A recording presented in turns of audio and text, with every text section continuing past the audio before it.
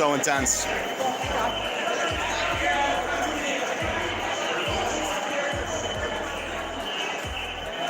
Yo, R.I.P. Joe Rogan, though.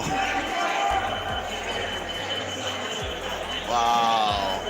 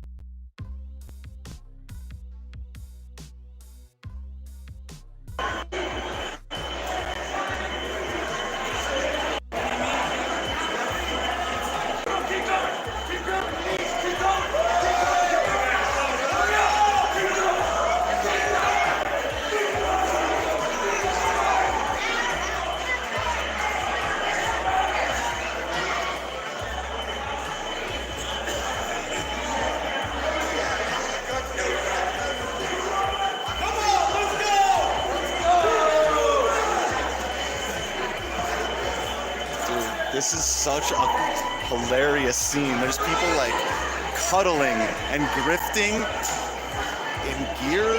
There's real people, there's LARPers, there's streamers, there's oath keepers, there's cops not giving a shit. This is madness. And dude, I'm like, there's no one within 6 feet of me, dude. I'm just streaming. This shit is crazy. In the nation's capital. There's old people, dude, boomers activated. Boomers and Gen X activated.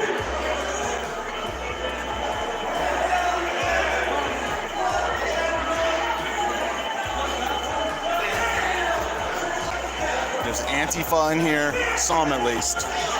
There's I can't go in the chamber because my stream drops right away. I'm fine, y'all. Once I go in there. Get this man water!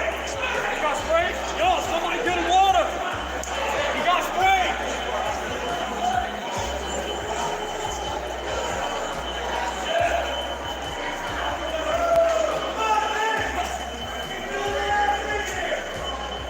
Boomers led the charge. Old men with canes were at the front leading the charge. And Vincent James was like one of the first people in. I'm almost positive.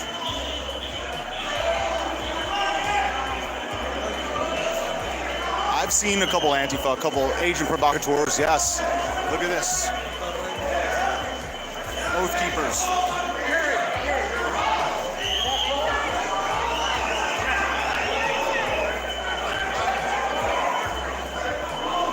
We got that?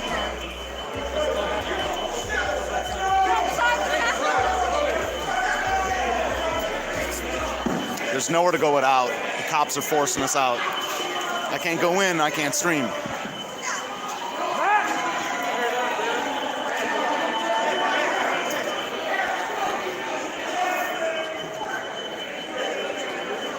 I can't go in the chamber.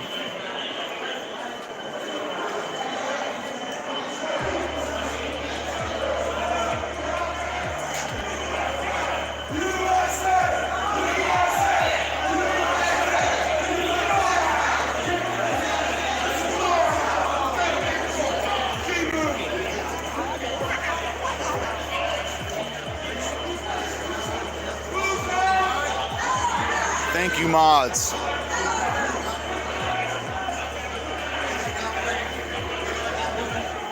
Gotta stay away from the cops, man. Cops are trying to get us out of here.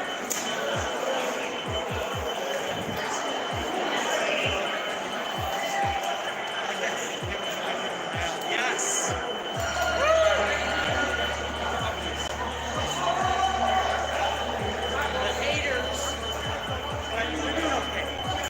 We cannot leave the building, guys.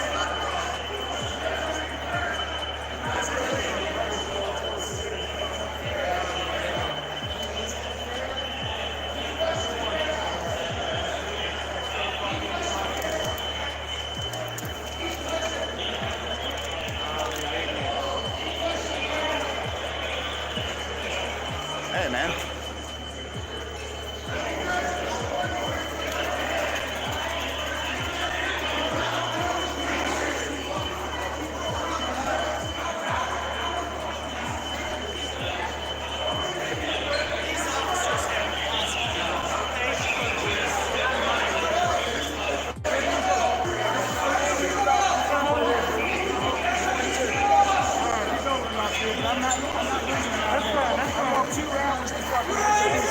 Cops and protesters working together. Right there.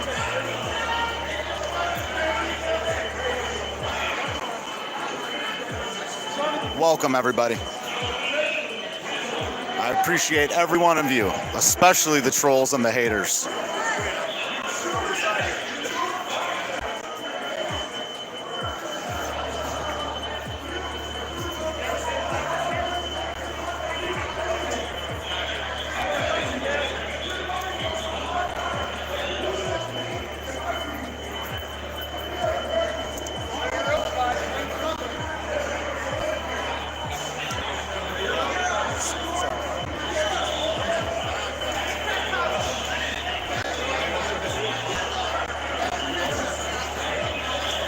Yo, y'all do guided tours up in here? I've never seen the chambers.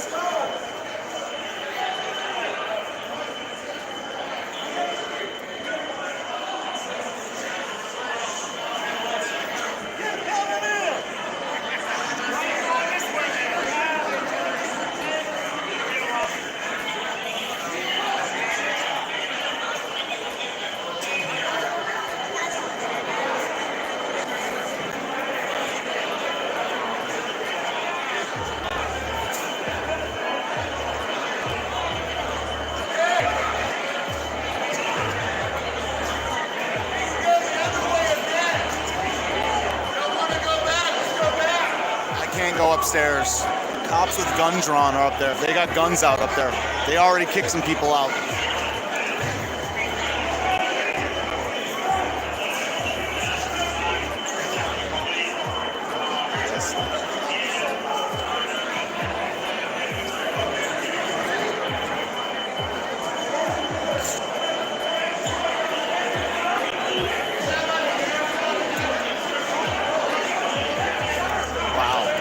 Doors are closed now, and I'm in here.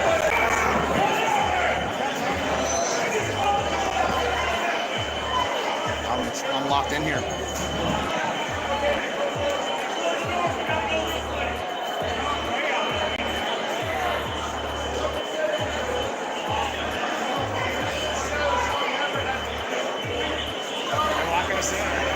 Yeah. We're locked in.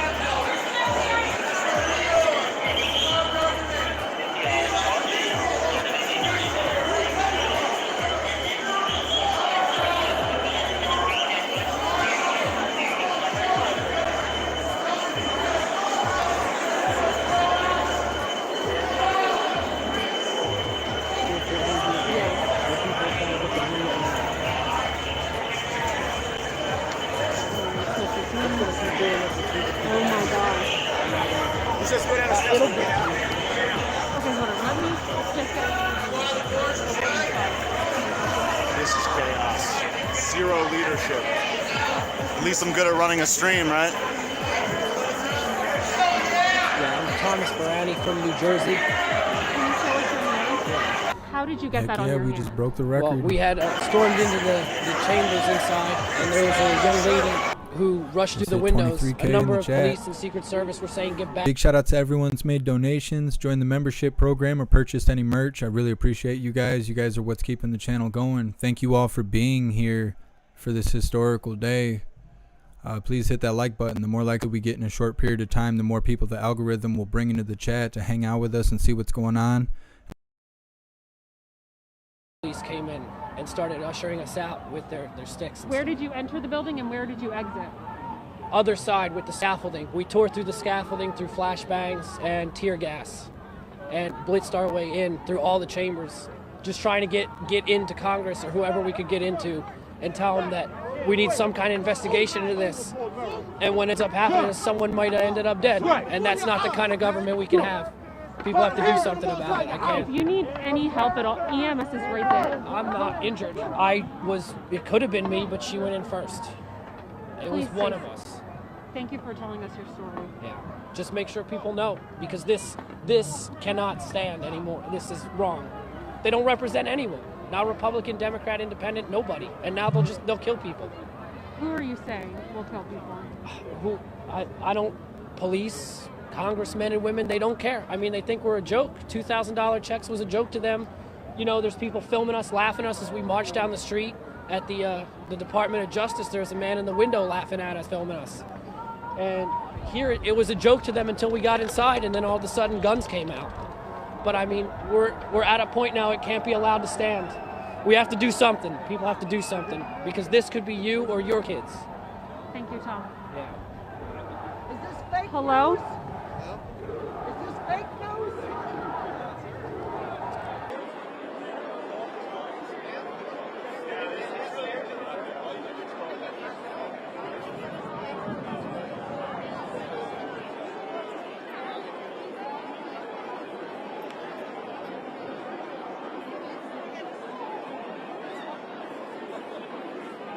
Love you individually. I really appreciate you.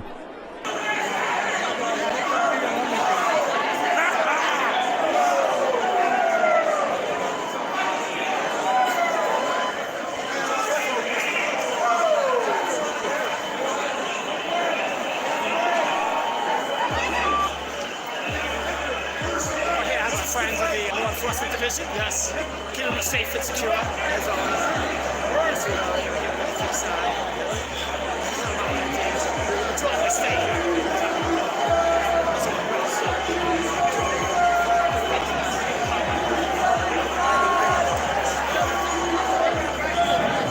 And Dan is able to Then they put your gas, then they got my guns out, come back here. And what he said,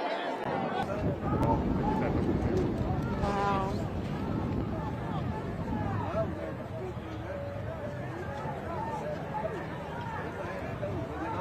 There's no way they're going to take it down on it. You can't take the video.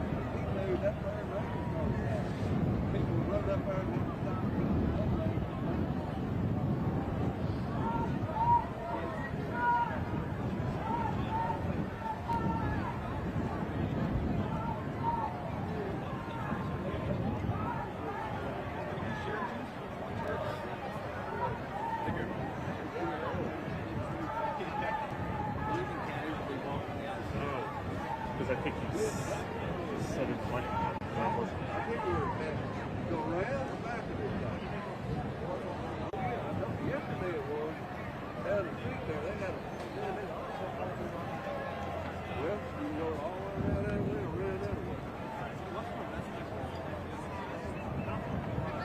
We're gonna go around this way. I'm gonna take y'all around this way and tell you how to get back.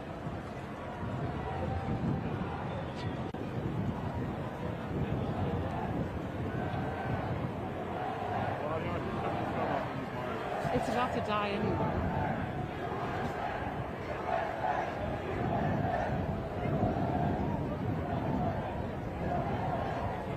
You're going to have to get a scissor to change that.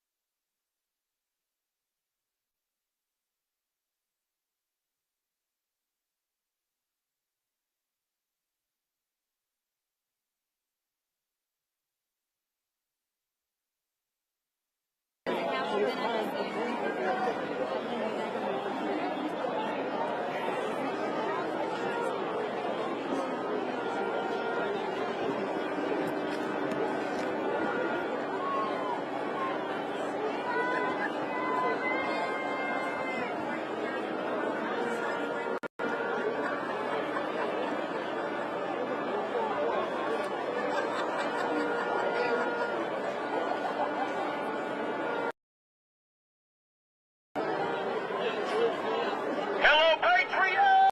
Let's make some noise for what we got going on out here! We've not seen anything like this in over 200 years in the United States. You hear me? This is still the God-blessed United States of America. We've estimated the patriotism. If you believe that, let's give the Lord a big shout of praise.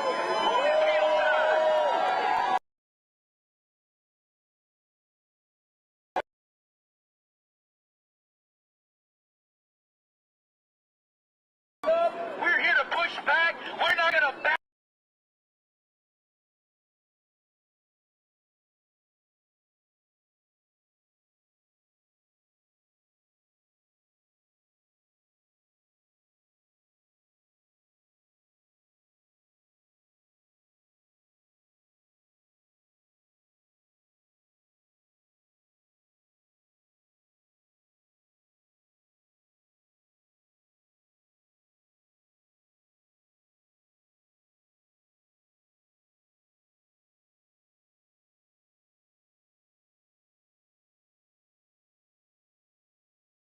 Join American Cruise Lines on an extraordinary journey along the Columbia and Snake Rivers.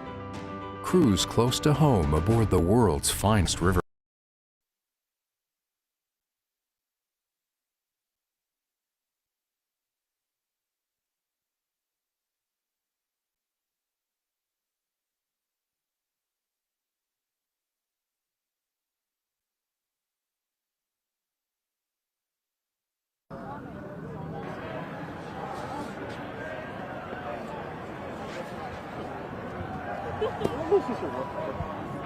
Your original is personal. No. Yeah, your original is Susie can just change it for you. You'll have all your contacts, so you'll have to learn who it's on.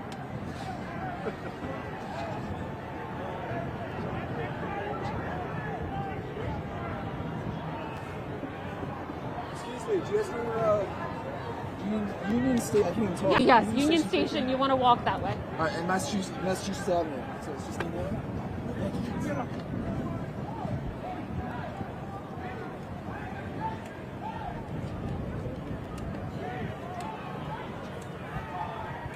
Warner just tweeted out that he's safe, but we need that.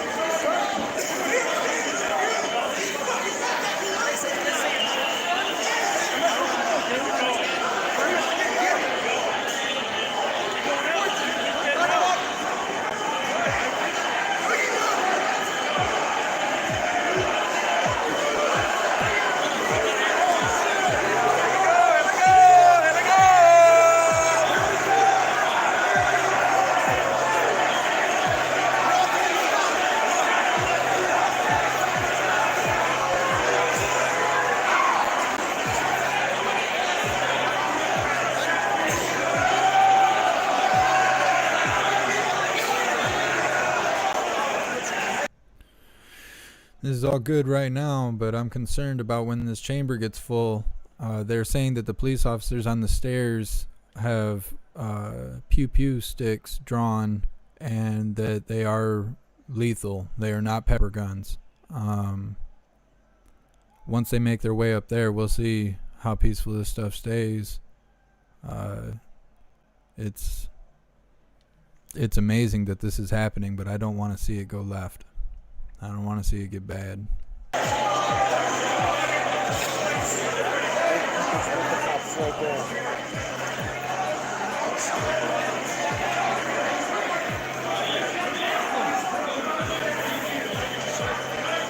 think she got out. No, she didn't go back in.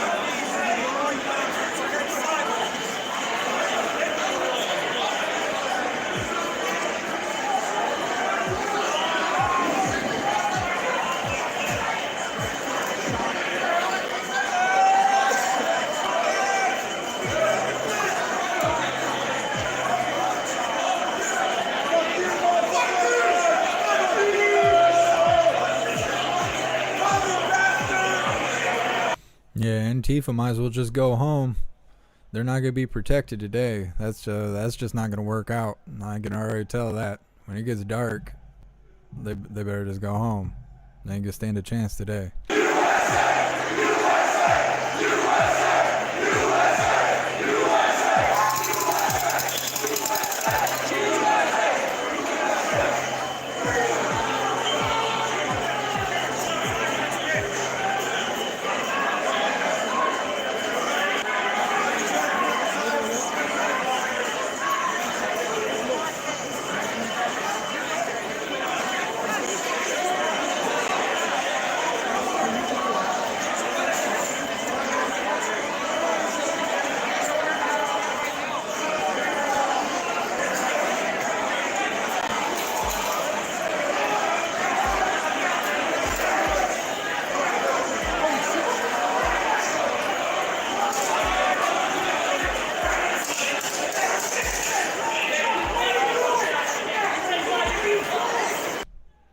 Sounds like they're firing pepper guns.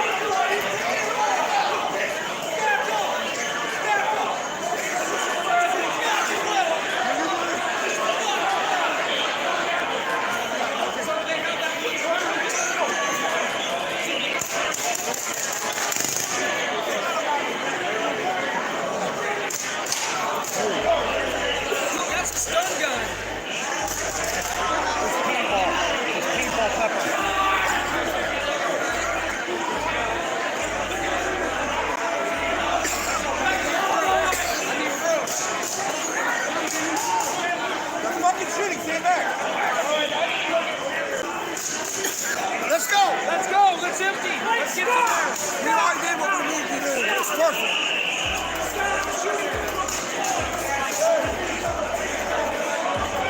Where are your fucking people? They want you to be funded.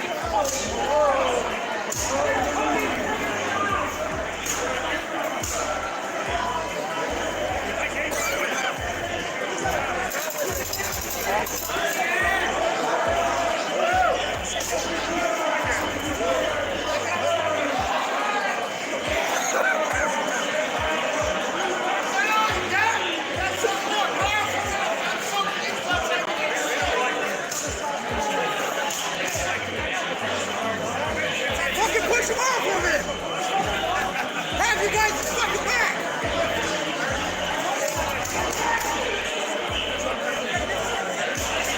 Yeah, but we need to be in here. They ain't fucking coming in, they're fucking worthless. Push them out. The whole world is watching. Open the door! We did a great job.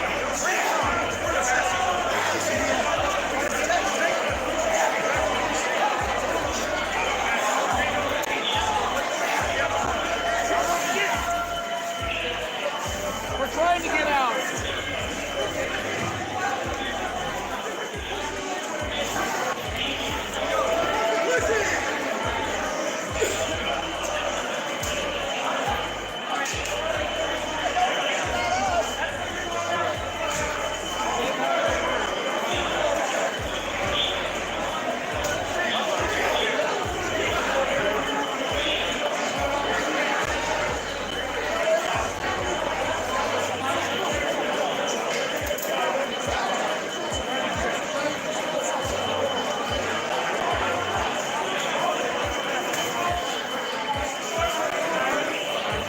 Yeah, I'm just not going to be pushed out.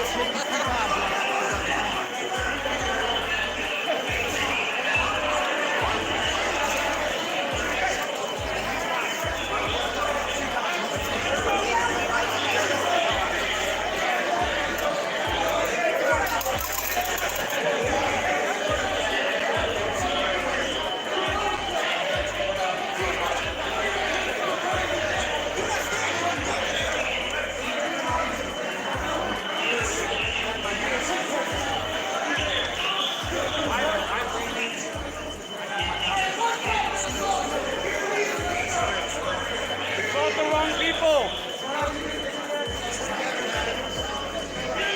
Shame on you, officers. You're supposed to be with us. Shame on you. Shame on you. Shame on you. Shame on you. Shame on you. Shame on you. Shame on you. Shame on you. Shame on you. Shame on you. Shame on you. You guys stood it up. You worked for us. You're supposed to protect us.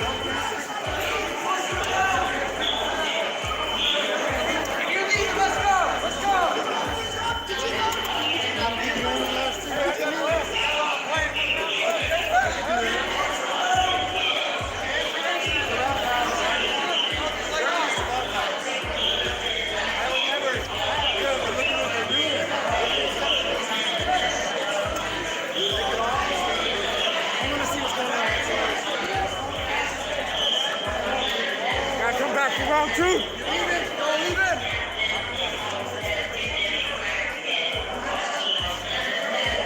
This is the end of democracy. End of democracy.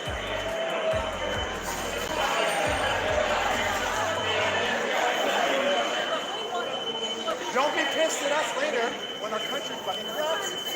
You are going to regret it. You are going to regret it. Every single one of you is going to regret it. The country will collapse. Yes, because of what you're doing. You are getting Hey,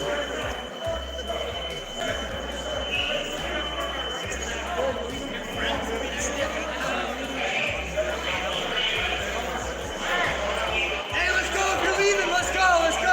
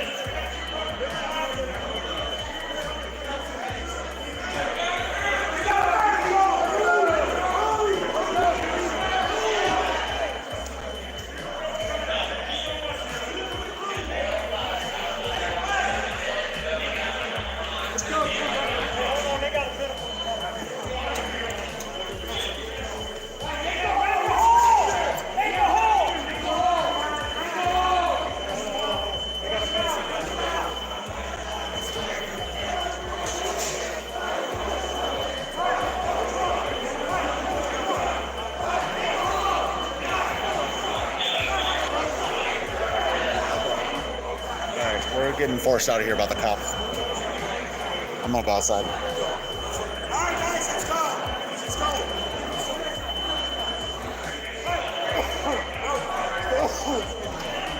Officer.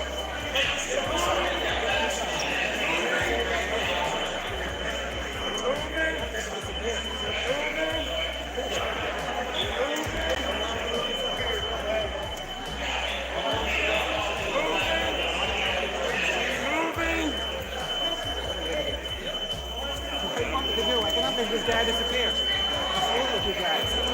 Common sense. You're not getting a better rap just for nothing. I cannot make this guy disappear. Why think this is Does he get a permit for this?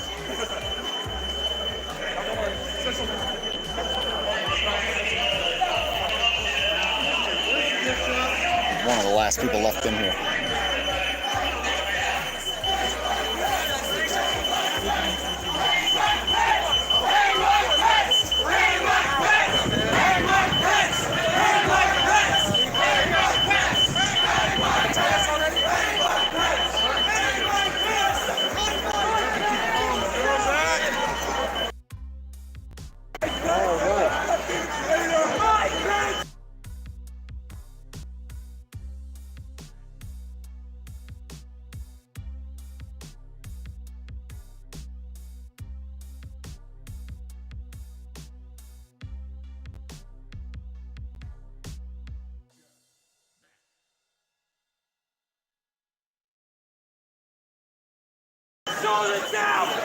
Oh, all right. We are the new conservative! All right. Good job, man. Okay, that was intense. Guys, if I have to put in one more full day as a nurse in the hospital, I'm going to post another Instagram video. I guess. Somebody died. I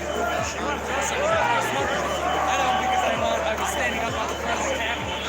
Yeah, like trying to get me out. Like a baton, the other guy next to me left his fucking shit wide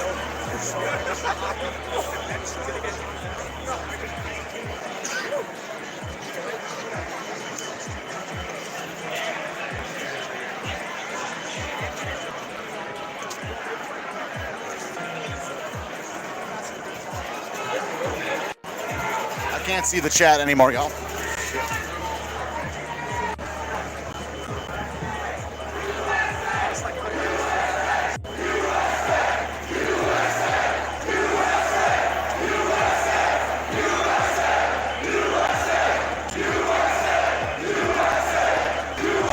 Thank you for coming, everyone. That was so epic. Historic day. Steven is my name. Looks like we got a lot of new people here.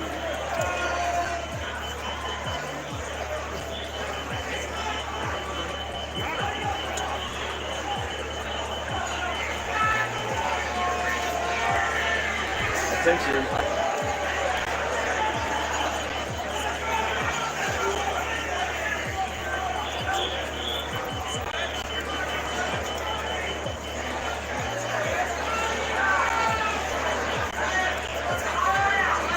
guys gonna try to get in? I just came out. Yeah. I mean, if there's enough people. Not enough though.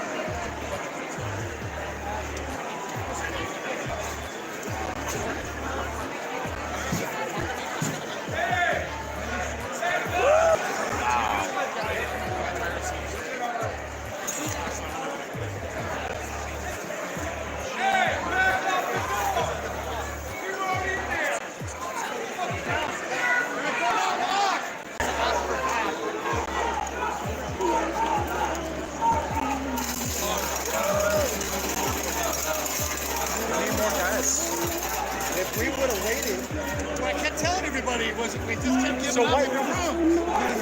We should have been advanced here. We should have had this goal. Because we came in the first one. You said let's take this forward. We came out.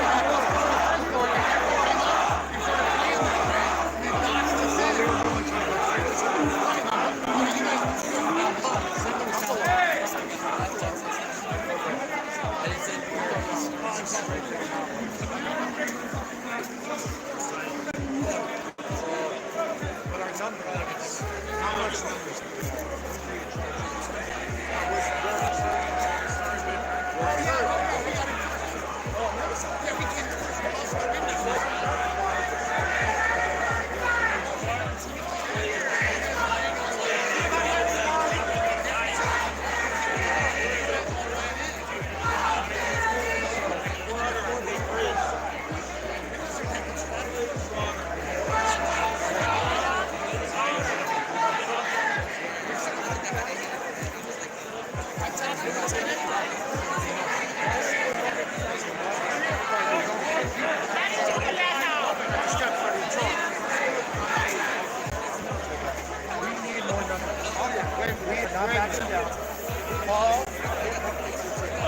It's all good, man.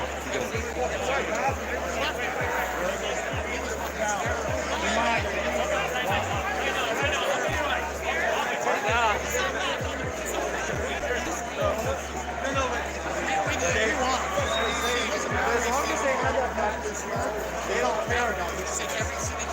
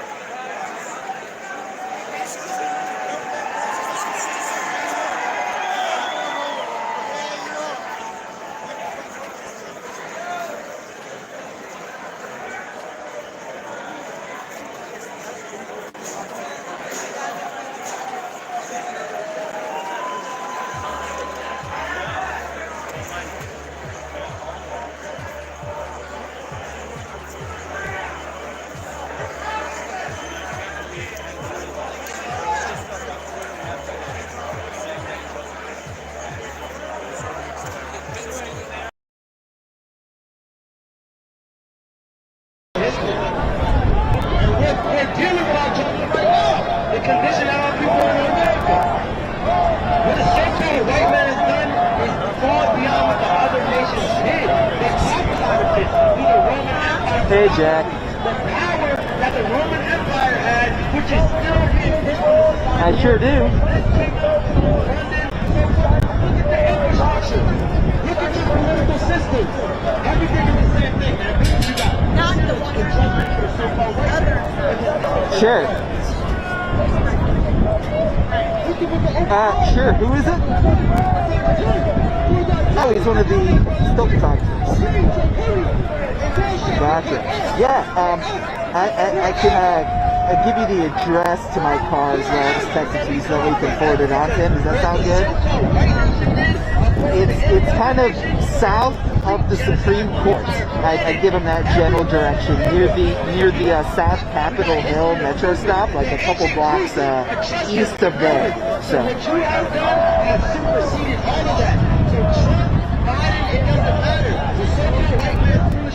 Yeah, a couple blocks south of there would be accurate. Cool. Sure, yeah, that sounds great, and I can meet him anywhere. So, yeah, and then am I good to come down? Is Dan established? I haven't found him yet.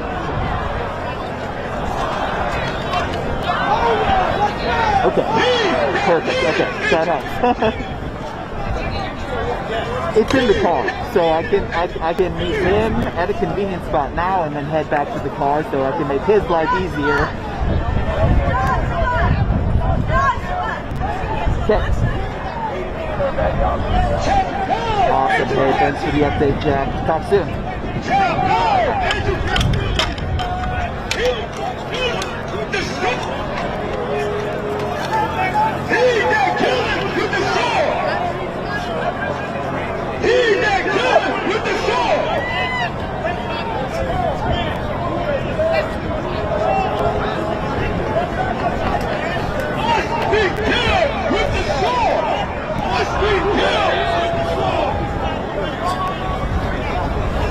To the Most High God, whose name is Yahweh, who the world ignorantly calls Jesus Christ, because the letter J was not invented until 324 by Gian Casino. Ignorant, with that say, rise, Israel, Shalom.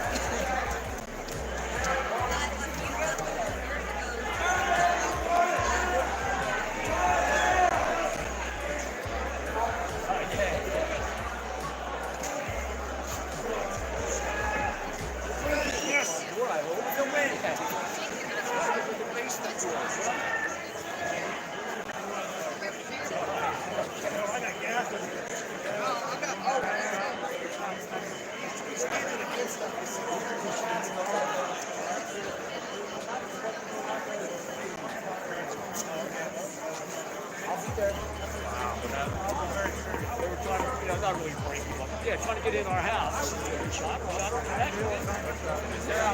This lady? There? Yeah. I didn't see it. Was she upstairs? Shit, man. Wow.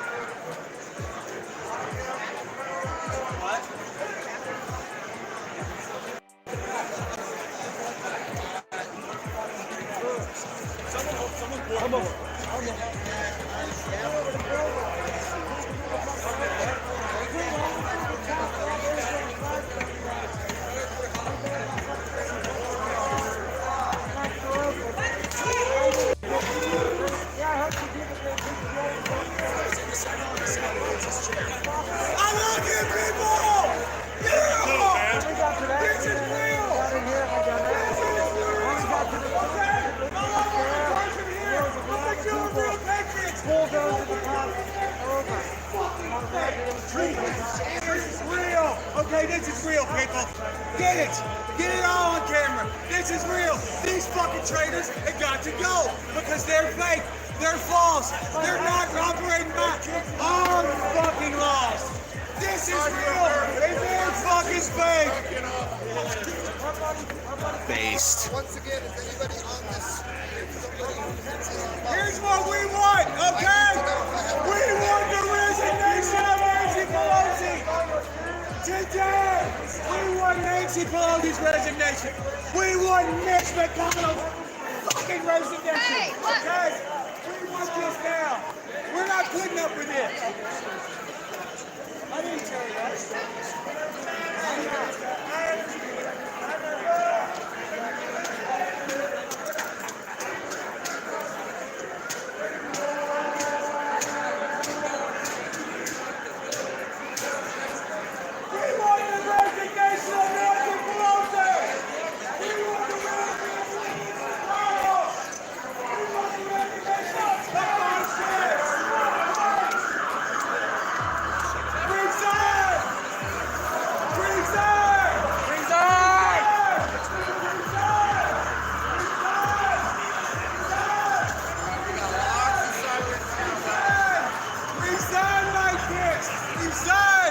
Resign, Nancy Pelosi!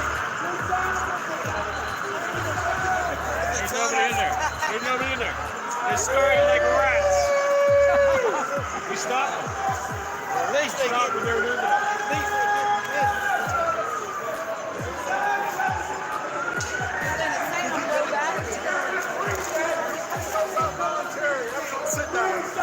Sit down if you have.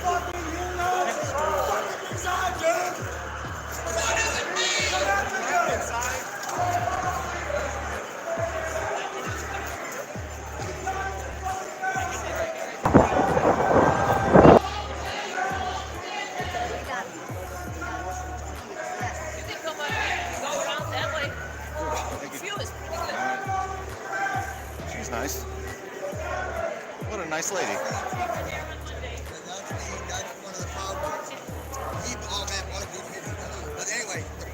there, he started it. I'm sorry, the Proud Boys instigated this situation.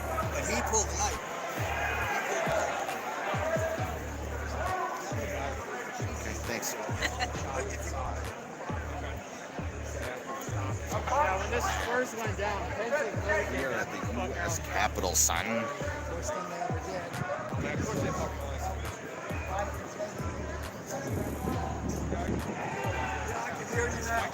Well, I was trying to give you guys a view of what it looks like from the ground, but it keeps freezing when I swap it.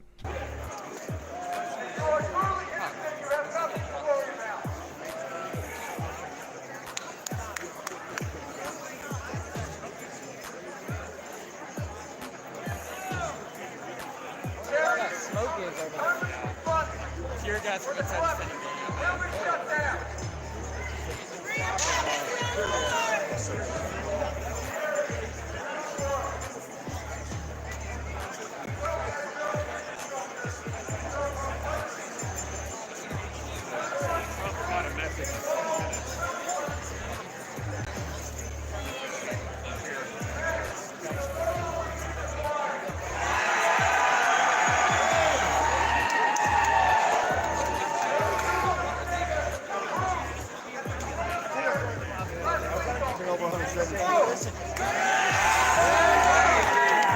O sea, eres como buena gente, quieres que los demás tengan, te importa la gente.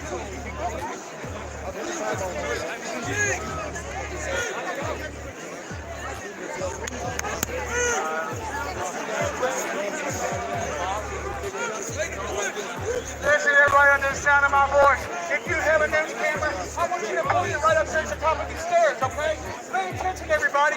This government has been taken over by tyrannical dissidents to our Constitution, and we're not going to put up with this trash anymore. Okay? My name's David Beckley, and I'm sick and tired of this trash. My 9-year-old son is going to grow up in a communist nation if we don't turn this back.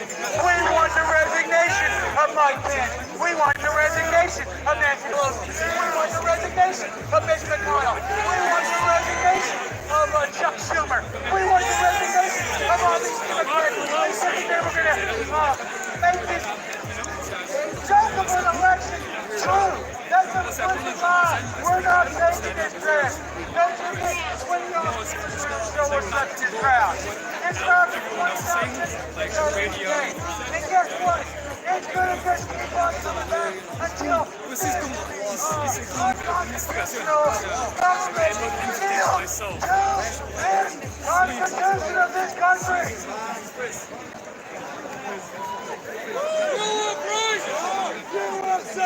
USA! USA! USA! USA! USA! USA! USA! The COVID-19 vaccine will not be mandatory. Yeah! It will be available to those that wish to take it, and you will never be coerced into taking it by means of exclusion.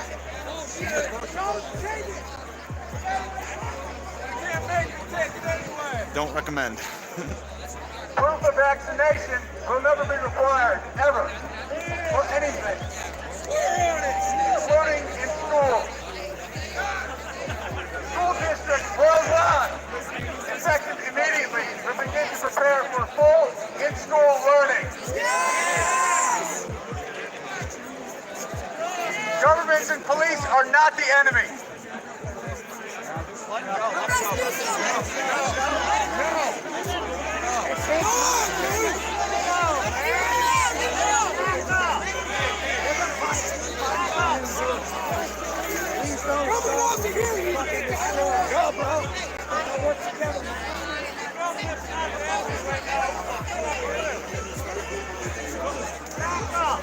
Let him finish. Let him talk.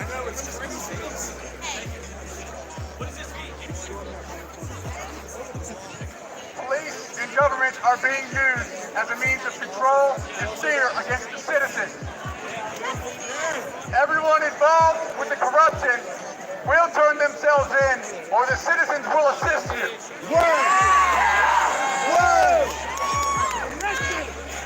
I can't promise you it'll be pretty, but it will be just.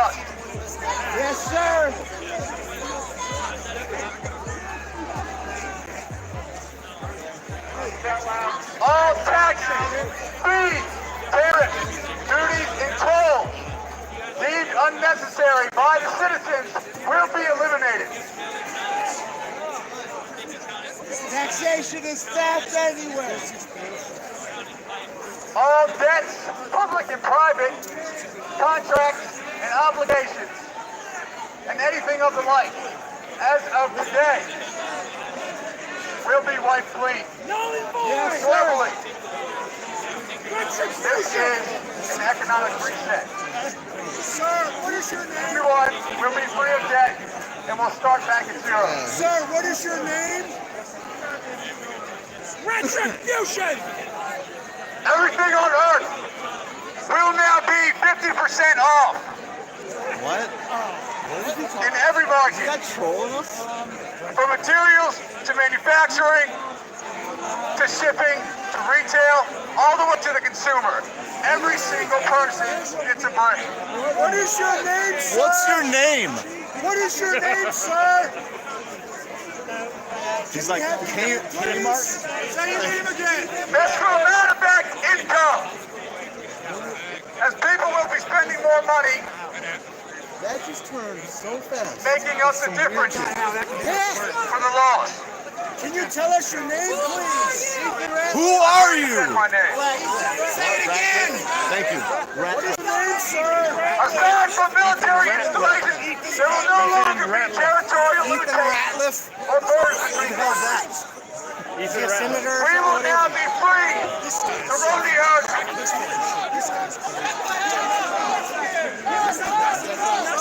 I don't know what the fuck is going on here.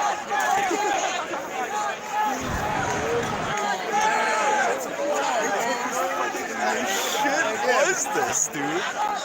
What's just happened? What's he talking about? He said a bunch of stuff that they're either demands or things that are going to happen. And when we started being all weirded out, he said all goods in America are going to be 50% off. Pay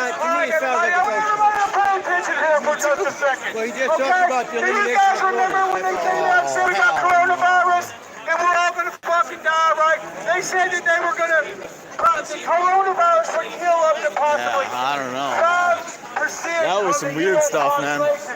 Woo! 17 million people. So these America. fucking final weapon attack against us, we're really gonna kill 17 million or more Americans and take back power from our President Trump. And are we gonna allow this crap? USA! USA! USA! USA!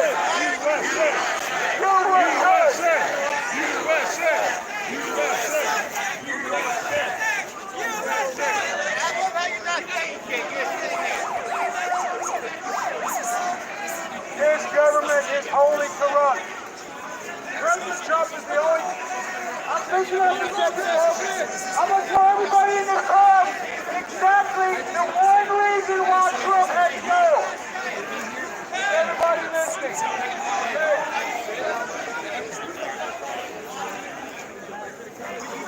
All right. Sir, All right, what's your question? we have questions, sir.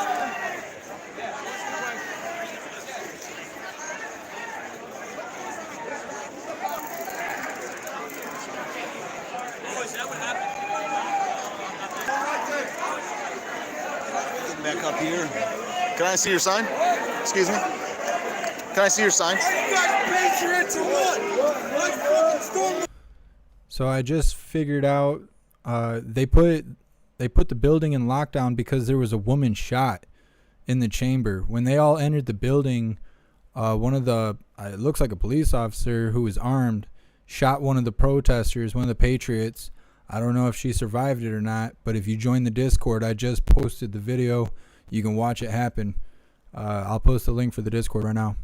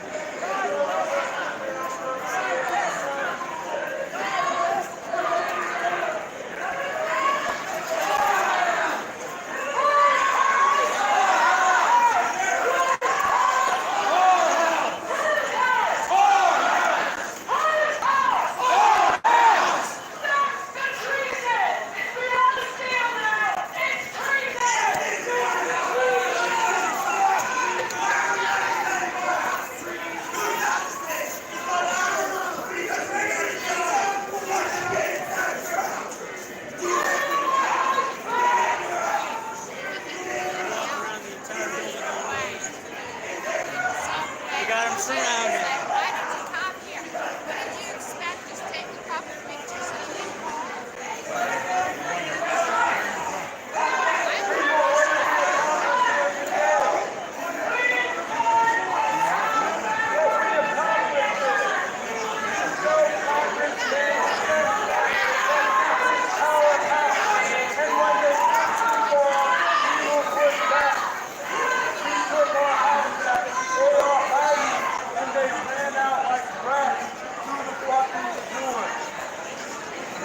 The fucking show because we came in the door deep, 200, 300, 400 people.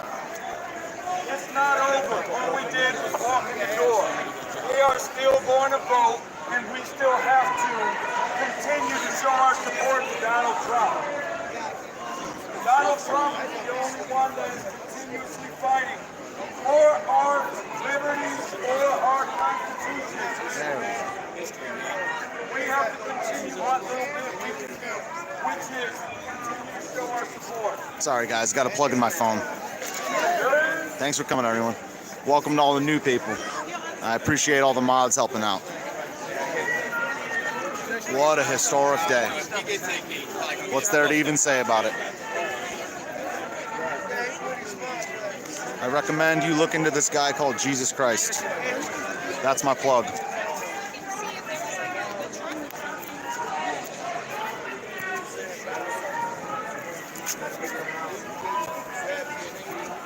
Also visit freedomscoop.com. Actually, you guys broke the site, so maybe you can't, but subscribe to my channel.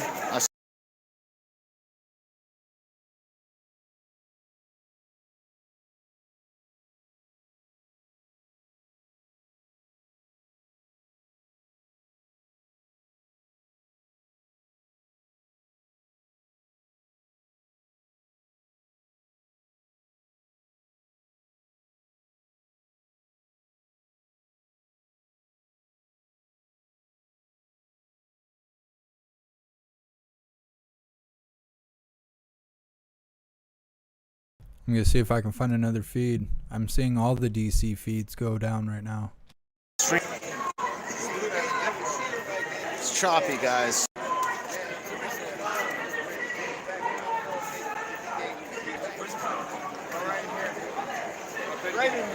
Sub to the channel in case it gets taken down. Sub on D-Lab too. This might go down. There's cop cars everywhere. There's on the perimeter. There's been rumors of the National Guard coming in, yo. I don't know. But if this goes down, I'll go on Periscope. And if that goes down, I'll go on Twitch or Instagram.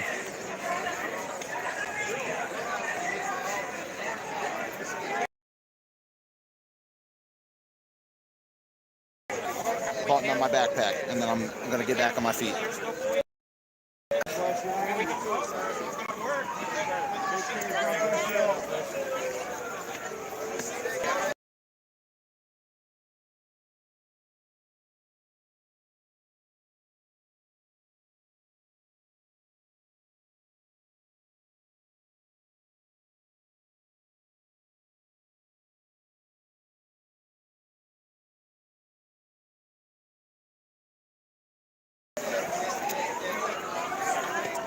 Get up. This is a bad spot.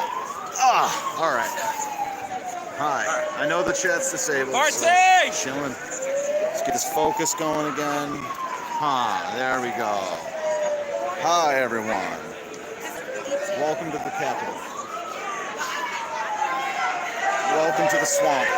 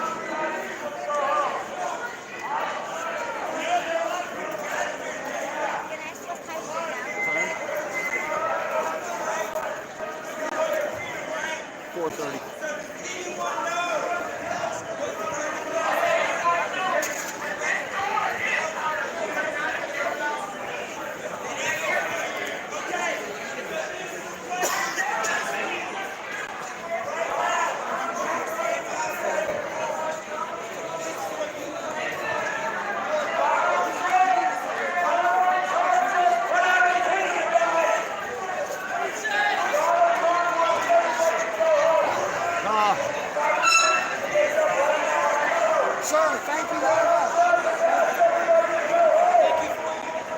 He's saying Trump just tweeted telling everyone to go home. I doubt it's going to happen.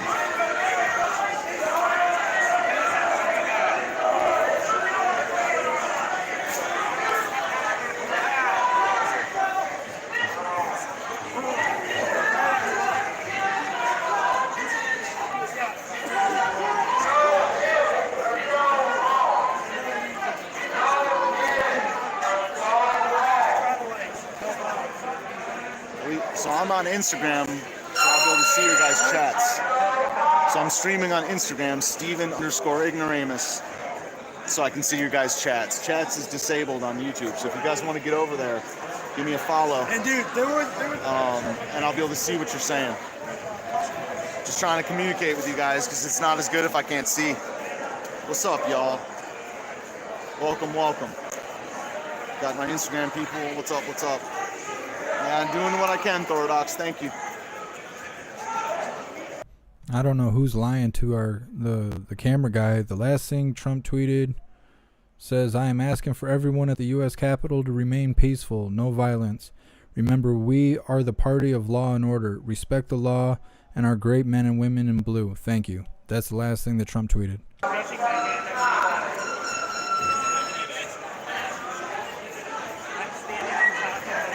I don't see any National Guard yet. I'll let you know when I do. Yeah, I'm gonna be there. I'm gonna be here when they get here. I was one of the last ones in there. I was one of the 10 or 11 last people in the Capitol.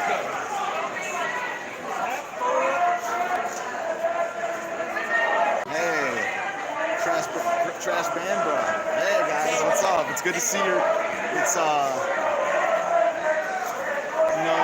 people in this video. No. Welcome, welcome, welcome.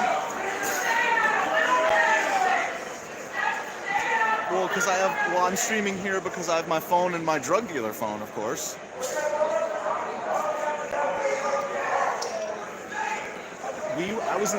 So whoever said that on Instagram, I was inside for over an hour. Yeah, we were all inside. There were hundreds of people inside of the Capitol. I don't even know if I'm like incriminating myself right now, but I don't know.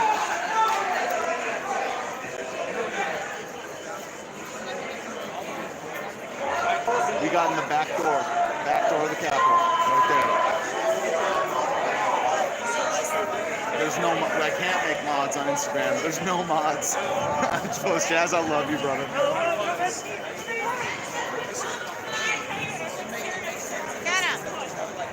What's up, everybody? What's up? Again, people on YouTube, get over on Instagram if you want to ask questions. What's up, Tyrant Finder in the UK? I saw you sharing my stuff. I appreciate it. Shout out. I was on Reuters, ABC as well, I think. There's still a line of cops in there. We kind of left peacefully, though. They shut it, and I mean, I don't know, man. Right-wingers are mostly like, I don't know. These cops are also right-wingers. This is very complicated. I'm gonna do a stream tomorrow about this whole thing. Where are your legislators? Where are your legislators? Thank you, Post Jazz. I know you do. So I just seen Trump's video telling people to go home. I don't know. It looks kind of suspect to me, but I don't know. I think it was. It's pretty unbelievable considering he's the one that told everybody to march to the building in the first place. Yep, Trump just tweeted out saying he wanted people to go in peace. I'm not just gonna shout out two random girls, Morgan and Molly.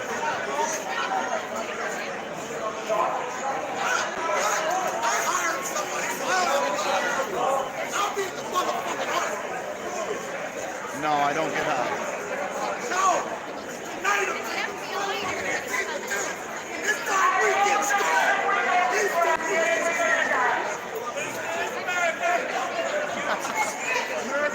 Oh, what's up? Stuntman, what's up, man? Ray the musician. Hey, everybody. Shout out to my friends. Donald Trump has asked everybody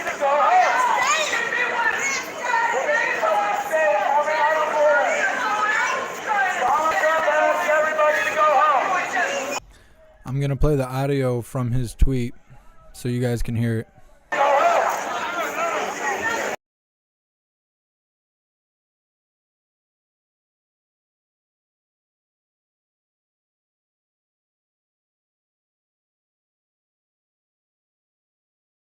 I know your pain.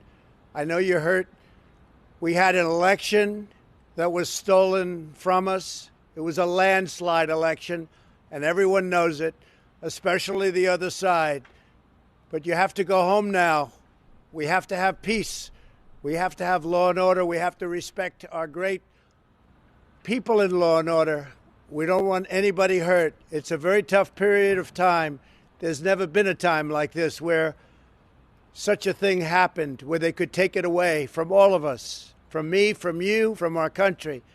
This was a fraudulent election, but we can't play into the hands of these people. We have to have peace. So go home. We love you. You're very special. You've seen what happens. You see the way others are treated that are so bad and so evil. I know how you feel. But go home and go home in peace. All right, so let's go, guys. Come on. Let's show them we're the bigger men and women.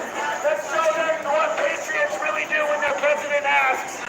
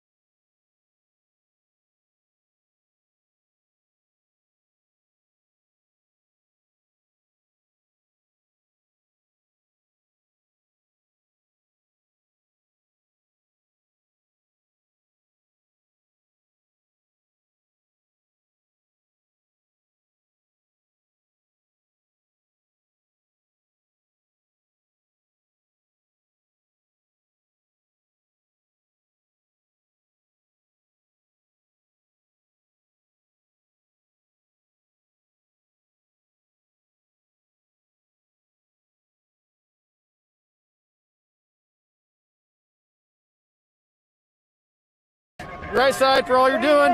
You just keep it up. A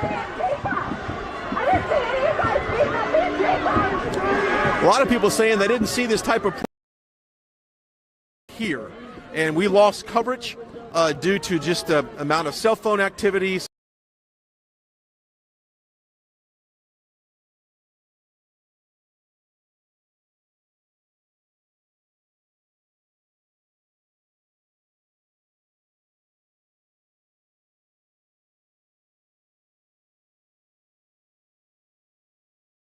Our mouth and our nose the best we can because we took a hit of it earlier and it was brutal. And we just want to show you what's happening. Now, I've had a lot of messages on social media about Antifa-like activity and violence. Other than what you're seeing now, and that's people just trying to get into the Capitol, and I'm not saying that's absolutely right. It's wrong. We shouldn't necessarily be breaking in, but that's what's going on right now. As you can see, there's a little skirmish pushing protesters aside.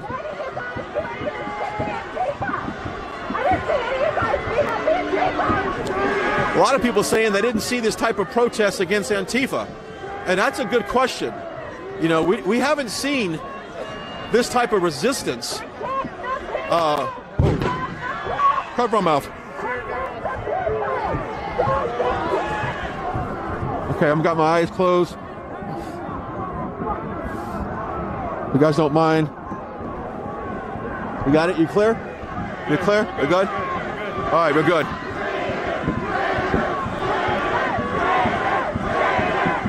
I think they're screaming traitor. Traitors. I think if they would have shown more resistance to Antifa, I think this crowd would be a bit more, I don't think they'd be as angry, but the violence they're seeing back is really says a lot. Man. If you're just now joining us, thank you for tuning in. It's been a very eventful day here. I know if you're watching a lot of the mainstream media, they may not be showing you this, but we're here because we think that freedom is worth fighting for, and showing you this coverage is what we need to do at this moment in our history. You can take a look back towards the Washington Memorial, the crowd that's gathered down there, and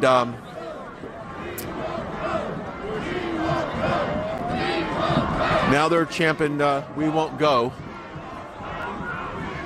And I honestly, that was one of the first questions I asked when we came out here. I don't see how you disperse this crowd. I just don't see how you do it. And to think that the very steps that we're standing on right now is where state dignitaries, guests of the president, Congress, Senate, this is where they all assemble for inauguration. And that entryway that they're breaking into is actually where the president would walk out. I mean, this is the very spot that inauguration happens. And the fact that we're standing here protesting is incredible. I would never have thought that this would happen. Never. Are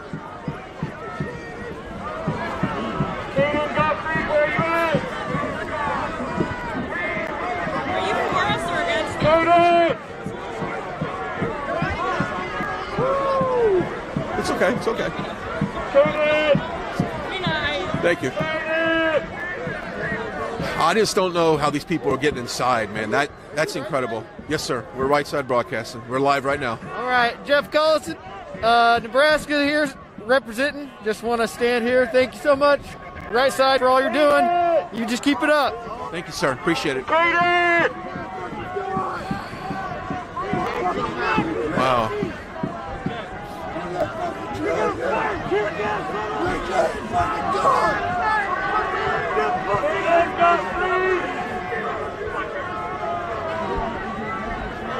It's amazing that people were able to break in the Capitol. I'm beside myself. This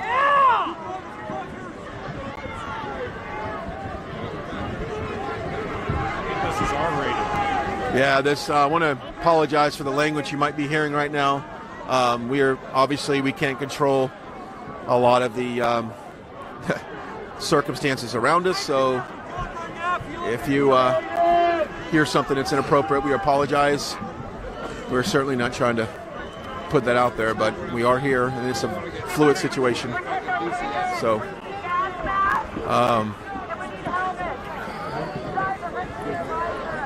Everybody meet next week with Gas Facts.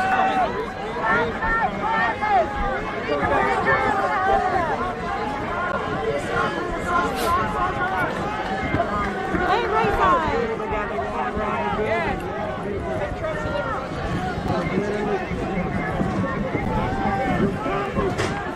all right. This is giving you a nice little 360 view of what's going on right now. These people standing up on this edge, Joe, once you show these guys standing up there, that makes me nervous. Because they are probably a good 20 feet above the surface there. And it really, these people have zero fear up here. Look at even look at the media risers, Joe. Take a look at that. People have climbed the media risers, which, to be honest with you, that's probably the safest place out there. You're kind of isolated in front of the crowd here, but this is USA!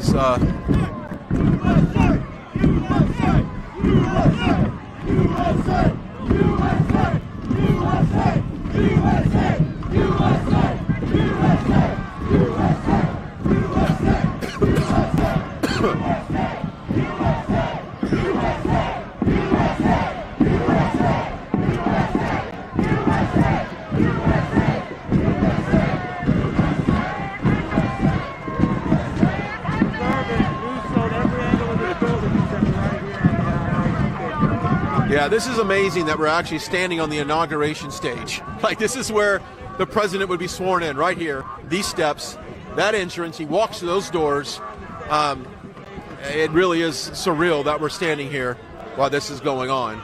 And Joe Biden has said early on that he will not have a public inauguration because, in my opinion, he knows that it could be protested just like we're seeing today. I mean, that's one of the reasons why Joe Biden won't be public about anything, because Trump supporters, as you see, will show up and resist. If you're just now joining us, we are live. I'm Brian Glenn, Right Side Broadcasting. We are at the steps of Capitol Hill, and a very unprecedented day in our nation's history. And it's something I've never thought we would witness, to be honest with you. This is absolutely not what I thought would happen today. But yet, here we are. It looks like they're about to ram that door with something. I don't know if you can see that, Joe. They're pulling up like a white, looks like some kind of battering ram or something. So they might, I don't know what that is.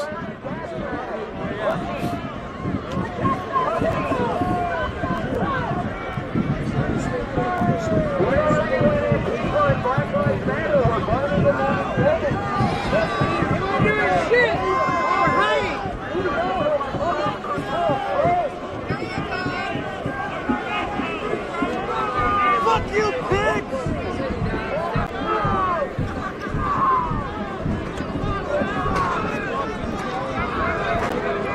See, now they're really starting to push back now.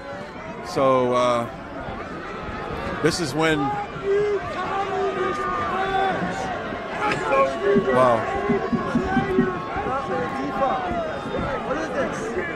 We're live on Right Side Broadcasting. Okay, now we got some tear gas coming out. We got tear gas, so this is when we probably need to duck down and get, yeah. All right, we're gonna cover our mouths real quick. So this is when it's gonna get. It's when it might get a little. Hang on, just give us a moment. Cover your eyes more than your mouth, guys. All right, yeah, I can barely hear it. We're live right now on Right Side. It's chaos right here. What's that? Yeah, I'm live on the air right now. Go to my YouTube channel. You can watch it. I just wanted to let you know we're on. Look at that.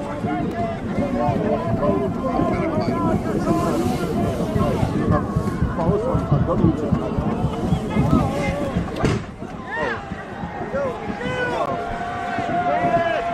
All right.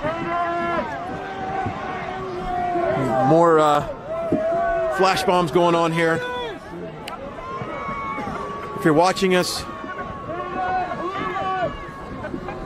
we appreciate your support. I just gotten a bunch of messages just now asking about our safety, and I just want to say that we're okay. We're fine with the occasional tear gas that's being shot out. We're fine. So I appreciate people being concerned about our health and safety, but we are fine at this point. More flash bombs going off.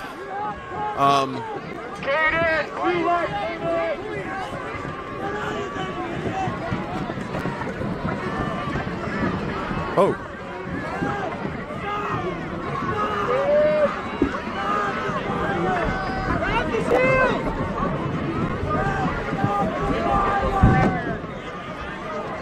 There's a call to stop their violence, maybe even from a Trump supporter side. If we just quit maybe throwing stuff at the Capitol Police here, then maybe things might turn a different tone. But I know from seeing what I see right now, I mean, it's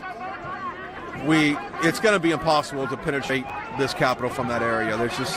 too many police there, and this could not end well.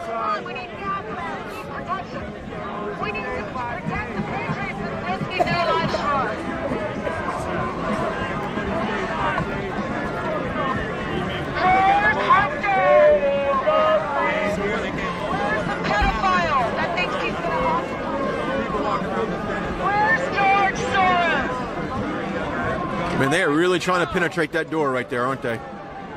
Holy cow. From the other side of that. I could not imagine being up there right now. Look at that. People climbing through the windows.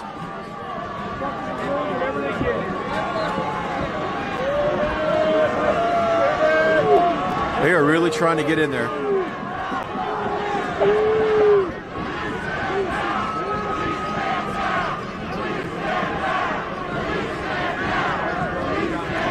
Now they're chanting, "Police stand down," is what they're chanting now. Police stand down.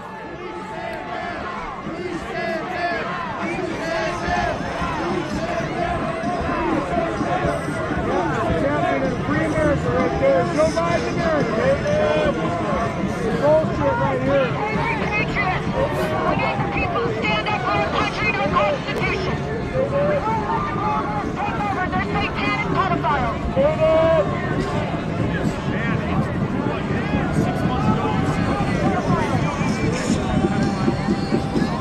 If you're just now joining us, Brian Glenn, Right Side Broadcasting. We are live here at the steps of the White House, or excuse me, Capitol.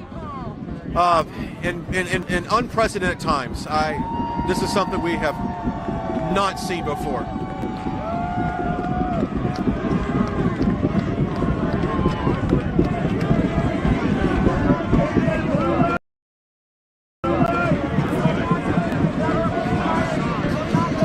I'd probably say there's a couple thousand people just in this area.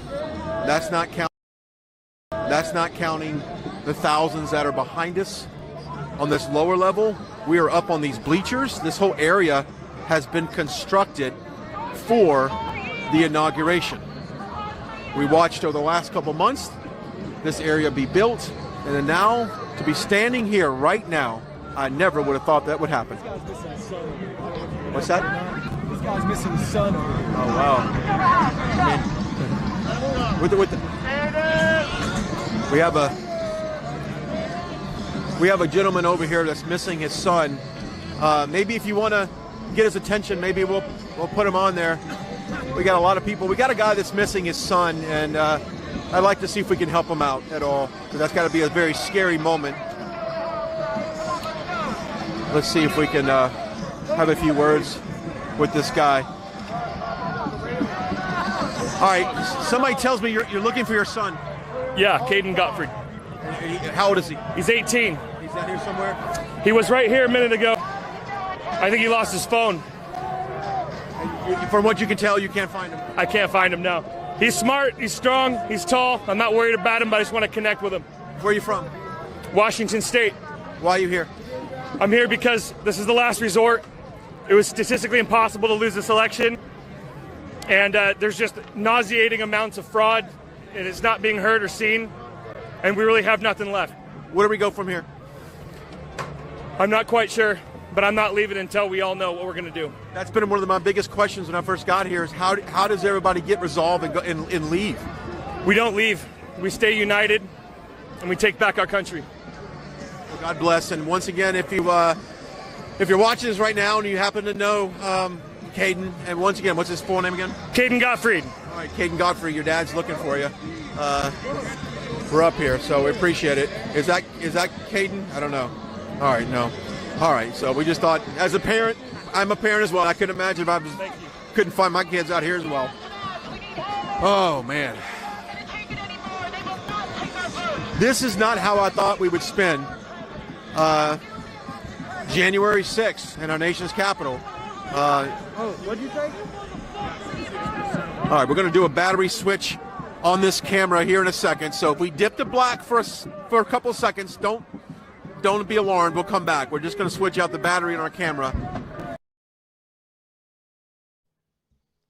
Okay, back here in the studio, we're watching live coverage from our team at the U.S. Capitol. Because it's getting low. We want to continue to bring this coverage to you. They should be back here momentarily. Just stand by as they are putting a new battery on the camera. We had planned a whole show tonight as we expected the debating in the Senate and the House to go long into the night.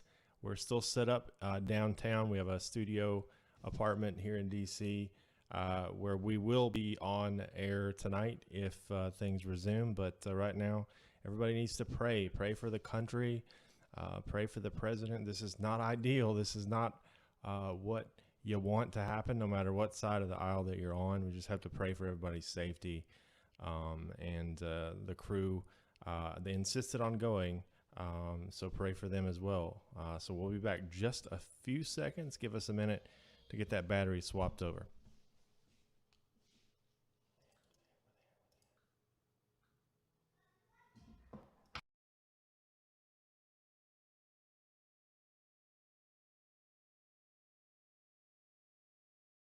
Something that can... Fuck you!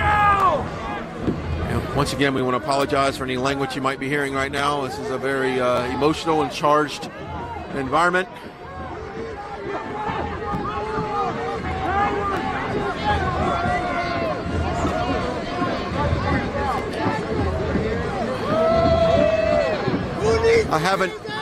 I haven't had an update on even what's going on right now as far as the process in Congress and the whole electoral process. I'm assuming that's all been put on pause. We've been kind of out of the loop here covering this and not able to really check a lot of news on our phones because it's the coverage is very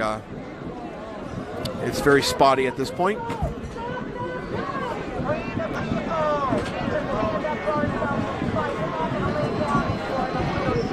I want to let you know if you're watching us, we are safe. Joe Petrie, Brian Glenn, and myself, we are on the steps here, which you would normally see at inauguration, but we are seeing violence against the Capitol Police here. We are safe. I want to reiterate, we are safe. If we feel like we're going to be in danger, we will leave, to let you know.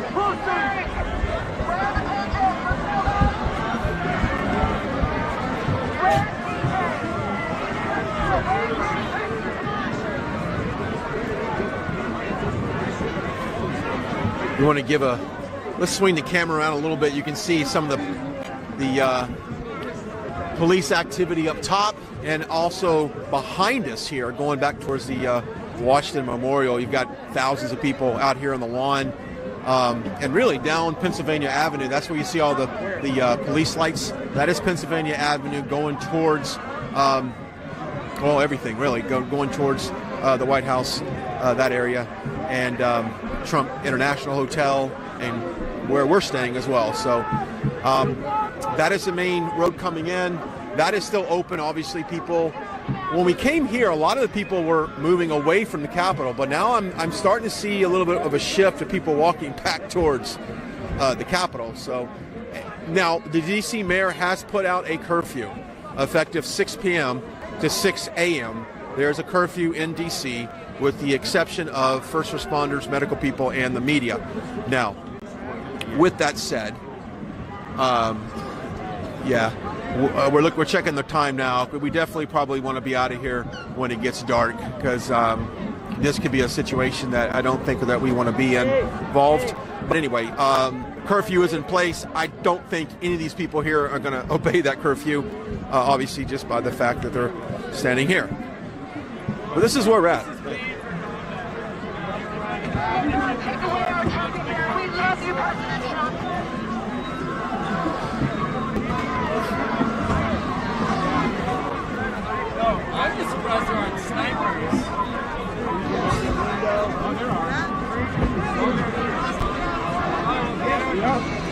how they put a banner up there. You see the.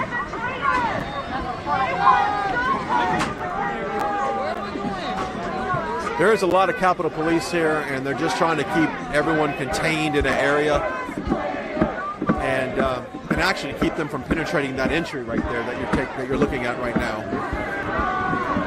That seems to be the main entry point. Joe Biden fucks kids!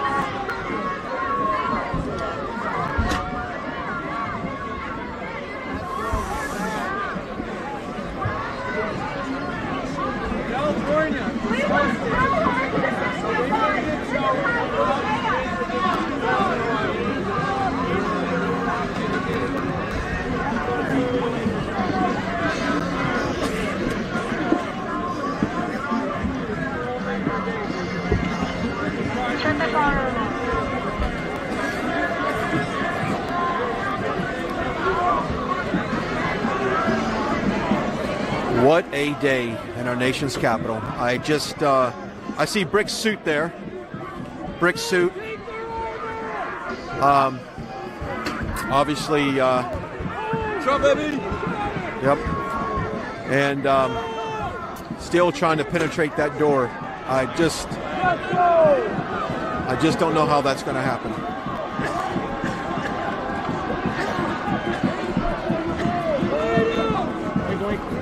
All right, Rick Suit joining us, man. What is your thoughts on what we're seeing right now? It's unprecedented. Completely without precedent. I can tell you, I was set up with the rest of our crew on the east side to see the speakers that were slated to talk there at 1 p.m. But once it became apparent that the streets were blocked off and the crowds weren't going to be able to come to that side of the Capitol, it was a little sketchy, and we decided to regroup and head back towards our hotel where we were going to do a nighttime show. As I was walking down the street, I saw what was happening here on the Capitol steps, and I knew that you guys were here somewhere. So I broke off from the rest of the team to try and find you. And I couldn't find you. What I found was chaos, and I stuck with it. I got up to the front. I got tear gassed a couple times. Right where those people are standing in the front on that bucket, I was there. I was standing right here where the president gets inaugurated. Isn't this ironic? This is where the president gets inaugurated. We're standing at the very there. point. We were right there. It's incredible. So what I think about this, I'm sad. It's sad because I feel like our country's being ripped away from us. Because the people here who are breaking windows, I saw when it initially started, classic Antifa, no Trump gear, black stuff, black hoods, had hatchets, had hammers. Patriots don't come to a rally like this today with hatchets and hammers. So what you're saying right now is the violence that we've seen was really initiated by Antifa, Black Lives Matter type groups. In my estimation, the window breaking was. But the storming of the Capitol steps, that is not something that I think was initiated by them. What I think we have, unfortunately, is we have a huge, huge amount of people here who support the president and believe that the election was stolen. But there is no consensus as to what the path forward is. Some believe that path is to completely storm. It's just a flashbang, that's all right. Some believe that the correct path is to storm the Capitol, to go inside. I don't agree. I believe it was perfectly appropriate to come as far as we see here, to stop at the doors, to be peaceful, to have a sit-in. I got a cough, hang on. Right. All right, so what we see now, this is the biggest escalation I've seen. What are they shooting at us? That's a less than lethal round, pepper balls. And they're pointing them at the crowd. So I can't advocate for anybody to enter the Capitol. I can't advocate for any type of armed resistance. Peaceful protest is what we should be doing. If we weren't trying to get in and everybody just sat down and occupied this space, they would not be having this type of thing. And one thing I saw is one time they repulsed all the people who were in the little gateway there. I had on a 360 GoPro. I haven't had a chance to look at the footage. But one police officer came out with that crew. he was being pushed out with the scrum. Okay, you better. And I saw him, and Hang on some a second, every Brett. okay. You need to stop and cover your mouth. I'm good. No, you're not going to be good here. All right, take a deep breath. Cover. Close your eyes.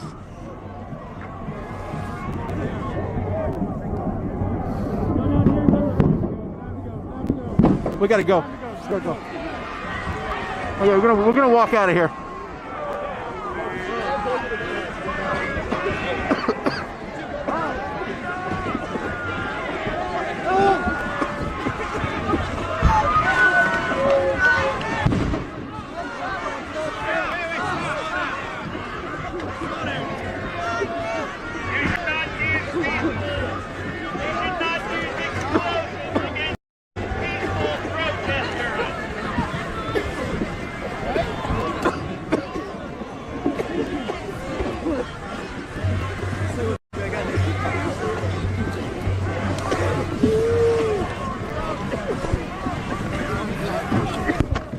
All right, we'll make it.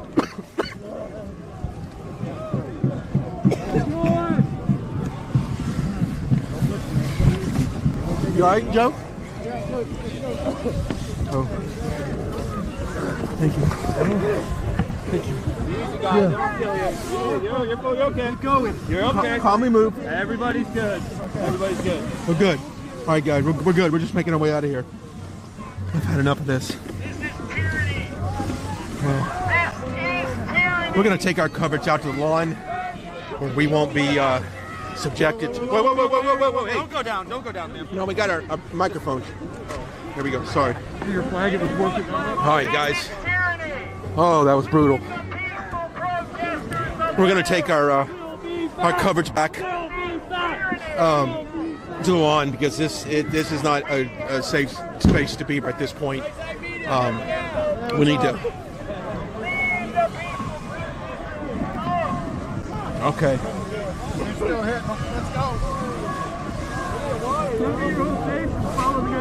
Take it slow. Take it slow? Take it slow. Hang Don't on. push. Don't I got, push. Hang on. I got my microphone. Hang on, guys. Hang on. Take it slow. Sorry, I got trapped. All right. Okay. You got straight ahead. Let's just get out of this area. All right, guys. If you're just now joining us, we are live at the Capitol. We are making our way. We're making our way. We're making our way away from these steps because we have got to get out and get some fresh air and get away. The police over the inside. Oh, sorry. My eyes are burning right now. Absolutely. They're spraying pepper spray at the crowd, and this is where I think we should move out a different area.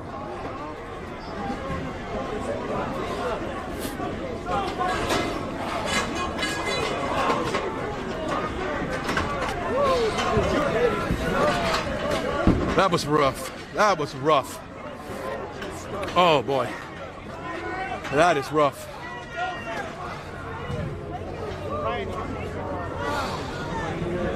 You okay? You get it? No, yeah.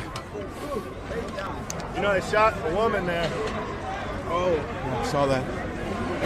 Oh man. Police state, huh? I feel initiated. Oh guys, that is no joke. What happened to us? Yeah!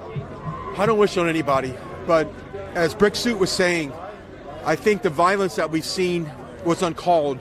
I think having more of a sit-in protest is the way to go, but fighting the Capitol Police, you're not going to win. And You with him? I see this guy get arrested not to wear a mask. I'm sorry? What you guys do? It's brutal. I don't even know how to describe it, man. It is brutal. And I just think this is just so sad.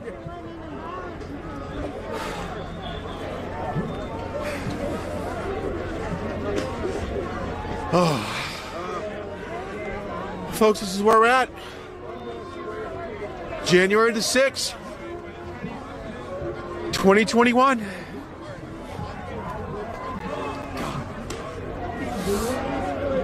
That hurts. Yeah.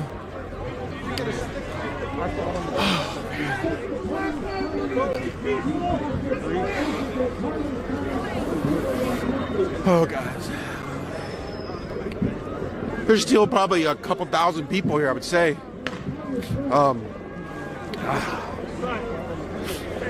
I'm just glad we're away from those the bleachers. That was tough, guys. I got to say that was a very tight space to try to operate from, and when things got crazy, there's nowhere to go. Yeah. There you go. Thank you. All right, let's move to the front, see if we can get a better. Huh? What do you want to go? No, let's just go. Yeah. All right. Let's move away. Let's maybe let's go and get a little different vantage point. I'm not sure where that would be. This seems to be a kind of a safe space right here. But boy, that got violent really quick, and that went from they were tolerating a lot of the protests and violence protests from the supporters here, but then that really switched when they decided to do a couple blasts with that tear gas and pepper spray, and that really changed the momentum. As you can see, we got the Capitol Police that's lined up there. They are ready. They are absolutely ready to come down, and I feel like they probably would. At a moment's notice.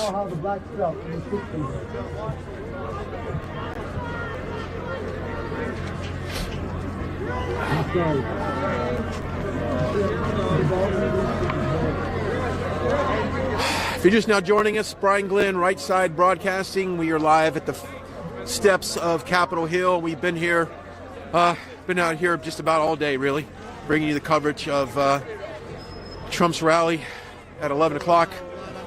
We marched towards Capitol Hill. We marched to Capitol Hill, and then at about 2 o'clock is when things kind of went sideways as far as in kind of peaceful assembly, and that's when we retreated, when we lost our signal. But now we're back, and I'm not sure. I don't know, Joe. I don't know how much closer we want to go from here, though. I don't know. I can't take another pepper spray. Here comes the Capitol Police right now. They're coming through. Now keep in mind we have steps behind us. All right, so we're going to have to go backwards. Hey, move back. They're coming. We're going to move back off here. They are coming with barricades. Once again, folks, we are okay.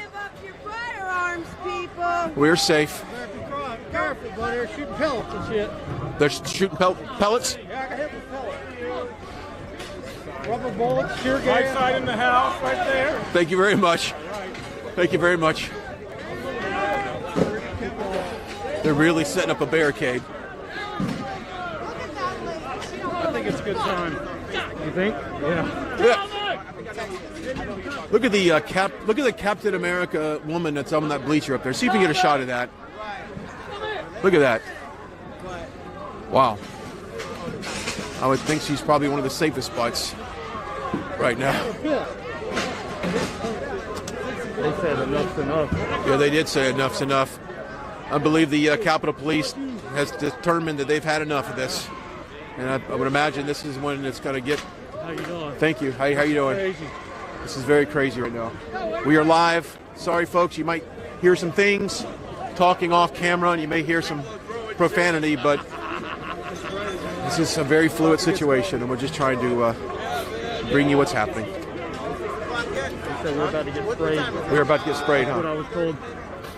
All right, we've been told we're about to get sprayed. If we're about to get sprayed, I want to find a place that we can get out. I want a place that we can exit. I cannot get hit again. Because that is... He said. Oh, okay. Yeah, this is kind of what they're doing to push the line back. They would pepper spray and then flash bomb, pepper spray, and then move forward. That's pretty much how they're clearing the area. And they're in the next stage of the pepper spray. And we're going to back away from that because that's painful. Thank you very much. A lot of people appreciating our Public servants. our coverage on this. As I said, we're doing the best we can. We are viewer supported, and I know this sounds like a really odd time to push for any kind of donations right now at this point, but folks, we're trying to take this election coverage into OT. So if you feel led to donate to our company, we are viewer supported, and go to our website, rsbnetwork.com/donate. rsbnetwork.com/donate. Thank you very much. Donate what you can. Support. I'm not in a situation to read any kind of super chats or anything like that. I be honest with you, back there, it got really scary for a moment, because none of us could see, none of us could breathe. We couldn't move. We were in a space that probably a couple hundred people in a stairwell, and if someone fell down, they were probably likely going to be trampled. Just scary situation, but at least we're away now, a little bit back from all that. Let's turn. A little girl, man. Yeah, they're pepper spray. They shot a rubber bullet. That's a look at the situation now as we backed a little bit, and that's where we were. You can see the bleachers. Right, you guys are the best. Man. Thank you very much. Tell you that for real. Thank you. Thank you very much. These are cops that we fight for. These are cops that we fight for. Yeah. Constitutional for to do what we did. Yeah, it is constitutional to do what we did. I agree. They stole an election. We're supposed to take it back.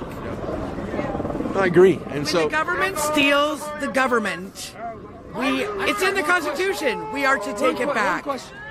Where were they? Were all the riots all summer with BLM and Antifa? I didn't see any of these guys. Correct. Any of them. Correct. With complete impunity, they rioted in all these cities, burning down businesses, doing whatever they wanted. We come here to peacefully protest or do what we had to do. There's a coup against our country, and they do this.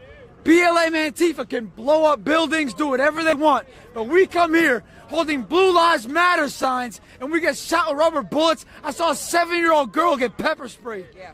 I'm done with this country. Thank you. a lot of people feel the same way. I mean, that was one of the things I heard earlier, that during the summer you saw police stand down to a lot of protesters, and of course now Capitol Police have confronted in the way that they've done today. And it is a sad day in our country right now. And as you can see, a lot of people are leaving. And to be completely honest, I would not be up on those bleachers right now either. I think the Capitol Police, they're done playing around. I think they're going to displace. Let's see if we can get up on these risers right here. This seems like a fairly safe place to be. Yeah, you want to go up on this one? Okay, the next one. Okay, we're going to try to find a safe space to somewhere that we will be out of any type of line of stampede or... All right, just bear with us as we make our way over here.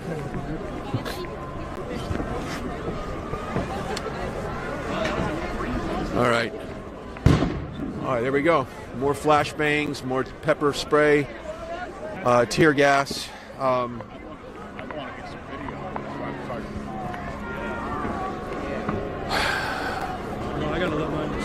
are you tonight? Good, man. How you doing? Good to see you. Good to see you guys.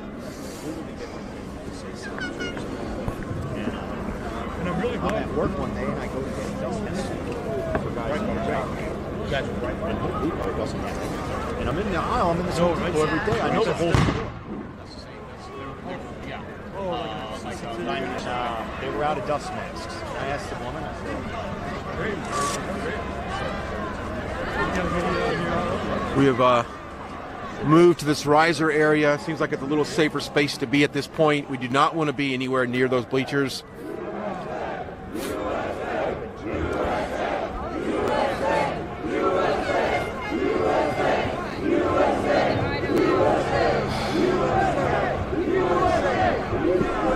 Still a lot of people here right now. They certainly cleared out the elevated structure they built for the inauguration, but obviously people are down below on the ground level here. And like I said, I've been here for months. I've watched them build this thing since, November. So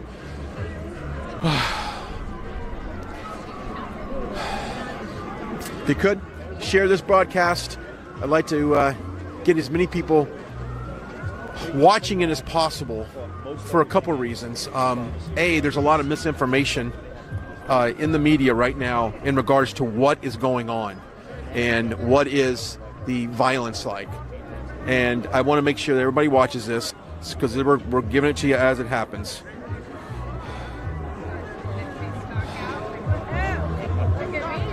Brick suit's all right. Yeah. Okay. Yeah. I got some cases. I mean, at this point,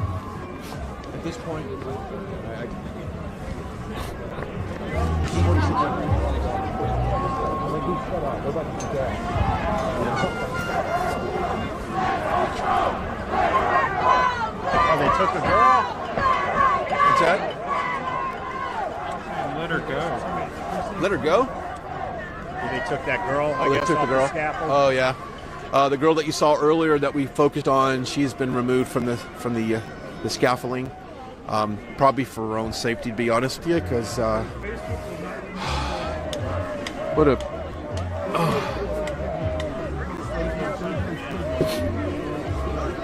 the wind has picked up here. I will say that we got a wind at about out of the north, blowing about 15.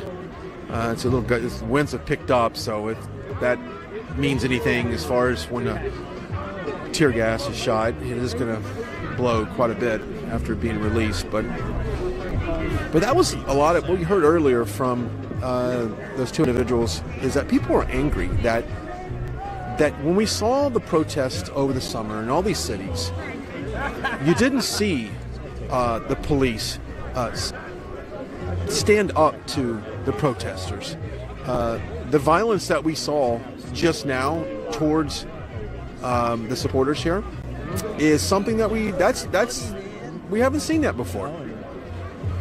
We have not seen the level of police activity towards a pro-Trump group like that. And people are saying, why didn't you take that approach to Antifa and the riots during the summer? And that they bring up a very valid point why the violence is justified towards a pro-Trump organization and group of people versus a group like Antifa or Black Lives Matter. So they bring up a very valid point. It seems like a lot of the resistance up top has slowed down. It's now just on the bottom. So the Capitol Police have taken over the elevated space there, and they are now have confined everyone just to this ground area in front of the Capitol. And I would likely think that's where it's going to stay. I think at this point, if they can just secure access to the Capitol, just playing armchair quarterback here, that would be enough to at least, well, maybe I'm wrong. It seems like we're kind of in this open area anyway. This is where the public would be able to. He goes like this. Even if this wasn't going on, we're standing in a place that's open to the public, so I don't see much of a pushback from where we're standing right now.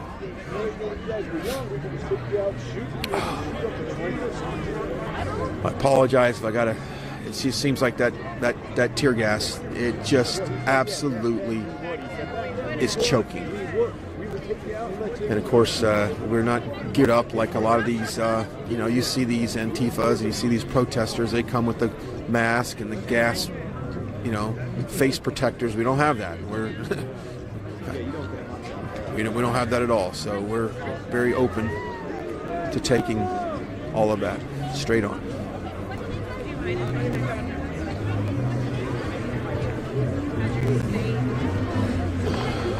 It's 5:23 here on the East Coast. Welcome. If you're just now joining us, we're still live at Capitol here in our nation's capital. As it's been a very eventful day here, as today was a day that basically Congress would meet. They would go over the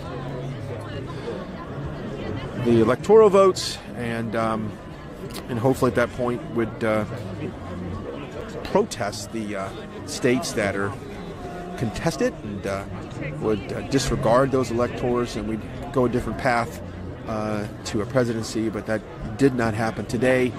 Those events were stopped by what you're seeing now. Massive rally here at the Capitol, and they did breach inside the Capitol, and we have a report that one girl was shot in the neck. I have seen eyewitness video of this that's been circulating, so I don't have an age, don't have a name certainly, but one person was shot inside the Capitol, and I can only guess that we've had some arrests here so far today. I can't imagine that no one has been arrested yet, but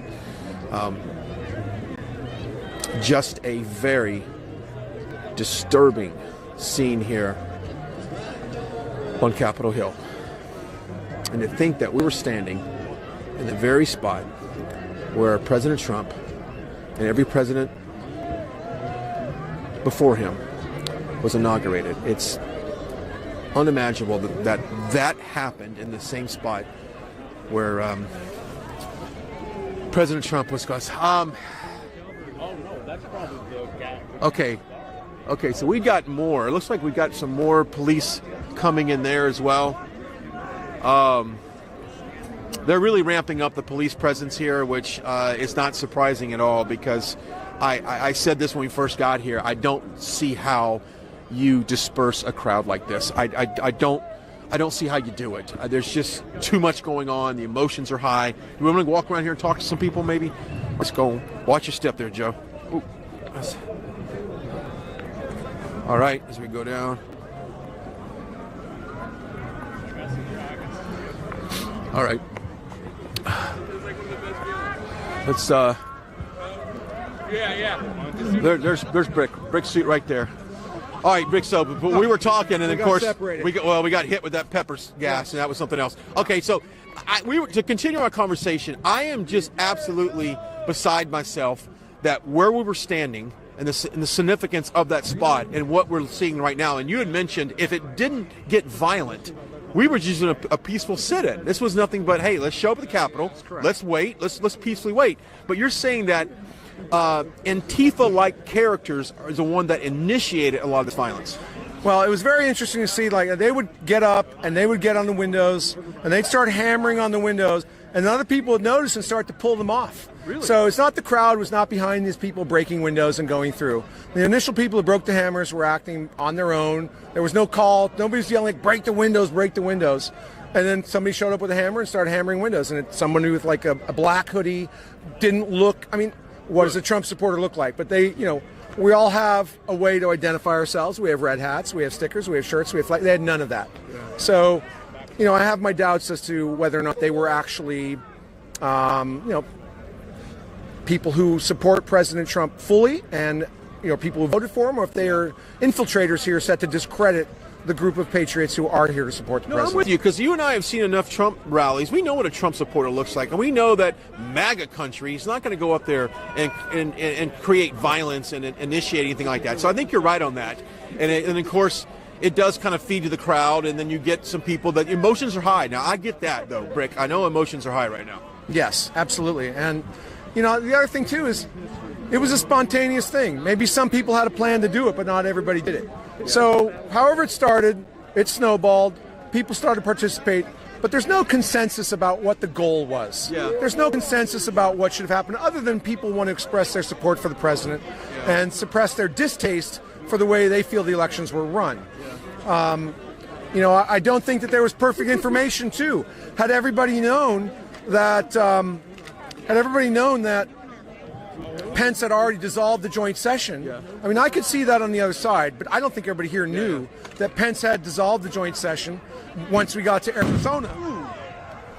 All right. We need to go. Yeah, we probably need to go. But it's not that bad. It's far away. I'm still going to get it. I want to get where we're not getting flash bombed in my face. We're good. We're good. All right. So the police, as we anticipated, they're going to keep driving the crowds this way because they want us away from the steps there. So we're going to back away where we have a little bit more.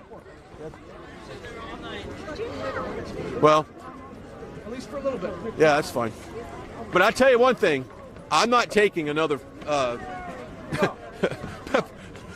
tear gas to the face anymore. Let's see if we can get up here and give you a good vantage point here. Oh, they're pushing us. They're close. Okay, we gotta go. Let's go. We gotta go. Okay, we're gonna turn around. All right. Watch the step there, Joe. We gotta go. All right, we're gonna go. I'll stick with you. All right. All right, they're like 20 feet behind us. All right, so they're behind us. We're walking a pretty good pace to get out of here. I don't want to pull. You got it? You take the cord. All right, we are making our way. The Capitol Police are literally behind us, and they are not. I'm seeing some skirmishes right now. They are very serious about clearing out this area. They are not. I think for now, I think they've had enough. I think they've had enough. And we had to have, I mean, we saw, they were not ready for this. They had to bring in state police. They had to bring in military. Yeah. Yeah. I'm sure they didn't bring in, they probably weren't doing it from, they were bringing in reinforcements from a number of different federal agencies. I saw the cars on the roads bringing those people in. There was no preparation for this. And I can't say that I fault them because it's completely unprecedented. Right. Oh, wow. All right, so we're going to get to the situation. We've got more steps coming down here, Joe. I'm just trying to keep our cameraman safe as well. As you can see, they're pushing back. All right. Here we go. Joe, watch the stair. I got you. We got it. All right. Over there. You want to go to the... No, we're not holding shit. We're going. Yeah, I am not holding... People are saying, let's hold ship. I'm like, yeah. Yeah, I love you guys. Thank you very much. I've been watching you. Thank you very much. Thank you. We love you too, but the cops... Yeah, you hang on. You can hang on. You can hang on. You can hang on. There. Let's go. We're about to get Step. Step again? Step again. Whoa, step again. And step again, go.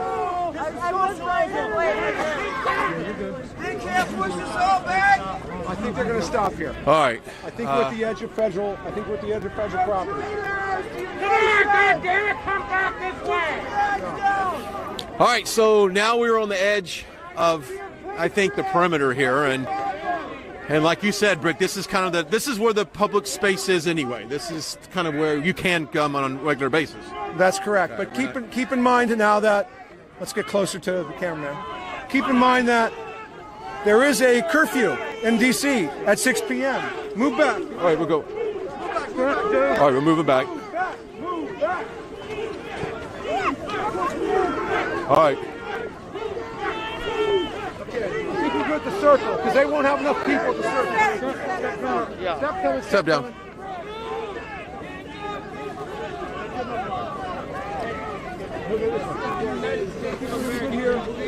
All right. They don't have enough people. This is interior lines, exterior lines. They've got enough people to block this stairway and push us off that. But behind us, we have a big traffic circle, so they can't extend any further. Well, here's the bottom line. It's not us versus them, no, though. Absolutely not. I know, I but believe they'll stop here for a while. Right. And thank you very much. Thank you. Thanks. Thank you. Good luck. So I want to make sure these officers know that we're not necessarily, we're not against them. We just want to make sure we cover everything. And all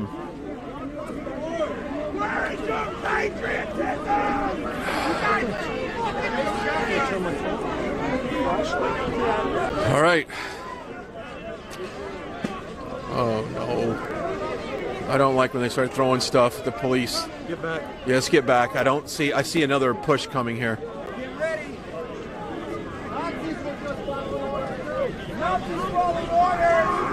So, as I was saying before we had that last push, remember that the city of Washington has a 6 p.m. curfew. So, we are now about to be off of federal grounds. And once everybody's going back to their hotels, they're going to be subject to the curfew of the city of Washington, Mayor Bowser. Now, I believe that probably most of the MPD that's going to be responding to riots has probably already been pulled into service with the Capitol Police. I did see a couple MPD police shields being thrown out, so I know that there are at least some of them that are in there.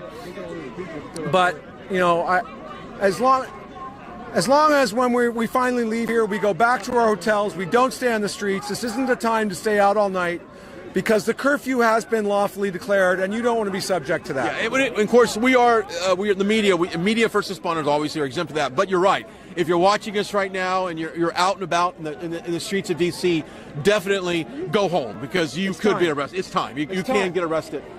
Did you ever think you'd be standing here today? I've said this maybe 20 times, and it's sad. I have to find myself to fight back tears a lot of the time, because I feel like this is a very depressing time in our nation's history. I mean, we are watching our country slip away.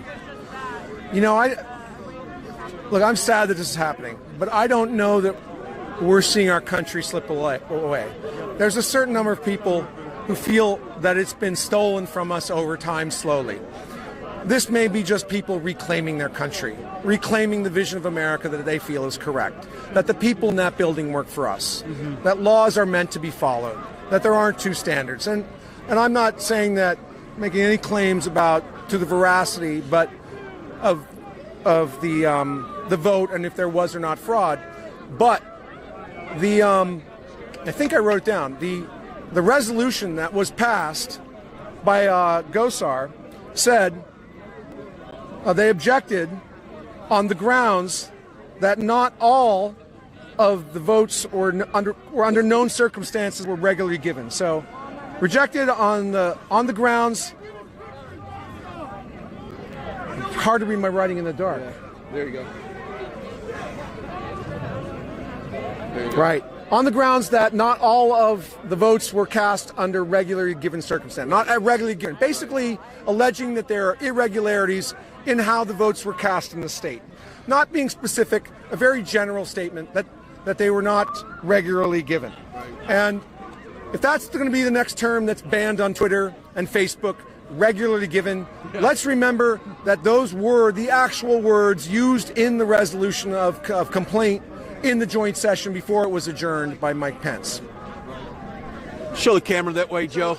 So to go back to what you're saying about, you know, I don't want to get too close, but there you go. I still have. I'm so sorry. I treated two people today. You got room? I got you. He's missing. If they hurt him, he's gonna die, and he had burned my. All right. So they're getting a look at what the situation is right now. Obviously, a peaceful situation at this point, and there's no violence right here on this front line. Just the Capitol Police has just drawn the line. Capitol Police. Patriotism!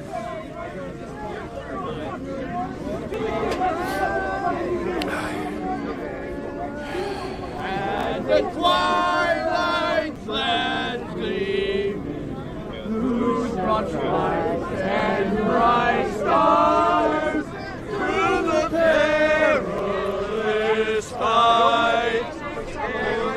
Are we going to back away? Head out.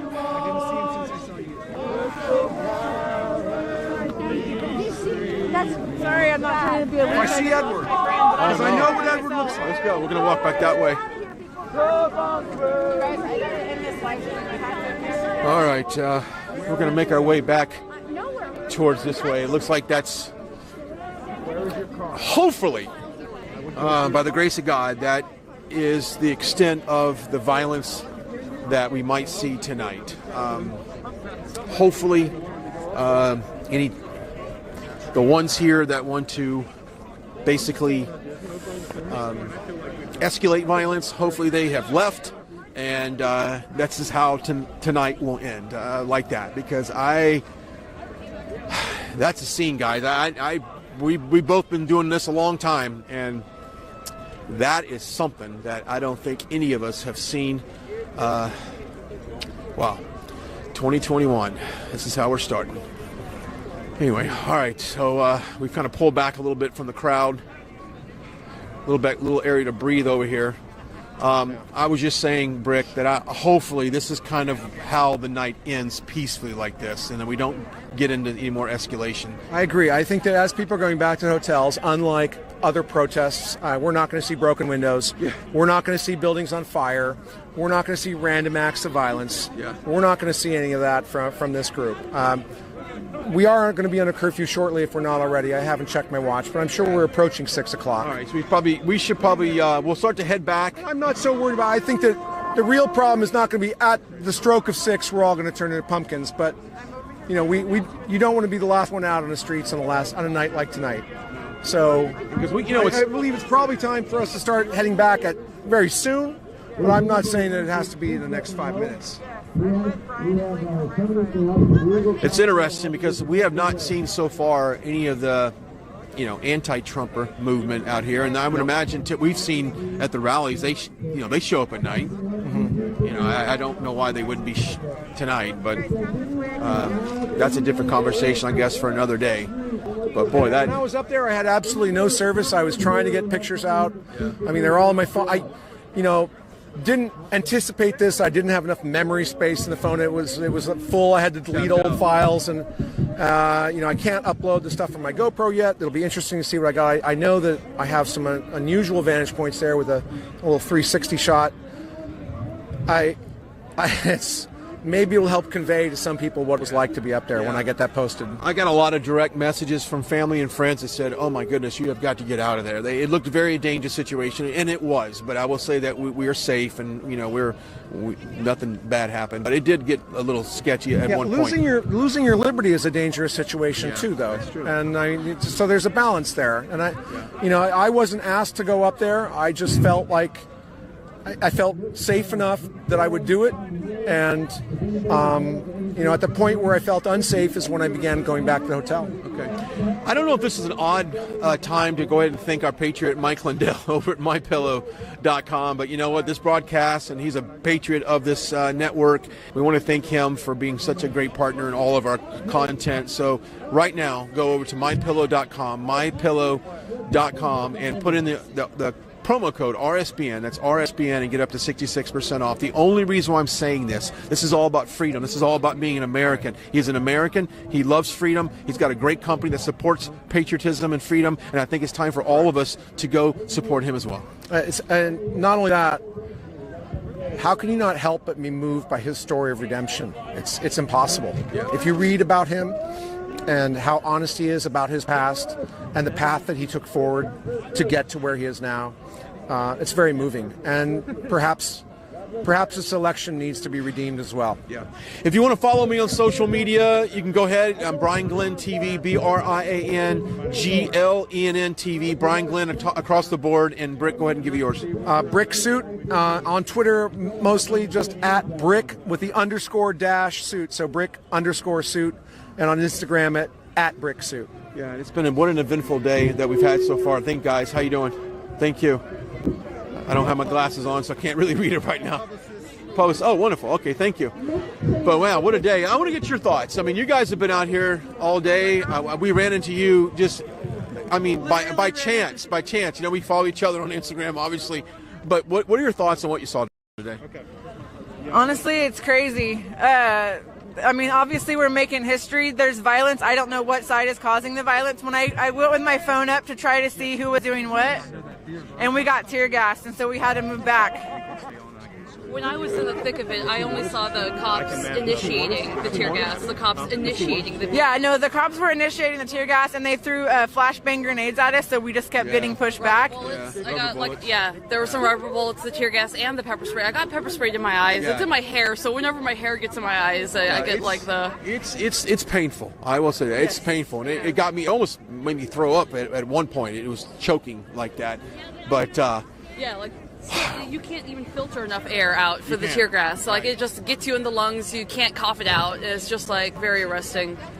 I honestly, I'm thankful they're not using tasers, but that's not an excuse to be using these measures. Yeah. And we were talking about this. They didn't do this during Antifa and all the riots but against us. Do we want to switch batteries real quick? We're going to go ahead and do that. Okay, we're going to take a quick break. We're going to dip into black, but don't worry. We'll just change. Yeah, we're just going to change batteries on the camera.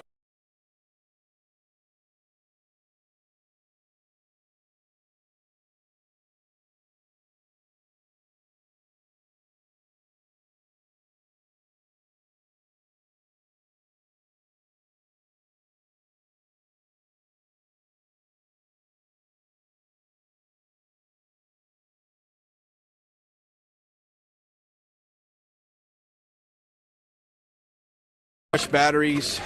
Can't say that I can't say our inner battery's fresh. I'm a little tired. I'm a little cold because it's been one of those couple of days. Last night that pre-rally was rough. It was rainy and cold. If I didn't head back to California, I'd be ready for another day. I mean, this is the news, and this is what we try and get here to cover for you.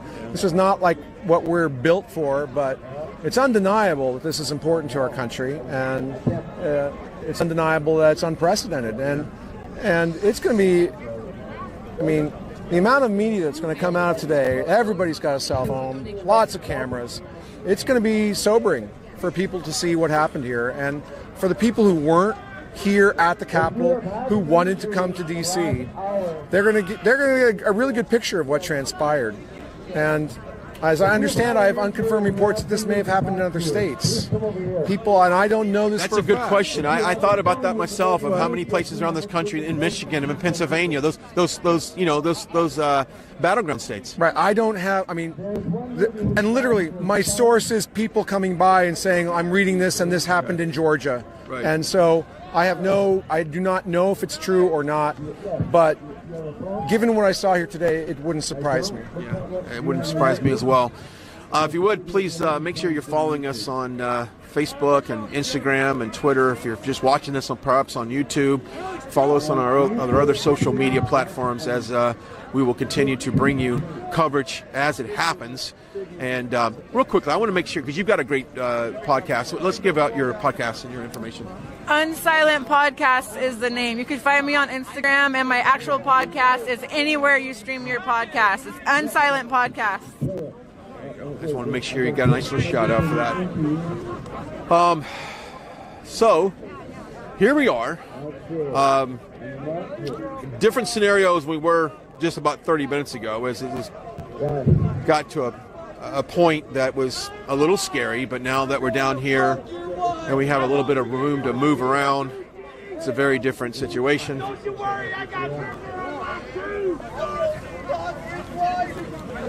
going to let this go.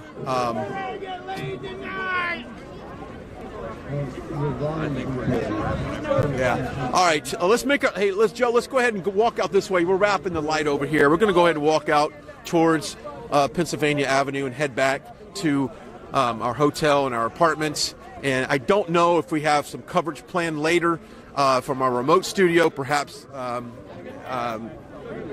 we'll bring you some additional coverage as it happens. But we're going to definitely head back out this way, as we were happy to be able to get in the mix and show you the events of today. It has not been easy to do that, not only physically but emotionally, because none of us want to witness what we've seen today so far. That is something that Brick. I'm just being honest. That's not what I wanted to see today at all. See that at all. I didn't want to see that either. I mean, what I wanted to see is everybody here peacefully. There were a group of people that wanted to get behind the Capitol because there was a speaking engagement. There was an event planned here today. But the street was blocked off, so they were unable to make it up Constitution. Now, I don't know if that street was blocked off for the reasons of preventing people from getting to the back of the Capitol. The more I think about it, I believe it's probably a precondition of having Mike Pence in the Capitol building. Yeah, I think it was a total security. Correct. So they cleared two intersections there, but it had the effect of everybody who wanted to get to that side of the Capitol being diverted and funneled into the front of the Capitol. And boy, that was a bottleneck. Yeah, that was a bottleneck. All right. Brick Suit, Brian Glenn here for Right Side Broadcasting. We are signing out. Until next time, goodbye. God bless. We'll see you later.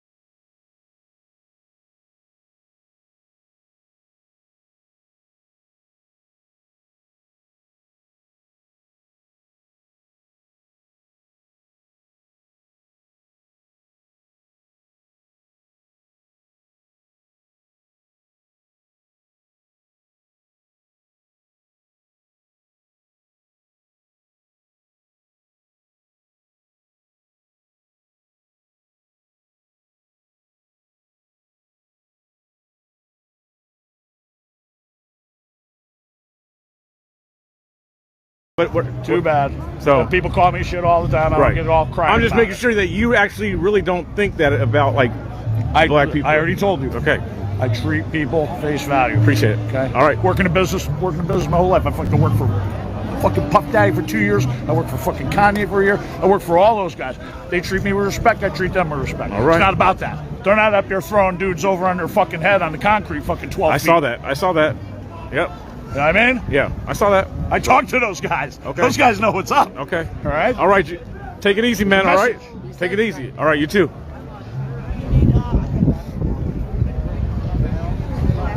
I've interviewed 3 Michaels today. Uh-oh. Someone's calling for blue line flags. Blue line flags. I almost had me saying something else after I heard him say what he used to be called in school. I was there when they were,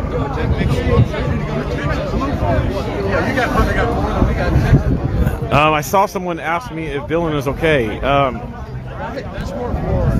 Probably. I'll hit up Dylan in a minute.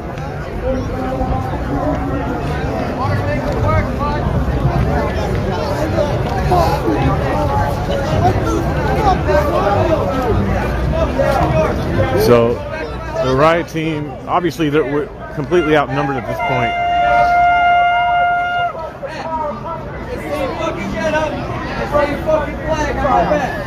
All y'all motherfuckers.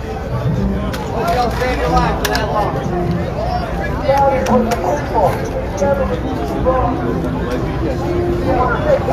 So this crowd is going to thin out eventually. People are just going to stay around and just stare at, face off at the police. Not crowds like this. Gotta find something to eat too. I haven't had no food, and probably nothing open.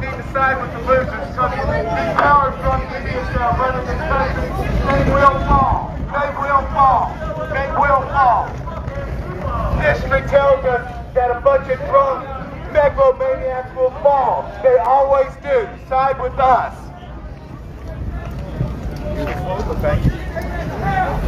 In Jesus' name. Amen. Amen. All that.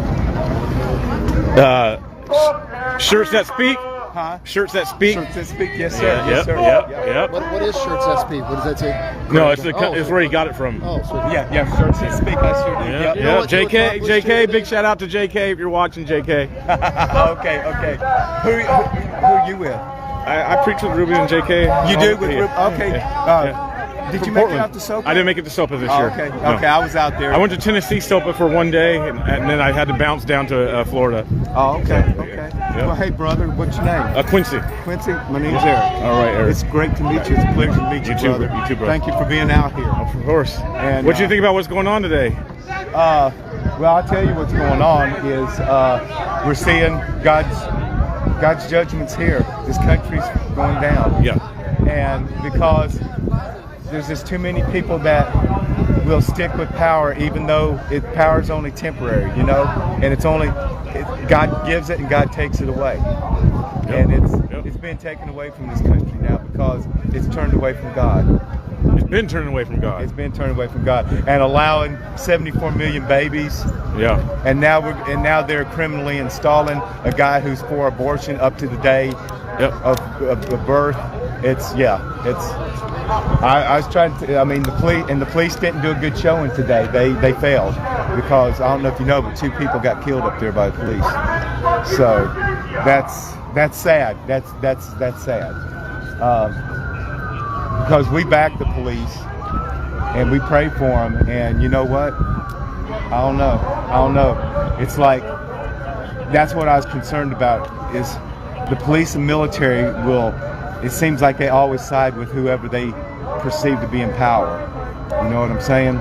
And if you get a bunch of criminals that criminally stole this election, then guess what? They're backing a bunch of criminals now, and that makes them an accessory. And I don't want them to go that way. I'm trying to talk to them. Yeah. I don't want them to go that way. Yeah. And we got tear gassed. I got tear gassed bad. Yeah. Tastes good, don't it? Oh, I've had it before. But yeah. I had some cover on me, but all right.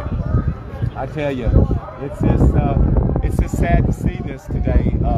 That they, we have a legitimate reason to be here to redress grievances, you know, and you know, God, you know, I'm not telling you anything you don't already know, but I mean, our founding fathers, you know, they weren't perfect. They had problems. We all know that they weren't perfect, but they at least acknowledged where our freedoms came from and where our rights came from God, not from men. But you know, Washington's forgotten that completely, and I just hope these police turn away from following power and just side with the people. Yeah. Amen, brother. Yeah. Well, nice meeting you. Turn back to God. We got to. Yeah. God bless you, Eric. Hey, God bless you. Your name again? Sorry. Quincy. Quincy. Okay. Yep. God bless you. Quincy. God bless you too. I'm glad to meet you, and I'll see you out there somewhere. Yes, I sir. protest against the abortions and against the drag queen story. Amen. hours. Oh yeah, the drag queen story hours. Yes, Yeah, yes. That Baphomet Yeah. celebration. Yep. All right. Take care, brother. You too, brother. All right. So the police are still lined up. We used to think Blue Lives Matter. Whenever Blue Lives Matter, I have a sign out at my house that says Blue Lives Matter. Right on the sign, right on in front of it. You know the shit I've taken from you guys? You know the shit I have taken for you and for supporting you? Do you know what I have gone through? What the people in this country go through for supporting you guys and putting a Blue Lives Matter sign on their house? I had 3 arsons. I have people breaking my windows. I have men who are coming and threatening my life. And you know what? Now you are coming after me. You know why we're mad. Blue Lives Matter, right? Don't side with power. Standing up for you without a bulletproof vest, without brothers in blue. I have been standing alone in my city for you. Shame on you for not standing for me. You can't talk about who we are at work. If you got an officer, line it on their porch. If you got one in your neighborhood, line it on their porch. Come on, guys. You guys are business then. Come on. Right. I mean, there's a lot of stuff. I don't know if anything's happening at Black Lives Matter Plaza. If there is, I want to take a break though. Call Villain and see what's going on. Head back to the hotel. I mean, nothing's going to happen here. No more. They got it covered. They have a lot of stuff to do, but there's a lot of police. Hear sirens nonstop. I have about a mile walk back to the hotel. So.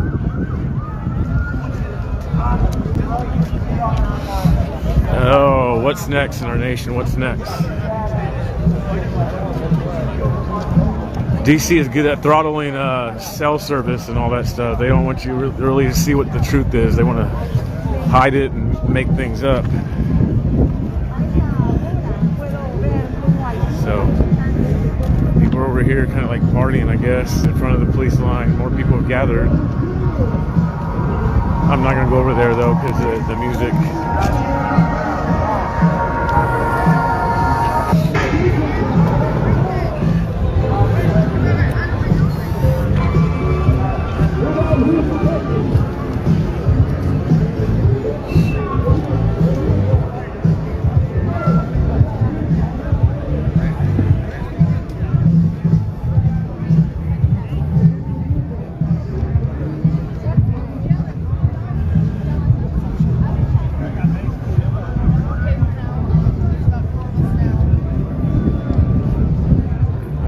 Fire trucks all up that way.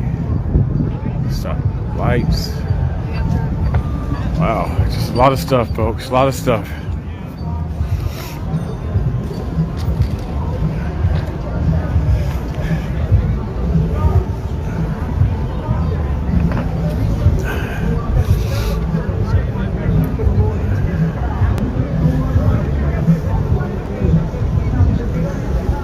I'm beat.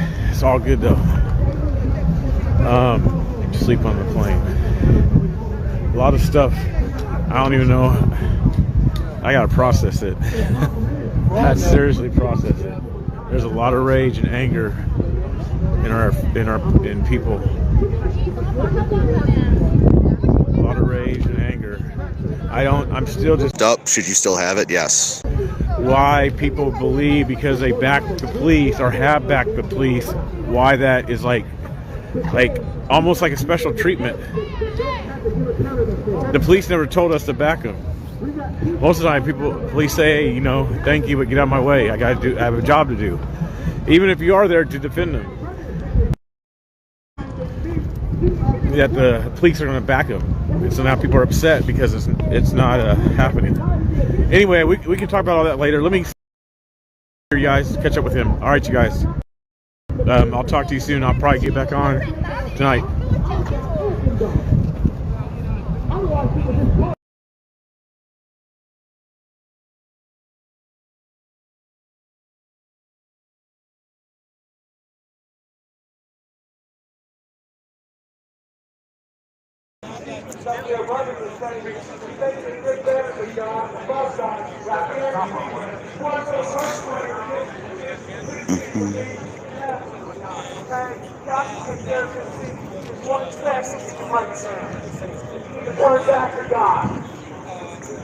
This is an amazing cancerous live chat right now. I'm just looking at this, waiting for someone to ban.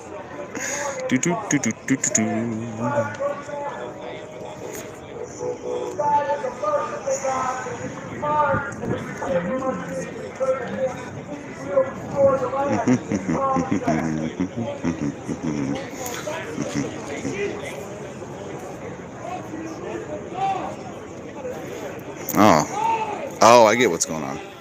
It resets the chat after 200. So when I get 2 findings, you know, maybe I should let you guys on YouTube see the God is gracious and God is a just God. And when people become so evil, and the government has become so evil, and no longer recognize and turn them All right, guys. Sounds like BCP ended his feed. There is a bunch of other people out right now, live there. So I'll pull up those feeds as well for you guys. There are protests in Portland, Oregon. There's protests in, I'm sorry, not in Portland, in Salem, Oregon. I'll show you that real quick. That's going on right there. That's in Salem.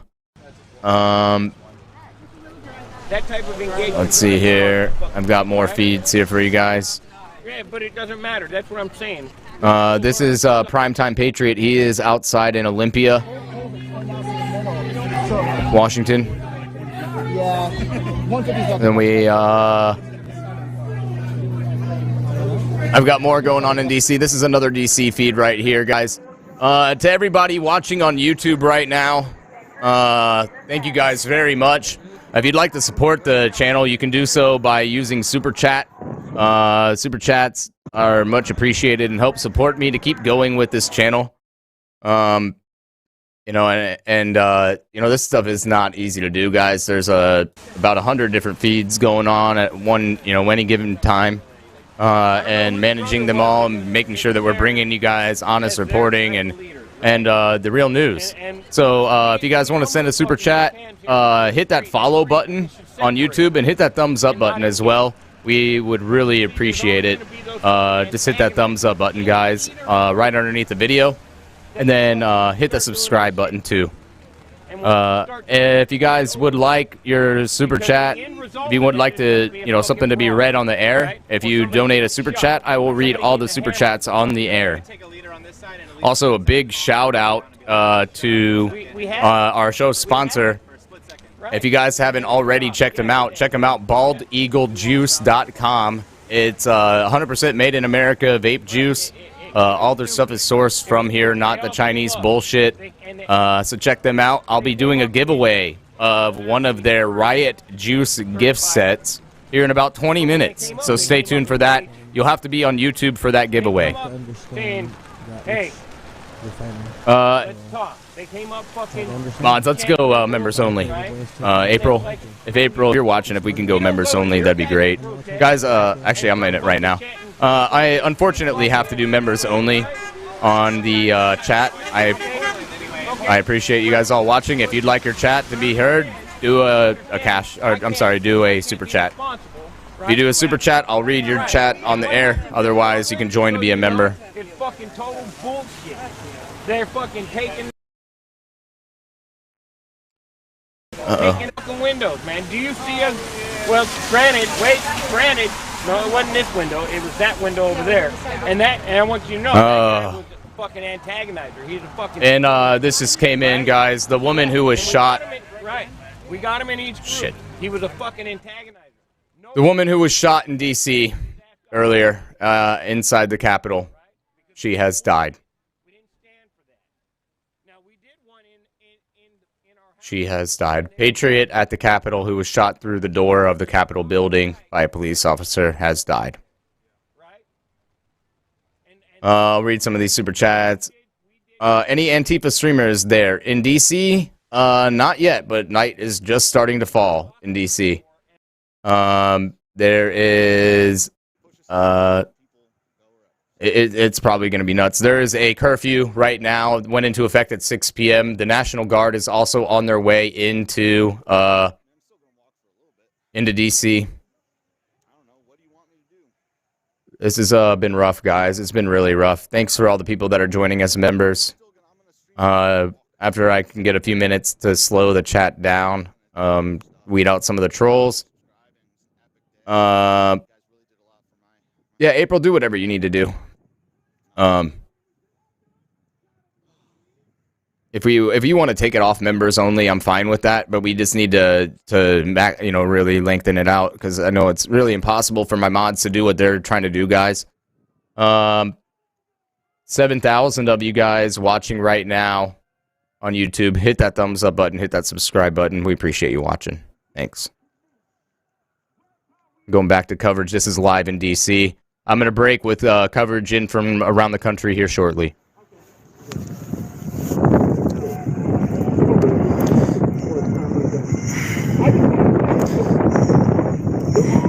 Jesus is not reading on left or right. The Lord Jesus is not on your side except that 9 persons have been the knees and repent.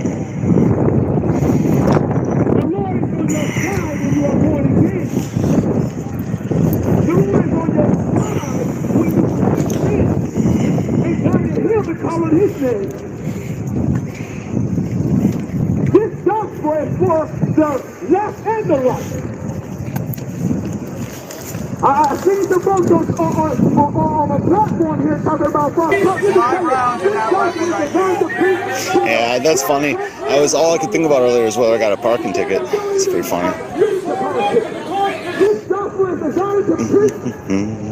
You're banned.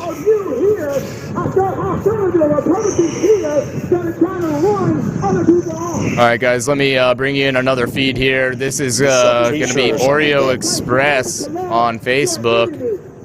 1 second here. They are live in DC. Live in DC. Nobody right doing here. anything.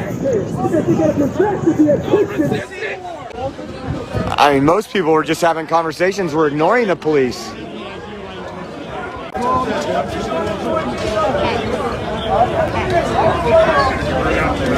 Again, thanks for tuning in, guys.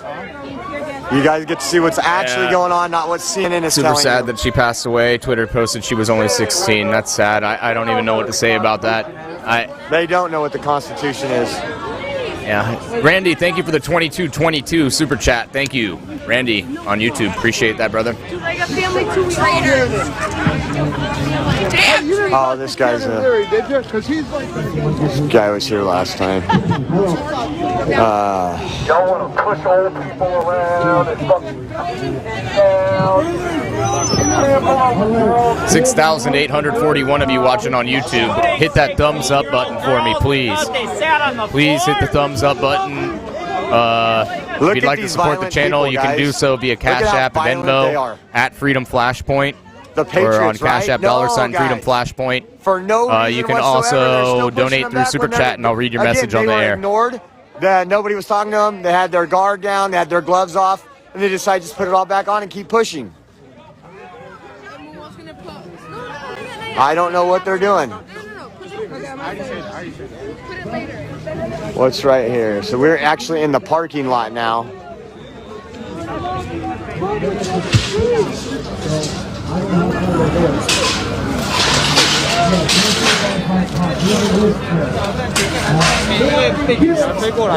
Jennifer, thank you for the $5 Cash App. She said for free, real news. Yes, that's right. That's what we try to provide you guys with here on Freedom Flashpoint and PT News Network. That's what they're saying. The age is 16. Did they say 16 years old? Oh my God! So the girl they're saying is 16. I don't think they should be put at risk. They're not. Let me check Venmo real quick.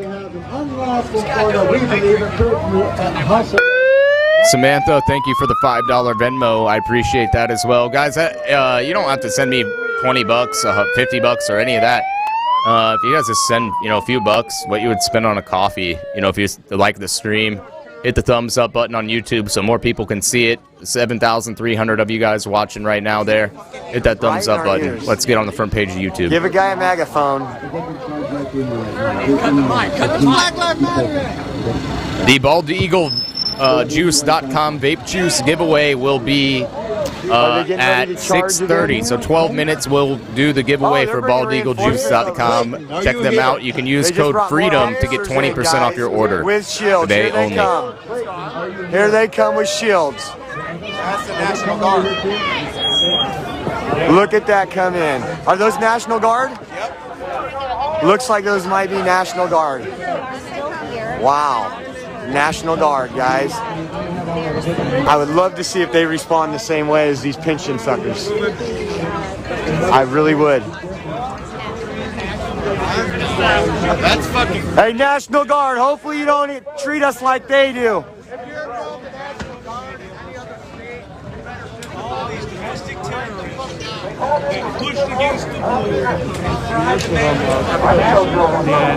So they are bringing in some reinforcements right now. For what? Like maybe 200, 300 people here that's still left talking?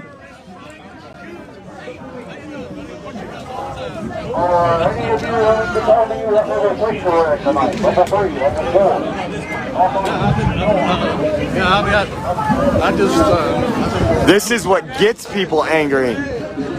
Trying to push their buttons. Yeah, that guy's laughing. That cop right there is laughing. Oh, they're pissed. He's just sitting there laughing. Remove him from the line. Oh, so National Guard is taking the lead. Sorry. National Guard. Hold back. Oh, it's the DC National Guard. Take a back seat. Take the back seat, get yourself. Let's go. We stand up for you and you push us. Please. I do not think they are armed. sir. We love right? you. Thank National you for Guard is not armed. Does it look like they're armed? Just tell them. Respect them. We love them. Come on, they might see our side. No, they have shields. They do not look like they're not stroking their baton. They're here to fucking assault us. As one cop told me when I said, sir, I love you and I thank you. They are pushing us back. They are pushing us back. They are pushing us back. Oh, hold on. Yes, I do. Ah, fuck, sorry. What, guys? Come on. Really? Really? Really? The officers are pushing them. The officers behind him are pushing them. Hey. They got the spray out. The officers behind them. Where do we need to go? They have not told us one time where we need to go.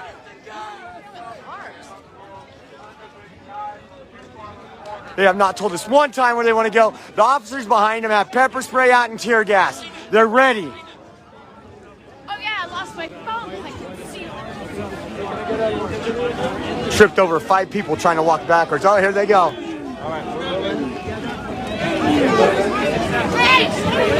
Stop pushing! Where do you want us to go? Linda, thank you so much for the Venmo. I really appreciate it.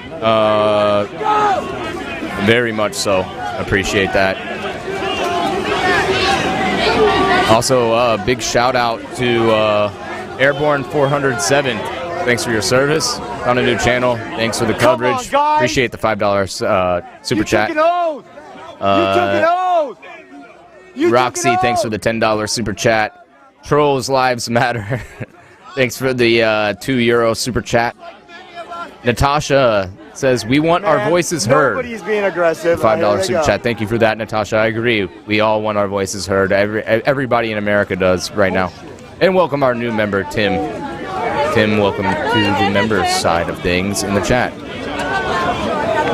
The officers, DC Metro is behind them, pushing them. There's cars.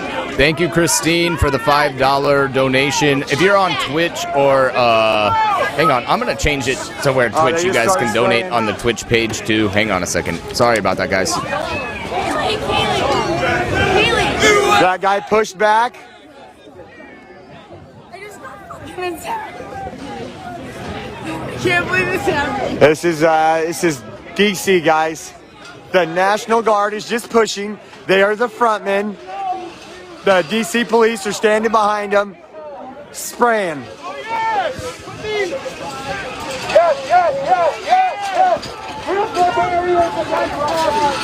This guy, I don't know if he's with us, but not a good idea to do this. That's stupid. We don't need to be doing that. Maybe they're going to build their own barricade. But now I can't get out.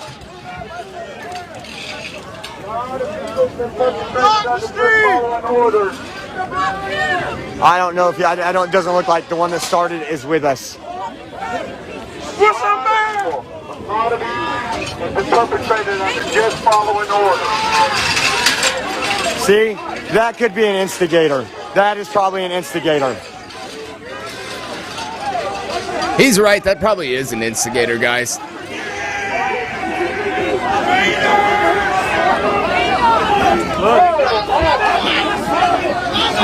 They're spraying again. Reaching their hand over that.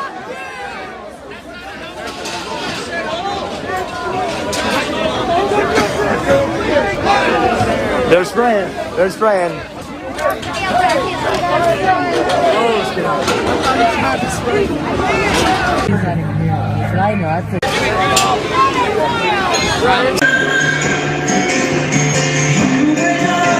They're wearing all black.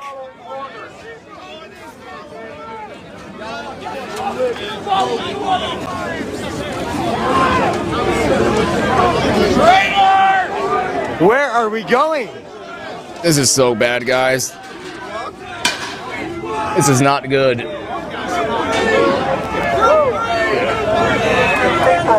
This is not good. Now DC police is back in front on this side. They're just spraying. They're just spraying. Uridia, thank you for the $5 super chat. I'm sorry, for the $5 Cash App. Thank you. Why do that? Uridia. Thank you. Looks like no, the dude that's not with us started all that crap. Like to instigate the police. Infiltrator. I do have unconfirmed reports that the woman who died today at the Capitol building was 16 years old. Flag. Your own country's flag. Unconfirmed, but likely true, unfortunately. Thaddeus says, I don't agree with the violence, but when the people who elected you demand a clear proof of legal votes and that all unverified or illegal votes not be counted, they should listen to the people. What's going on Thaddeus, here. I agree 100%, man, and thank you for the $10 super this chat. This is an unlawful assembly, anything. Nothing has been Deneen says, I don't condone violence, but we can't stand down to the corruption. And then they start charging. Doesn't seem to be a meet in the middle option. Not sure where the right answer is. I agree with you. The news will show you something totally different. I'm lost right now, to be honest with you, because I'm a patriot, or the definition of a patriot was 24 hours ago. I don't know what the definition of the patriot is now, but I'm sure they'll use today's events to label us all as, horrible human beings. So, and to be fair, I've seen some very abhorrent things go down today. So.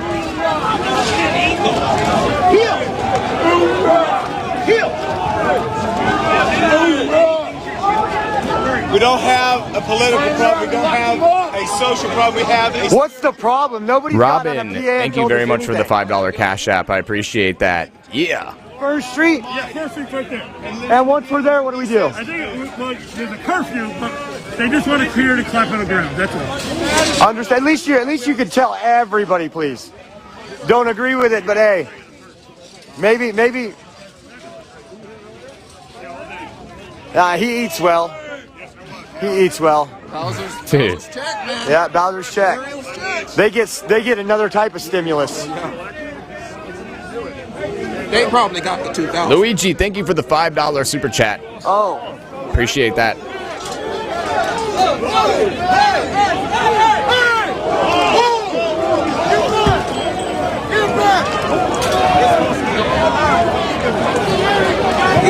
He is mace happy. This guy right I know. here is He's got the mace in his hand. He's just trigger ready to go. This guy is so trigger happy, it's not even funny.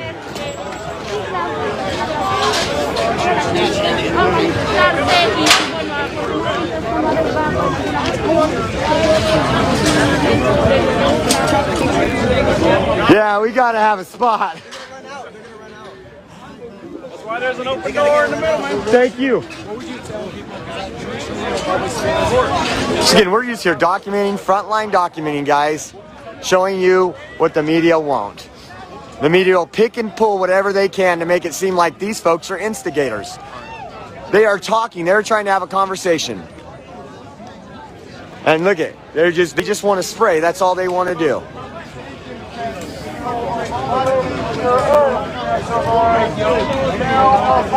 Especially, let me zoom in on him.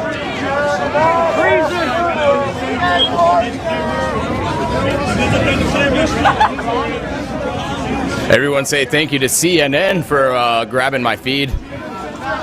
Big shout out to fake news CNN for grabbing So the Freedom right here, Flashpoint real news feed is a veteran, and broadcasting it out to Navy your veteran. audience. Appreciate the publicity there, CNN. Fools. The hat on, she is not. And people would not do something right. Sir, you got a second? Yeah, sure. So If you guys are on YouTube and you would do me a What do you favor, think hit of all that this? subscribe button. I'm not right now active duty. I'm glad I don't have to make the decisions they have to make. And I don't know who's telling them what to do, but you're in the Army, you've sworn an oath to follow orders, or you can actually old school be shot. So they're not in a good position, and it's easy to say, quit your jobs, you got to rebel.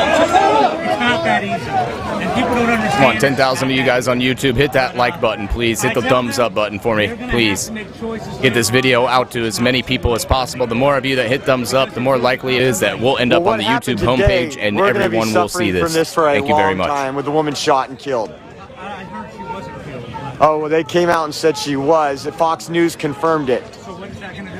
I think it's going to put a bad stain on this country for a long time. People that are watching it, you don't think so? You mean she got shot by what, a Secret Service guy? Rubber bullet neck, right? Whatever she was shot. Mary, thank you for the $10 Venmo. She says, thank you for the honest coverage. Well, there'll Absolutely, be video Mary. that comes out. There's patriots up there. Happy to do it, and thank you for your support. Yeah. Who shot her? Someone inside with a weapon that shot a rubber bullet. It wasn't a patriot with a gun. It wasn't a patriot who shot. No, that's what I am saying. A patriot lost her life today. I mean, No big deal? It's going to take a lot more. This is nothing. We have a lot more to come. There's a lot more to come, but I disagree that this is nothing. One lady is going to make a difference as far as mobilizing the lazy-ass Americans Okay. Trump has. I don't disagree with you. I don't disagree with you in that. Too many people will be on their fucking keyboard, still posting memes and not being out here on the front line. Yeah, I agree with that. America, the silent majority has remained silent. The Christians that should be here, they're praying and it's in God's hands. It's all in God's hands. Yeah, but you are his hands and feet. Get out there and do something. Amen. I agree with that 100%. We always say that. You can't just go to the ballot box, vote, and go home and pray. You have to take action. If you got your leg cut off, you wouldn't just pray. You would pray and take action at the hospital. Thank you. Hey, God bless you. Thank you for your service.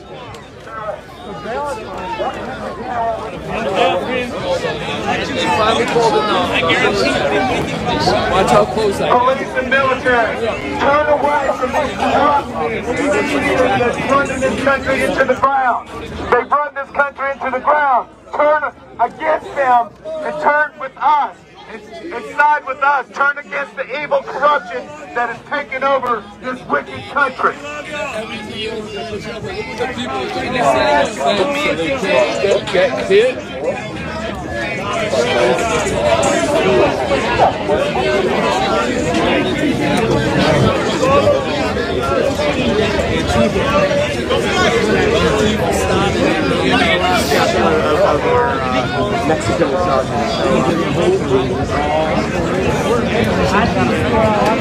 So it looks like most of the patriots and infiltrators are standing over here.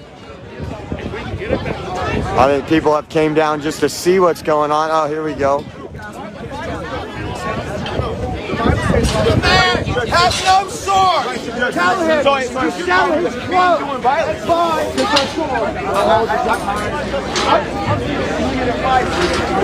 Give me 1 second, guys. I gotta do something really quick.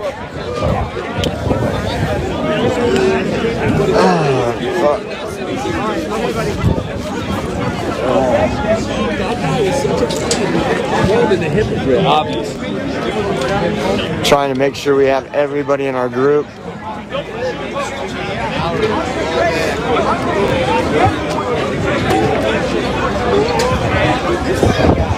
I saw him before.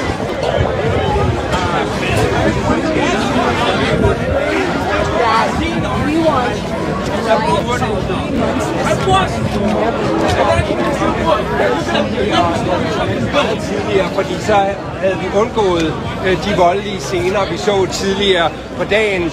Hvis vi lige zoomer op på selve bygningen, 2565. der hvor vi for et par timer siden kunne rapportere, at folk de er tilhængere sad. Hold this for 1 second. I gotta adjust something that fell out. Excuses. No, just kidding.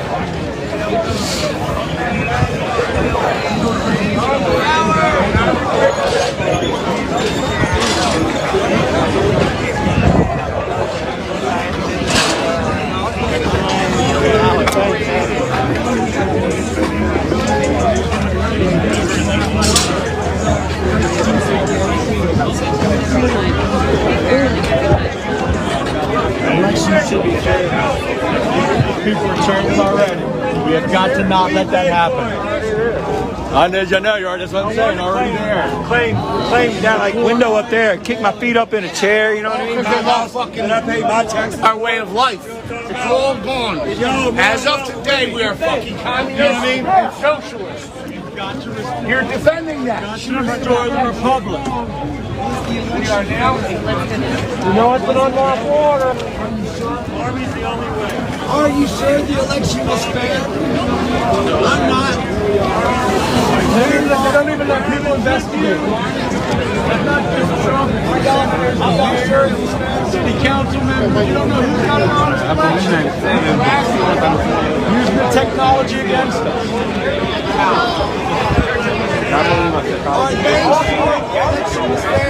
Fuck, man, they know it. All probably been paid. Look out there.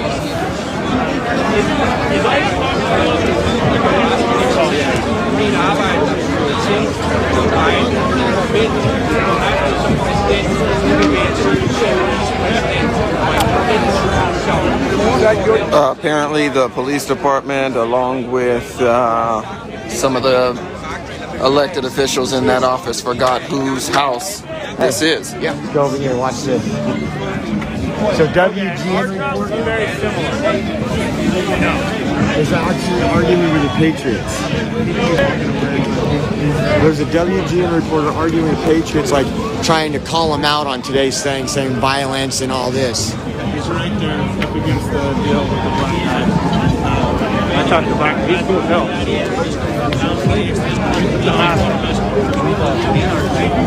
Guys.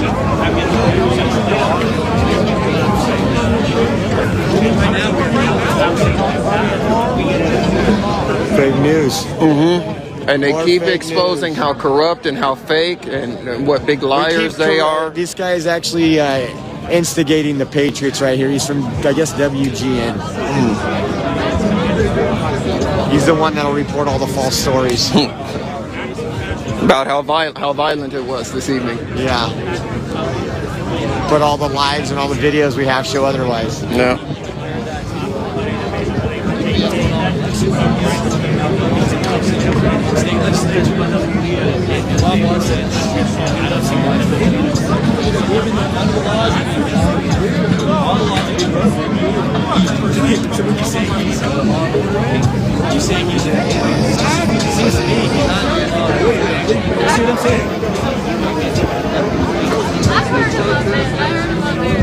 Jason. Yeah. What's Did you up? order pizza for everybody? No, I thought you were doing that. Oreo Express, guys. That's how we do it. I wish. We can't get pizza. We'll have to go actually to Virginia or Maryland, honestly. Look at that guy with the blue mask on. Such a cuck. Fake news, fake news, fake news.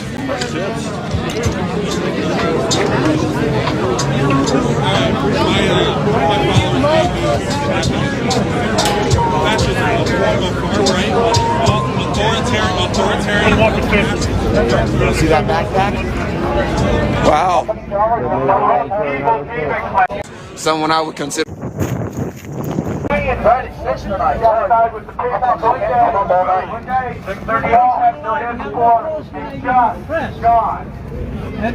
Y'all guys making overtime?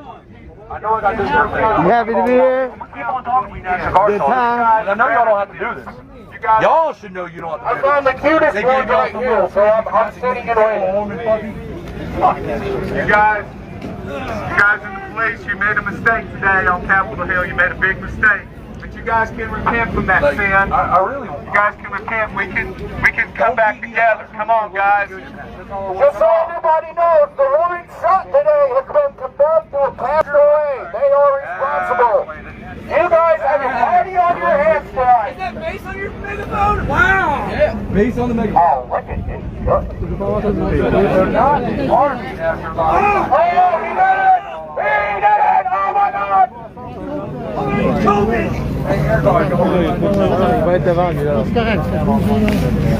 Sorry. Thank you.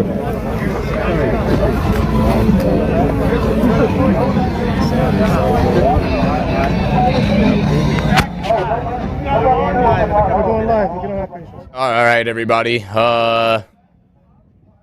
Thank you guys all for tuning in. My name is Adam. I'm the host here at Freedom Flashpoint. We appreciate you guys watching, supporting, subscribing, following, liking, sharing this video out to as many people as possible.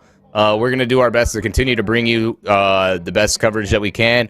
I'm currently watching feeds in 12 different feeds right now. It looks like only 3 of them are live in Washington, D.C., so we'll keep the coverage there. But I am watching what's going on right now. Also in Olympia, Washington, at the Colorado State Capitol. Also looks like Salem, Oregon as well. So just to keep you guys updated, that is, we got protests all around our country right now. Thank you guys all for tuning in. Check out our store, ptpatriots.com. You can get some of our sick merchandise we have there. Scooter Steve shirts are there. That's my favorite right now. Also, to let you guys know, you can watch for free right now on our app. The app is called PT News Network TV. You can download it on the Amazon Fire Stick, Roku, Android device, or on your iOS phone or iPad. With the app, you can subscribe to our content. Use my code FFP and you get 50% off the subscription every month. Also, you get access to exclusive content. We are going to be turning off members-only mode on YouTube here in just a second. I'm going to do that with the anticipation that the 10,000 people that are watching right now know how to act like adults.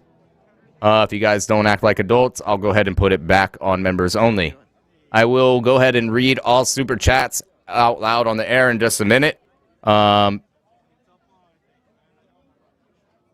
So, Unfortunately, Jason, on if you're a member on the PT News Network YouTube, your PT News Network YouTube membership doesn't transfer over to my YouTube, unfortunately. We are, if you're a member on PTNN, though, you can watch the show on ptnn.tv, and you pay for one membership. You don't have to have both. You get access to the PT News Network in full. Members only mode is off now for you guys, so you guys can feel free to chat. If you'd like to support us here, Cash App, Venmo are at the bottom of the screen. You can also go to freedomflashpoint.com/support. And if you do that, it'll take you to a page where you can use a credit card or PayPal to donate to the feeds. And if you give me a few minutes, I'll go ahead and get all of those donations up, and I'll read your messages live here on the air. And again, I appreciate you guys all watching. Thanks for tuning in. Our Venmo is I can never remember. Oh, I apologize. I was gonna do the giveaway at 6:30. Give me 2 minutes to get the giveaway stuff set up. We'll do the giveaway on YouTube for baldeaglejuice.com. It's going to be on YouTube only. It can't be on Twitch for whatever reason. So if you're on Twitch and you want to enter, just skip out of Twitch for a minute and jump over to YouTube to enter in. But give me a minute to get that up. Looks like Oreo Express has ended their feed.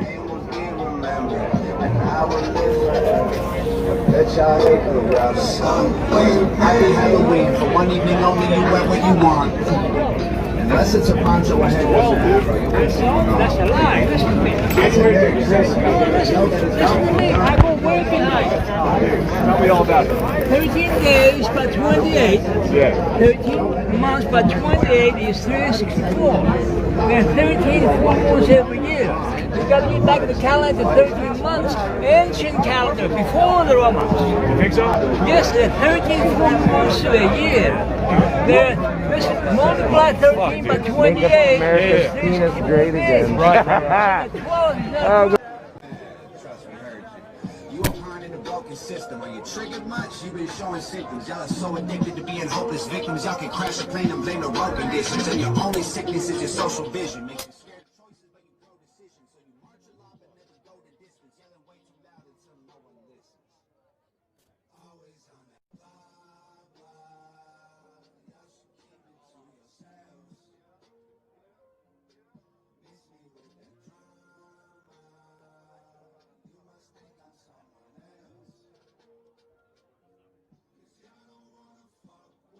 Sorry about that, guys. Their audio is playing copywritten music right now. So I'm going to just play some music over top of it for right this second. Until we can be sure that they're not playing anything copywritten. Give me a couple minutes. We're getting ready to do the giveaway for baldeaglejuice.com. 100% American made in the USA vape juice. It's good quality stuff. I'm currently vaping Antifa Tears right now. I'm sorry, Antifa Sucks. It's a nerdy flavored candy flavor. It's awesome. Also got another one filled up with cha-cha, which is a horchata flavor. All super awesome, super smooth. Best juice I've tried, honestly. So you can check out them right now. If you go to their site, baldeaglejuice.com, you can use code FREEDOM for 20% off your order. baldeaglejuice.com, code FREEDOM for 20% off. Thank you guys all for watching. If you give me a few minutes, I'll read all the super chats, all the Venmos, all the Cash Apps in just a second. Then we'll do the contest, the giveaway. So, try to bring this audio back in for you guys now.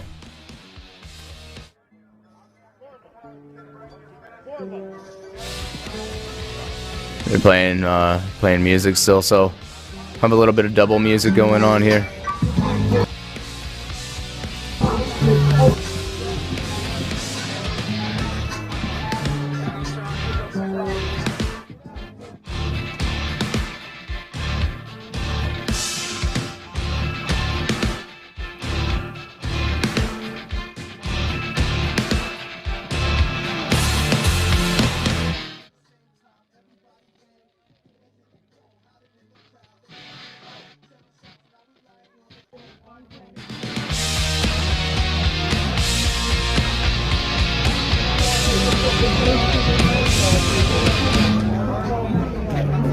Actually,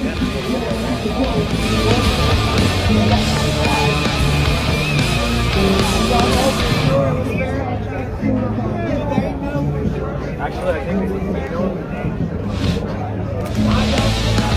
I don't think any of y'all here know the election was fair. That's all we want. We want a fair election. An open, honest, and fair election. That's all we want. But they don't know if the election was fair. How many elections have happened where they wait 5-6 days to declare a winner? Every time before now, it's always been at night or the next morning. We should be sure our elections are fair. Our three mayors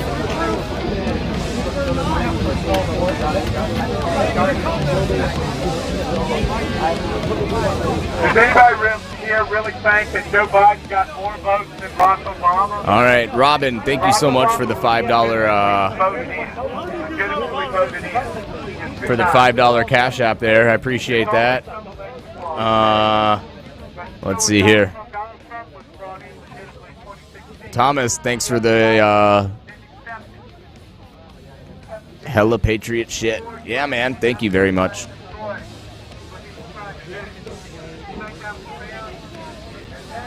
Check Venmo real quick, guys.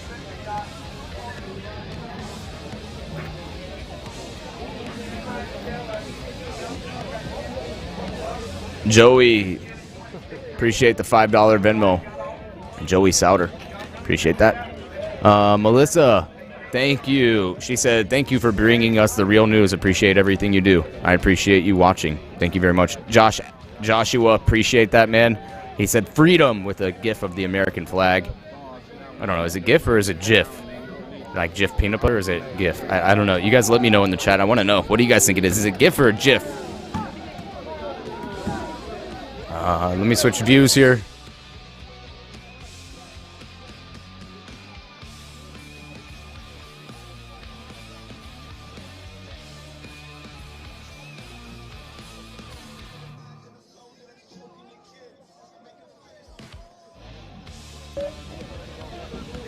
I think we can cut my music off. I think they stopped playing the copywritten music there.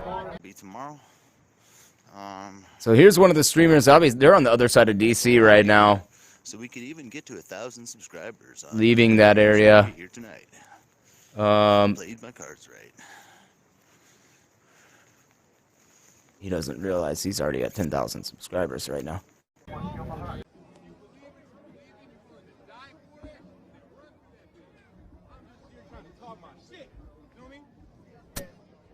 There's not much audio from this feed, guys. I'll try and turn it up as loud as I can so you guys can hear it. And I'm going to read the super chats.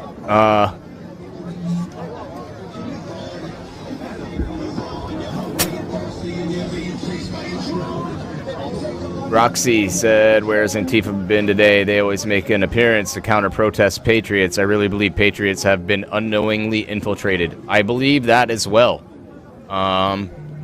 100%. We know they've been infiltrated. We saw earlier pictures of one of the men who was breaking into the Capitol building, and he was also one of the same people at the front lines of a BLM march back in March. So,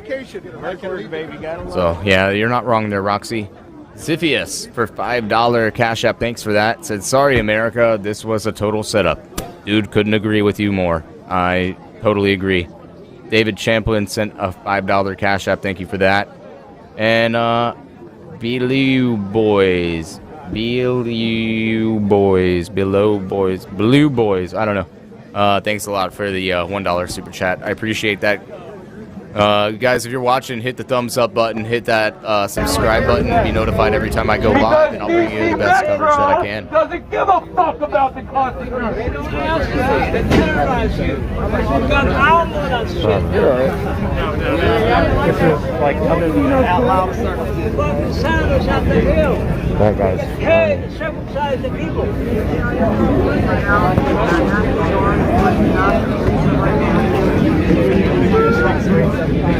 We're doing shit. I didn't do shit. Over the National Guard.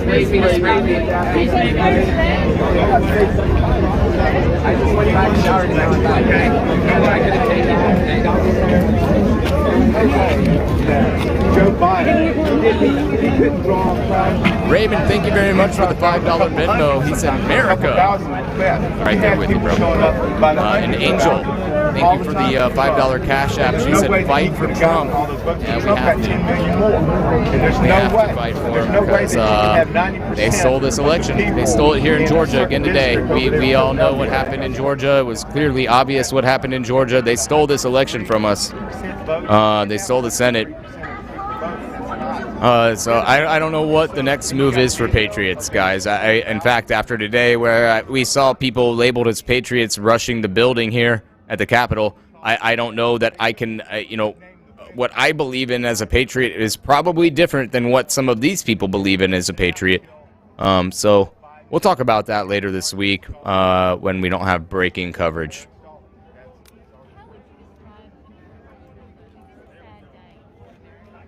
Robert, thank you very much for the $5 super chat, sir. Thank you.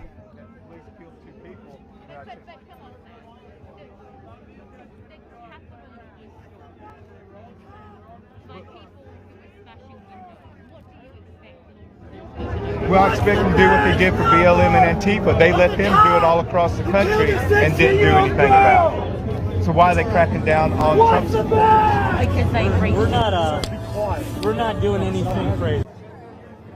Boarded up all summer long because of BLM and Antifa. And they bent a lot of the police bent a knee in submission to BLM and Antifa. They bent a knee after doing all of this destruction this past summer, and then they go and they want to kill Trump supporters. You know, here's the thing. The Supreme Court failed. Congress has failed. The Department of Just Us, the Department of Corruption has failed. They're not looking into this. They're dismissing it out of case. There's plenty of evidence, and they are not even looking at it. That's a failure of the government. They have broken the social contract with the American people. And so right now, that government up there is not legitimate. The U.S. government is not legitimate right now because they've broken the social contract in a lot of ways. They've been doing it since World War II with all of these illegal wars. We got evil, corrupt people up there in Washington, D.C. that are sitting there drunk on power, that have used people's tax money, put us into so much debt, acting like an evil empire, instead of a just republic like we should be. We were supposed to be that shining example on the hill, and we're not. It's because we got a bunch of power-mad megalomaniacs that's been in power for way too long in this country. All right, guys, we're about 60 seconds away from me being ready to do this giveaway for baldeaglejuice.com. The show's sponsor here. They have vape juice made 100% here in America. Good quality stuff. No China bull crap. Nothing like you buy it at your mom and pop gas station near you. This is real deal stuff. Check out baldeaglejuice.com. I'll be doing that giveaway here in less than 60 seconds. If you're on Facebook or Twitch, you need to go over to YouTube to participate in the giveaway because the giveaway system runs on YouTube only. Sorry, guys. I know that the Twitch people don't like YouTube, but just jump on over there real quick for the giveaway. I'll give you the keyword that you'll have to comment to be entered in the giveaway in just a second. If you enter this keyword more than one time, you will be automatically disqualified.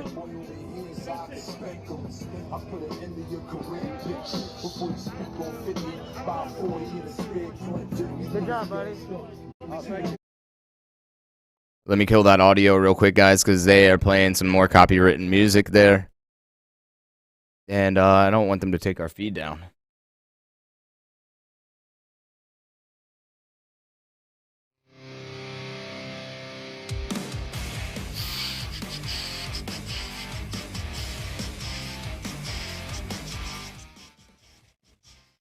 Back in MySpace days and stuff out there. I'm an old timer now. Big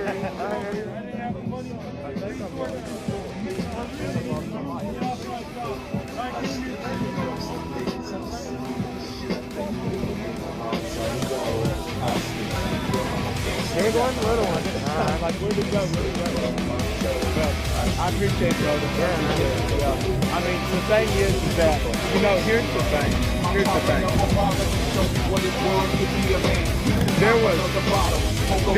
There's legitimate grievances, what they consider on the left as far as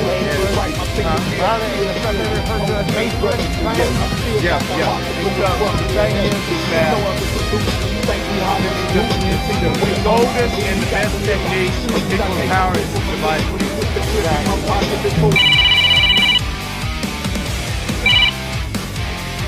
And they can stand with it because it's so obvious that this government has completely failed. It's so obvious now. I mean, they've been failing. It wasn't just this election. They've been failing the people for a long time. I personally think that regardless of whether or not the ballots were counted improperly, but the suppression and and the partisan media exposure, that should be the basis for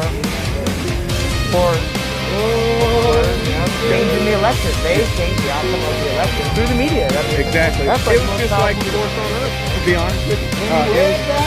In 2000, Gore won that election. You know, I wasn't for Gore, but we won that election.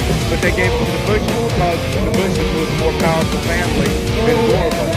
So they gave it to them. So I sit back in and I would say today, redo the election. We don't have to have, it doesn't have to be on the 20th that you install president.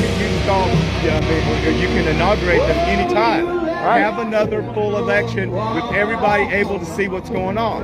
A full, fair election. Yeah. And then, you know, there's a lot of legitimate concerns with the drop boxes, the unsecured drop boxes, exactly. Where they hit between point A and point B, where they sorted through,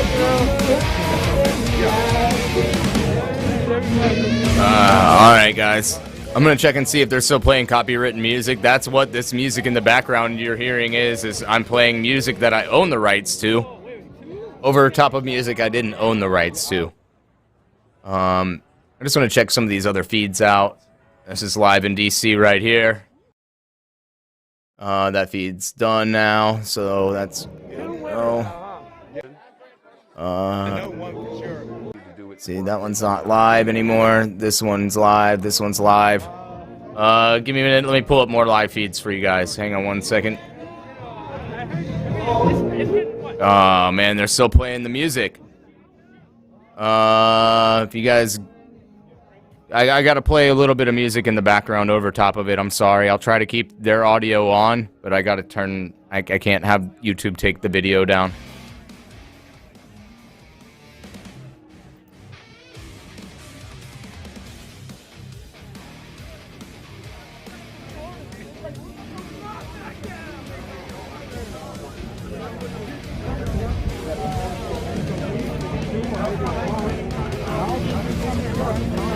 Brian, thank you for the $10 donation, man. Appreciate that. Anna and Tyra. Anna, thank you so much for the Cash App. Big tech oligarch. It goes to somebody out in Washington. Will, dude, thank you so much for the $20 Venmo. Huge shout out to Will for that $20 Venmo. Thank you, brother. They have a slush fund coming in, and all over the world they got as much money as they want. You know who's screwed? The American people. And we're rising with everybody in Taiwan. I don't know if I got a chance to give a shout out to Blaine and Melissa for the Venmo too. Thank you guys very much for the support there. I appreciate it. We will fight you until you're all gone, until we have new parties, until they represent the people, and we're not at each other's throat over stupidity that you set up, that you stage to get us mad and angry at each other. We are not going to fight each other. We're going to fight you, and we're going to fight everybody in the top 1%. We are coming for you.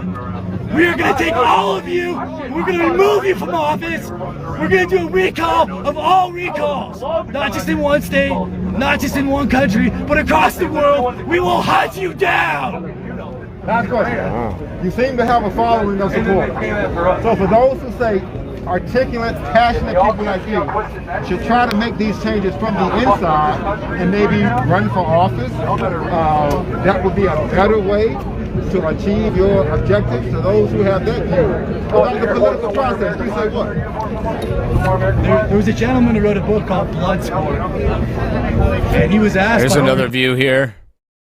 All right, we're back. I believe they have a little bit of audio there. Yeah, they do. Cool. And then I'm bringing you another feed here in just a second. One Too moment, warm? please. Okay, good. And I am keeping an eye on the protests all around the country that are going on right now, guys. Huh?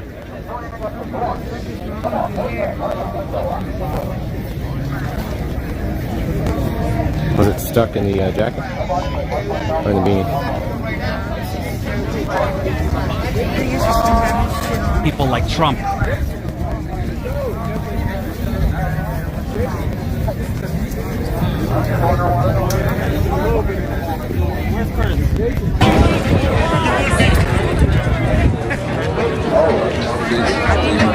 Here's another feed for you guys, too. I'm going to swap around to them. This one has a little less music in it. I'm keeping an eye on all of them, though. Police moving through, joining their line, I guess, or something. Oh, there's a lot of weed here. I smell weed like everywhere. It's got weed type hair. More sirens. It's fucking cold. Now my neck is cold. Worse. Now your neck is cold. Shit, I can make This is a, Need your other, give me 1 second. Mask thing. I'll bring you guys another live feed. This is out of, mask thing. Put it on your deck. looks like it's out of Denver, Colorado. Protesters have gathered there to block the freeway. Let me bring that to you. Oh, it looks like they've actually cleared out of the streets there. That's what it looks like. Huh? They were in the streets a minute ago, but they're not any longer. So we'll wait on that. This line kind of goes all the way across the parking lot. Yeah. Huh? Here? Just you guys. I don't know what patch that is. I can't remember. I legit am gonna make a scarf out of it. Yeah. Yeah, there's a lot of copywritten music going on in the background over We here. appreciate all the views, guys.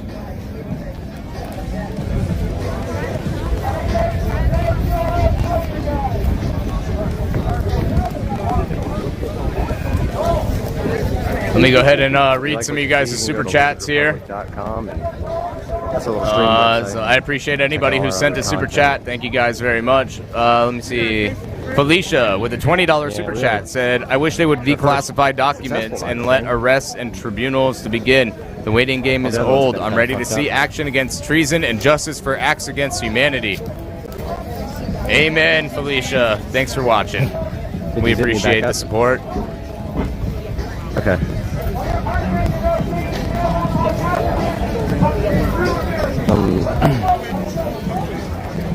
If you guys aren't already a member, you can check us out at ptnn.tv. It's our 24-hour streaming service. At least it's not dog shit. You can watch all of our feeds 24 hours a day. We've got great shows on there. Wake Up America, which will be on here very shortly tonight, I hope. So we'll bring that to you guys live when that comes on. Nice scarf. If you use my code FFP for Freedom Flashpoint, you get 50% off your subscription there at ptnn.tv. And you also keep me employed with PT News Network. They know that my viewers want to watch. So if you use that code, you help me out. Thank you very much.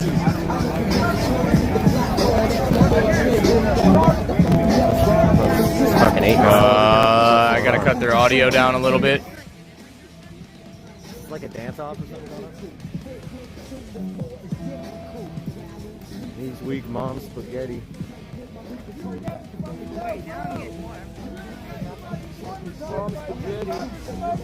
Let me flip around to these other feeds real quick.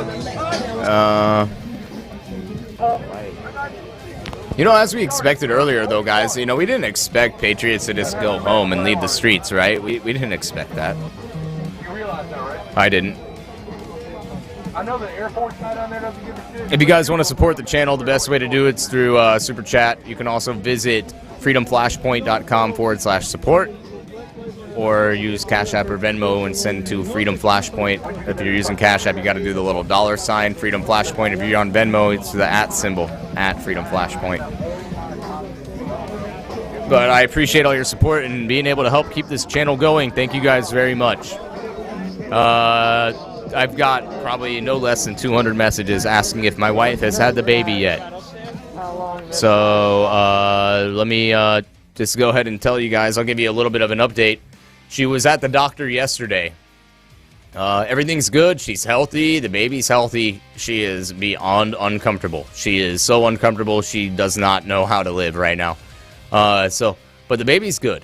And the doctor said that if she doesn't go into labor by next week, they'll induce her. So that's good news. I was hoping, honestly, with everything going on in D.C., that she would go into labor today. Like, what are the chances? What are the odds? She didn't, though. So still time left in the day here on the East Coast. We got 5 hours left till midnight. We're an hour past the D.C. curfew that they put into place. So we'll go back to that coverage there now. Thank you guys all for tuning in. I appreciate all your support. My wife appreciates your support. PT News Network appreciates your support. Thank you guys.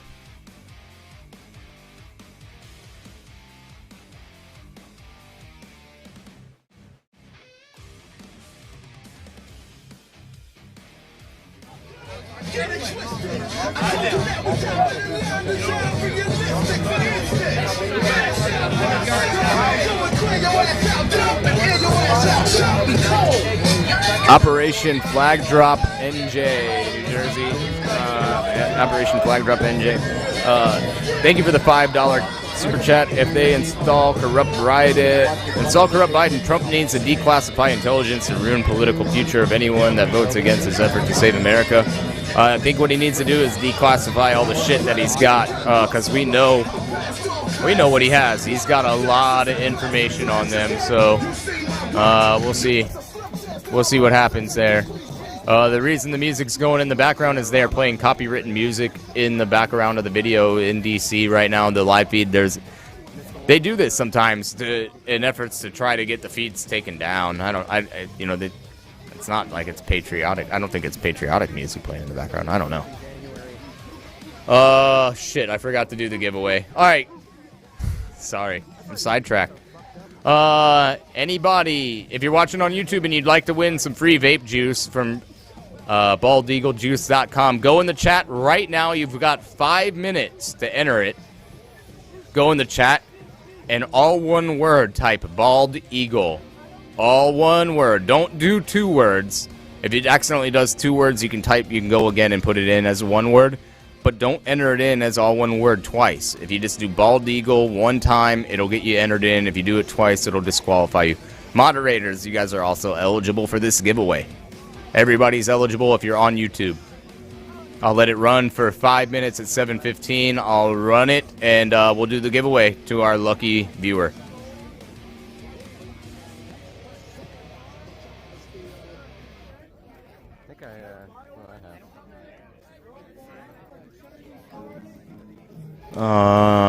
Let's see if we have some more. Oh, sorry about that, guys. That is not what I wanted to happen there. I was trying to change our music here.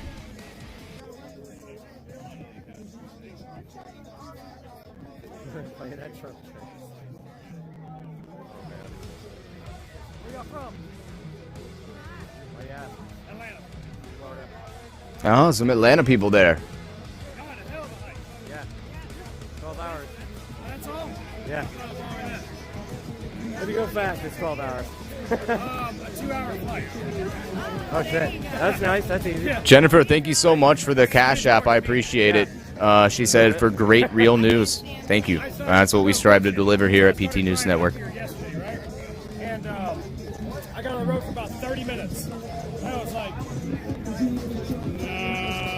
I bust the whole fucking U-turn, booked a ticket, got on a flight like 2 hours later. Oh my god. Damn.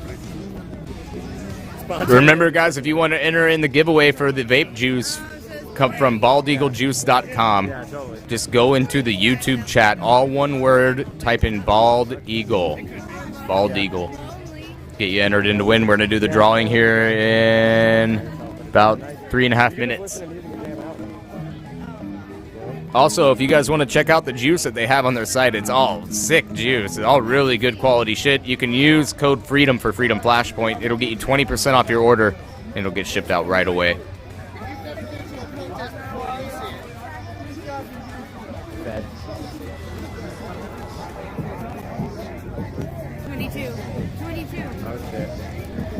Oh shit, stabilized bad. And I think the battery power died completely. Huh? Yeah, it's a stabilizer. Keeps it on. Where'd she go?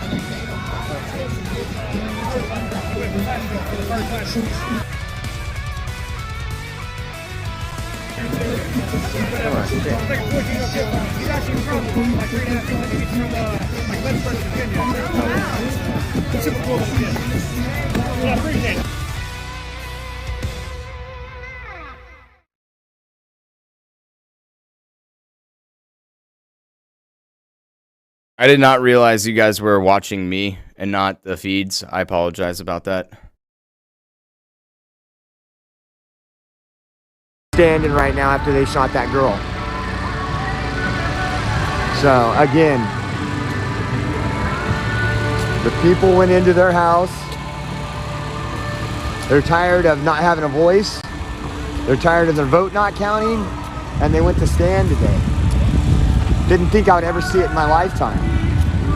Remember, Bald Eagle, if you guys want to enter in the drawing, you got to type it in all one word. So, Todd, go back on YouTube and type it in as one word, Bald Eagle. Say something at this point. All one word. And I'm not very vocal about this, but I study history, political science, and you think about the origins of our country and how we got it. Yeah. And it wasn't always... Oh, it wasn't voting. Yeah, it wasn't voting. We didn't get our freedoms One more minute, guys, to get in the chat and type that Bald Eagle in for the giveaway from baldeaglejuice.com. I'll be doing that in about 1 minute. We have no way to redress our government. If you're on YouTube, I'm sorry, if you're on YouTube, you're good. If you're on Twitch or Facebook, you got to go to YouTube to do it. James, I see you on Facebook. I see all the people on Facebook. Go to the YouTube channel. Go to YouTube and type in Freedom Flashpoint. You'll see the channel. Everywhere. Go in that chat and do it. So far, they're not harassing people. So far, they're not harassing people that we can see, but that don't mean anything. There's officers lined up right here. There's a couple officers here. As you can see, nobody's violent. Nobody was violent today at all.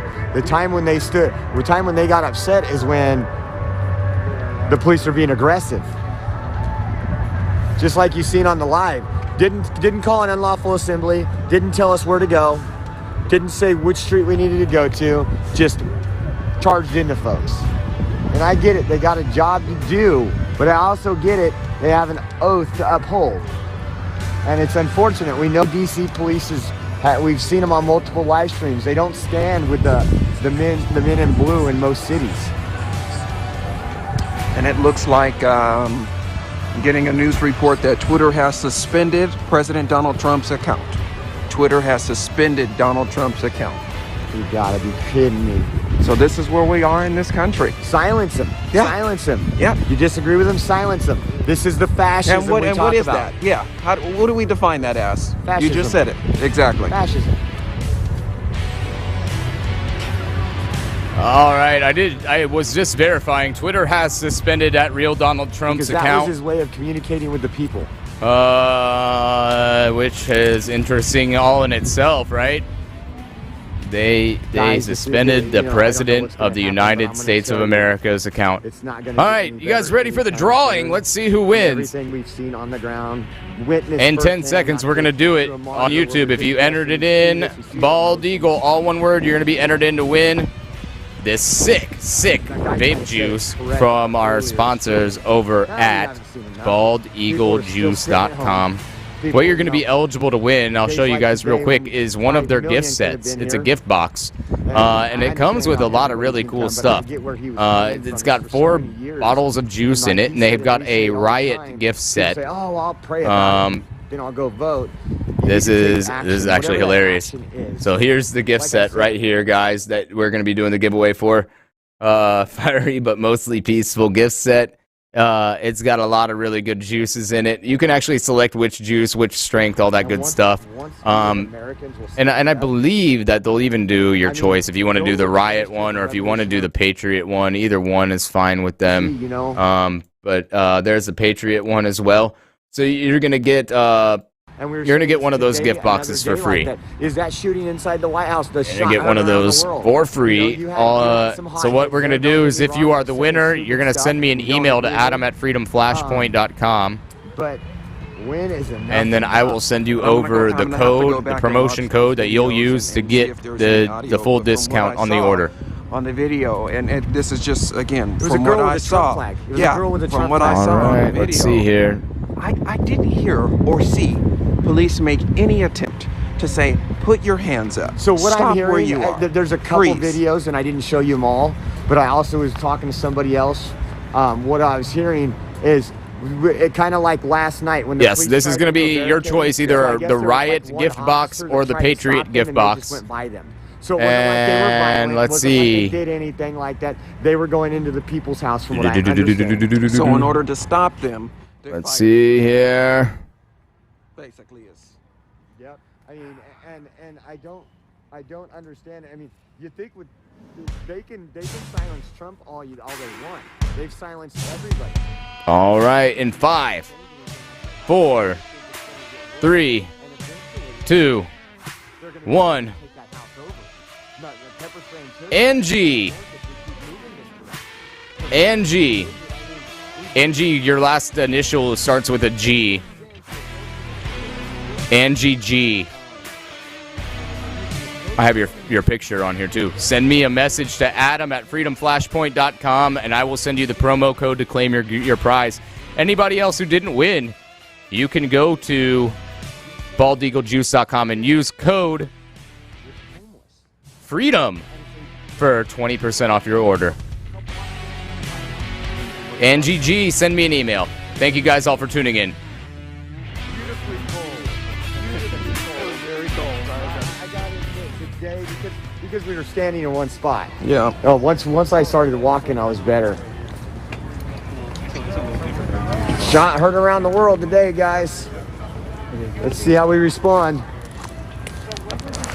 Wrong If side you guys are of watching on history, YouTube, Facebook, Wrong side of history. Twitch, hey, do me a favor, just hit the thumbs up button, hit that subscribe button. You know what? And that's If the you're on sad YouTube, part, is hit they're so subscribe, pompous, they're please. so- I'd like to, if we can they hit just- 15,000 subscribers you can today. look in the eyes of some of them and see the where we're conviction. at. Yes. Just like that guy was saying, they're lost. They came from out of town. They were trying to find their car, and it was like 2 minutes after curfew, and some cop was barking at him. He goes, I don't know where I am. Like, I need help. And he goes, you need to get the an F out of here, blah, blah, blah. And he said this other black cop walked up to him, explained where he was at, and was just polite and nice to him. It's just like, man. God bless you. Thank you for your service. Thank you. God bless you guys. How are you? Good. How are you? God bless you. Hallelujah. Praise the Lord. I hope that you guys stay nice and warm. And we're watching Oreo Express. They're walking through the less crowded part of DC right now. I'll try to go back to some of these other feeds. It looks like he's leaving the area there too.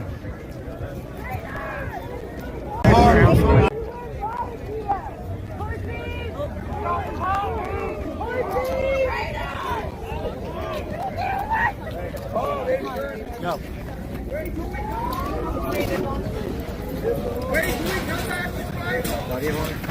Yep. Yes.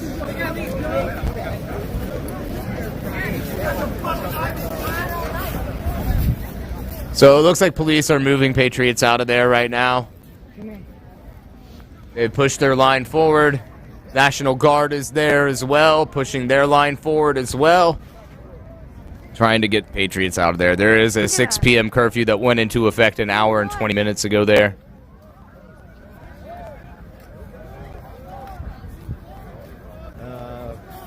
Power fantasy? Power trip? Something like that. They're just gonna arrest everyone. Yeah, they're gonna arrest everyone. So.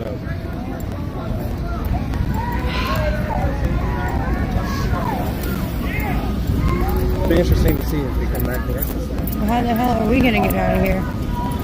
No fucking idea. I guess we're gonna walk back. I guess. Let's try to find people. Let's follow people. Yeah, we need to follow people and need to not get vanned like some fucking communist thing.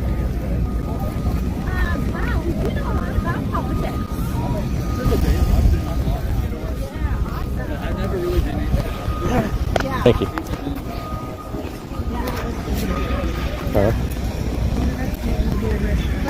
Yeah, but that should be avoidable, I think. You know? Yeah, these fucking cords dangling still. Oh, they still holding there? Holy shit. This is Burger King. Yeah, Burger King's nasty.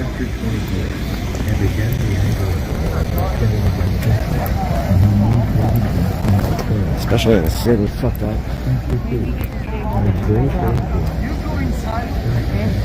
I don't think it's gonna matter. Yeah, I don't think it's gonna matter at this point.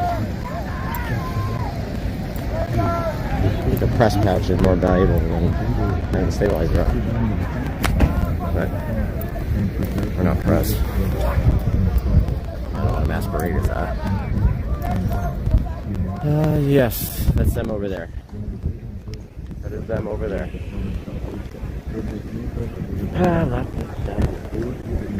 No, that's militia guys right there, but that's police there. Well, militia guys or whatever, 3% or whatever various fucking organization.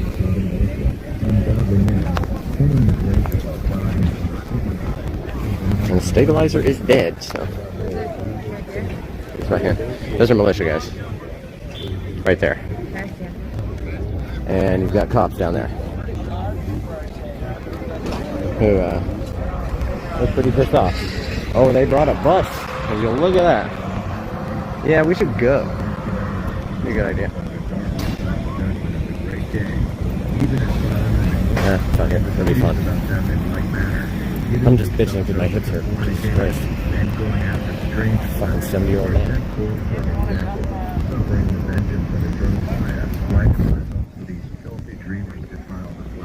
Despise dominion and speak evil of dignities. Yet Michael the archangel, when contending with the devil he disputed about the body of Moses, durst not bring him an unwilling accusation, but said, "The Lord rebuke you." For these speak evil of those things. What's up? Yeah, you see they brought the bus in. You see that, right? Needs a GTFO in a non-police direction.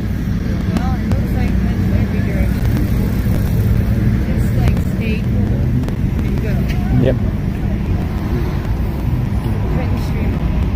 Okay, you want to kill it? Yeah. Guys, we'll be back. Yeah, hopefully. We'll be back. I want to get out of here. Let's get the fuck out of here. Maybe we should stay alive. It could be insurance in a way to stay alive, but Yeah, maybe we should. just for now. Okay. Oh, hang on.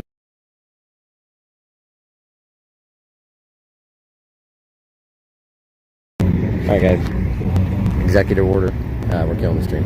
Couple times before, and I have never seen it this dead at any time. Yeah, no, DC is a big city. Never seen it this empty, and it's just so unfortunate what the mayor of this district tells her constituents. It's just sad. It's just sad. The fear mongering. Yeah, no, if they want to see patriots go ape shit, go ahead and try to remove them from office. Trump. Oh, yeah. Oh, almost got hit there, bud. They would have just kept going. Maybe backed up, too. Yeah. Double tap. Yep. Yeah, all the streets, all the way up and down, are just filled with police cars. Yeah, I was disappointed when I seen the National Guard come in.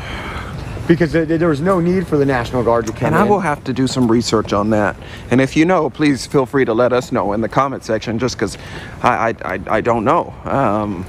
DC National Guard, is that different from the, should I say global or, you know, countrywide National Guard?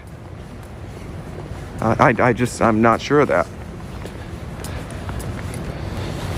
So I did think, I was wrong, because I was thinking in the back of my mind that they were going to try to push patriots out so they could arrest them for being out after curfew. Maybe they, you know, I'm glad I don't know what they've done, so we're just walking alone, but we haven't been harassed yet. Again, but we're also in the public, in a free country, which we shouldn't have any issues.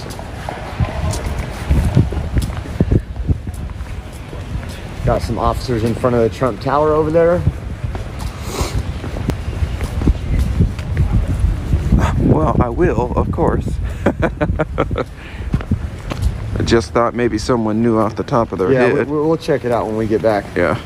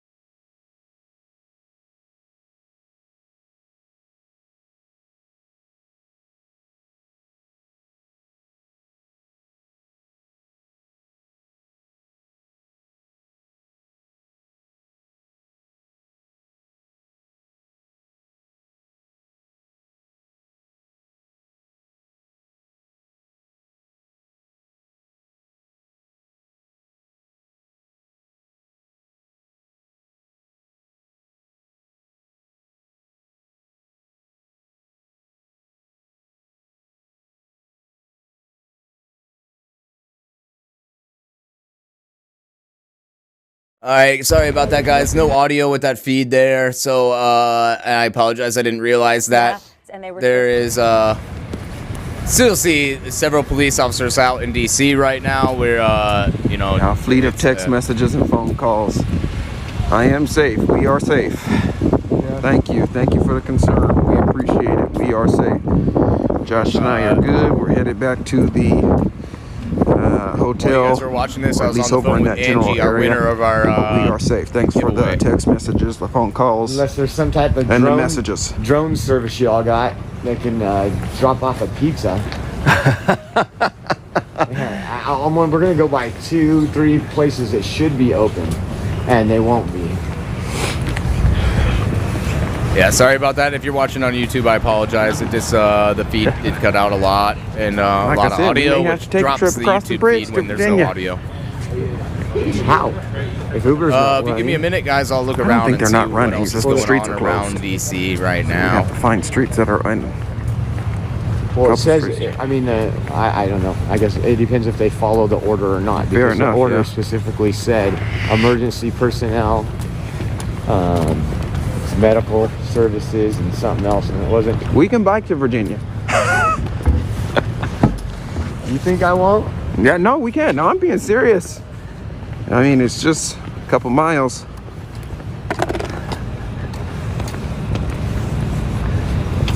For 12 hours, is that okay? We got with suspended audio for 12 on this hours. one. is Here we what go. I'm hearing on Trump's Twitter account. You've been a bad boy. Go in the corner. Twitter jail. Jack Dorsey.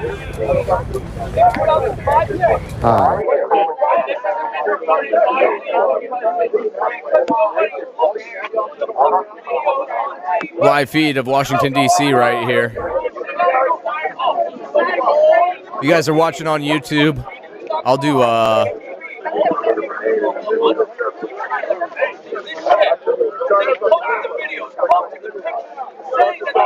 12,930 of you have subscribed. If we hit 15,000 subscribers, I'll do another vape juice box giveaway. Unpressed like he is. So we'll do one more giveaway, but we got to hit 15,000 subscribers, guys.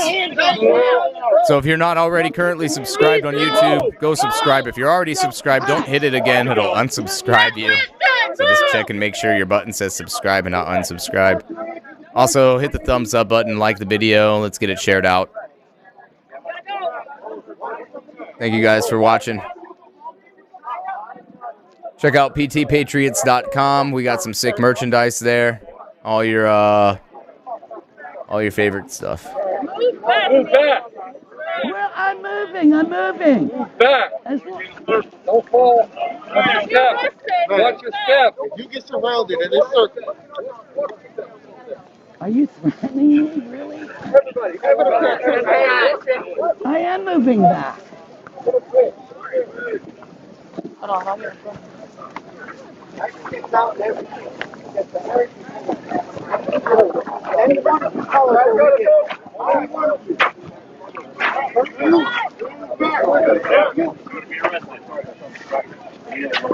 Move out of here. I'm pressed. I'm pressed. I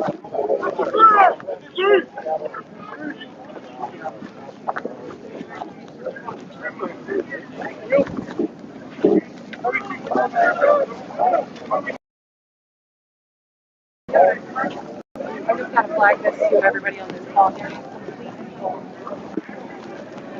Trying to figure out what line.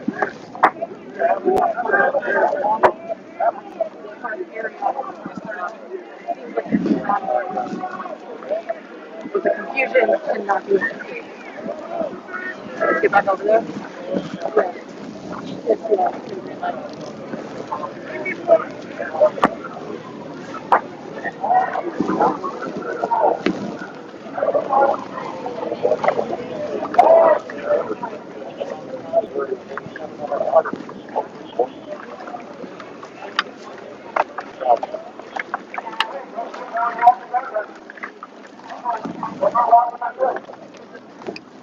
Thank you guys all for tuning in. I appreciate it.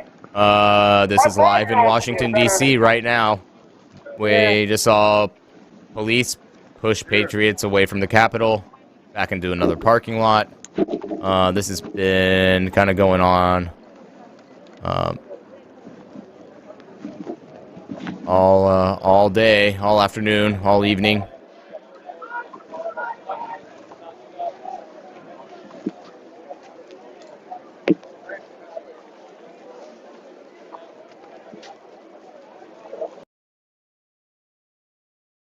Here's another shot. You don't have any audio with this view here.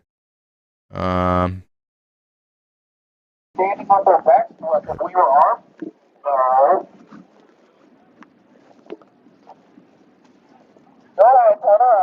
There are, yes, there are protests that are going on all around the country right now. They have been kind of all day. There's a group in Denver that's protesting. A nice-sized group of people in Denver. I'll see if I can bring them on. Colorado State Capitol, a large amount of people there. Let's see if I can get that feed in here.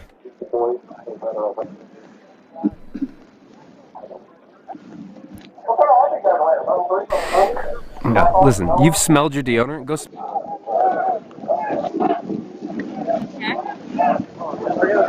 Anything that you guys want to do to support the feed, if you'd like to support me here at Freedom Flashpoint, you can send a Cash App or a Venmo. Cash App is $Freedom Flashpoint, all one word. Venmo is @Freedom Flashpoint. You can also go to freedomflashpoint.com/support. and donate through there with a credit card or PayPal as well. You can also, if you're on YouTube, you guys can use super chats, and whatever you type in the super chat, I will read on the air as long as it's not racist or violent. So we appreciate you guys watching and appreciate all the support. I'll read all the super chats in about 10 minutes.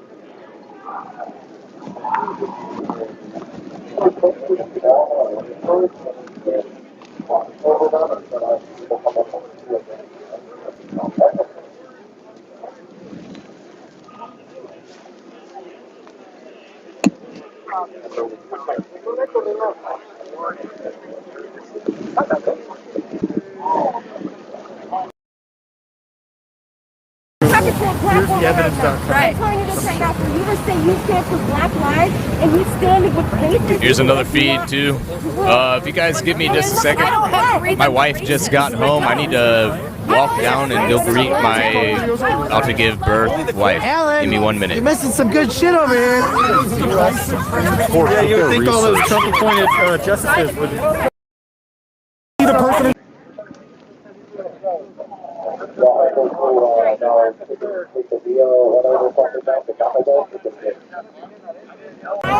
That is right.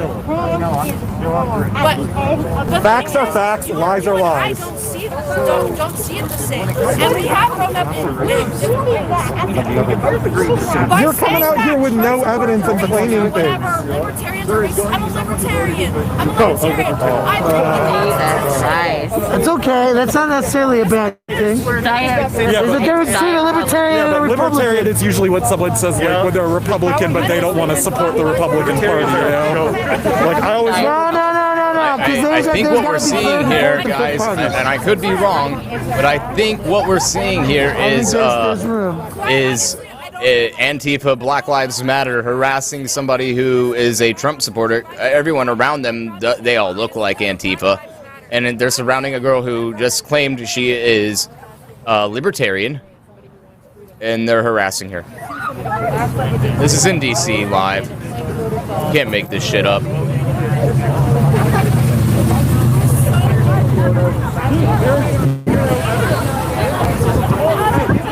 You have like an aerial view. So I know you had a little rough on her, but you know how Christians recruit people through conversation and conversion.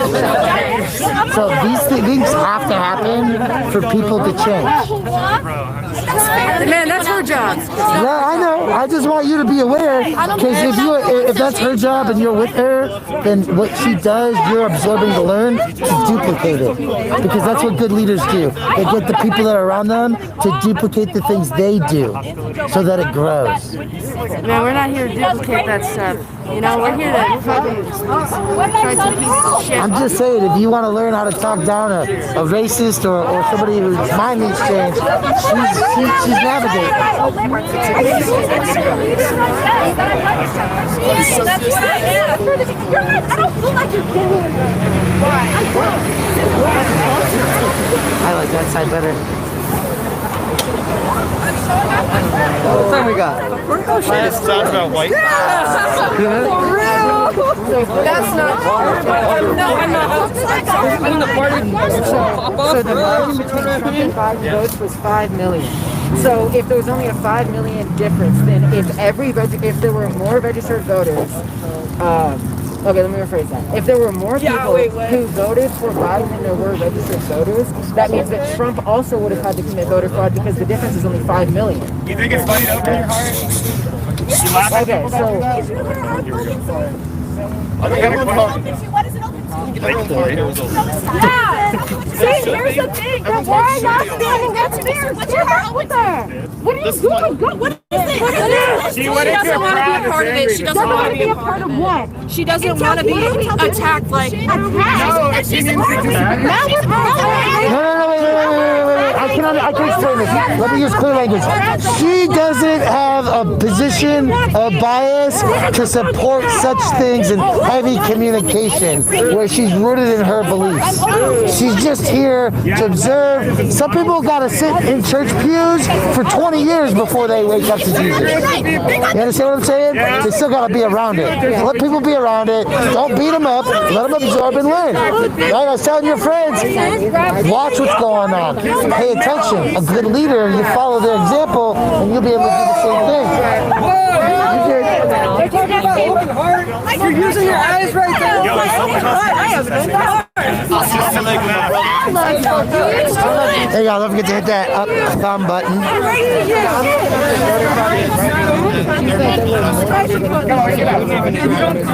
So, just so you guys know, my channel, we do not support racism. We do not support calls to violence. We don't support any of that. Absolutely zero racism on this channel. Absolutely zero racism on this channel. Which is why you can all say goodbye to Mr. D. Rodriguez on YouTube. Because he decided he wanted to be racist in my chat. Be racist in my chat, you'll get banned from the page. Point blank, period. Thanks for watching, D. Rodriguez. You're banned. What makes you say you have vote for Trump? We parked over there. And we through here. This happens too much. This happens too much. This is live currently in Washington, D.C. We're biased about that. Over here we're banned. Let me see if I can pull any of the other feeds. This is actually another view. I mean, the streets are emptying out. I don't know what that means for later on tonight. You know, we've never really had a night where protests in D.C. where they issued a curfew like this. You know, we just have never had one. One copy with a big bully pushing me. And even that chick, I was like, really? She was a bitch. Yeah, she was. Bring in here Oreo Express.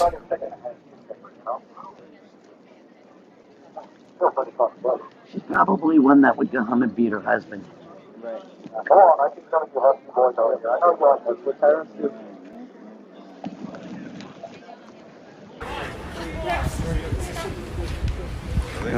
So they're arresting. There's a lot of people being arrested right here.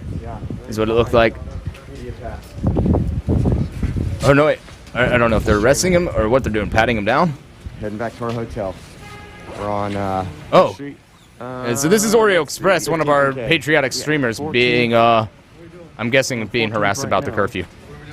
We are media. We're headed back. Curfew. Media does not apply to curfew. It actually does. If you check your latest order, if you check your latest order from Bowser. No, I didn't. I'm asking you. What is?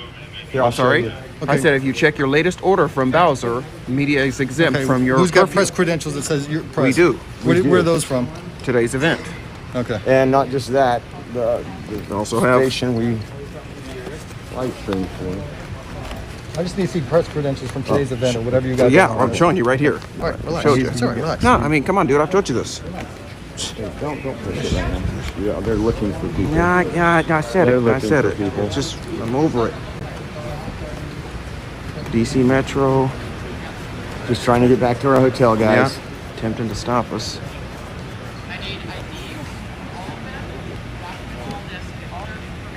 He is with us. He is a part of. He's got a media push. Just I know. Let him do the things. Let's document this. I don't want him. He's with us. Just get their IDs. That's your guy. You're with them over here. He's your guy. Yes. Yes, he is.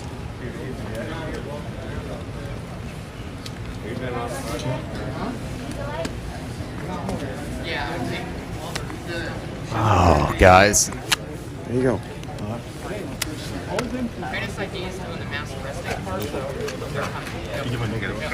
Oh, this sucks. They're detaining them for now.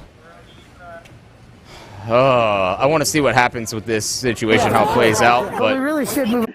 I want to take a look at some other views here.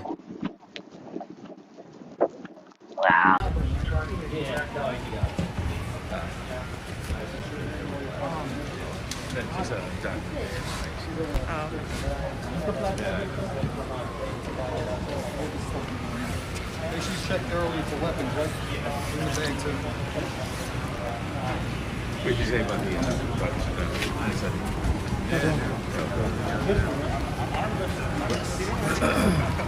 So if you guys are just now joining in, this is live in Washington, D.C., where three of our fellow Patriot streamers have been detained by police for violating the curfew there in Washington, D.C. In case you guys didn't know, Mayor Bowser issued a order of curfew at 6 p.m. tonight. So that has been in effect for almost 2 hours. That order is exempt to media, which the streamers that we are watching are credited media. So I'm sure they'll actually walk away from this probably without any trouble. Doesn't seem like these officers are real rambunctious. They're just trying to do their jobs. This is in Denver, Colorado, right here. You guys can nothing's really even happening there. Here's another shot. This is currently in D.C. These people haven't. So here's what's funny is these people right here, they're not getting wrapped up for the curfew. It's the people on the outskirts. So it's like what they're doing is all the police are set up in a perimeter, and when you go to leave, they're going to get you for the curfew. That's what it looks like to me, at least. I'm gonna flip back over to Oreo Express because he's there with the police.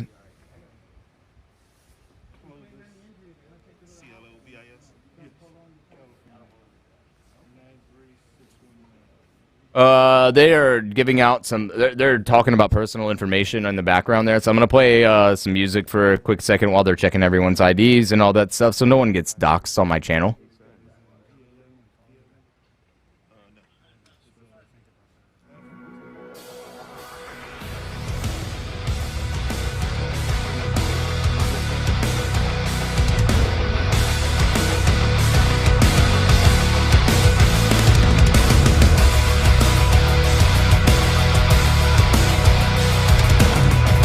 If you guys are just tuning in, we are watching a feed right now in Washington, D.C. live. Thank you guys for all the super chats, donations, Twitch bits. Don't think I have forgot about the people on Twitch. I appreciate all you guys watching.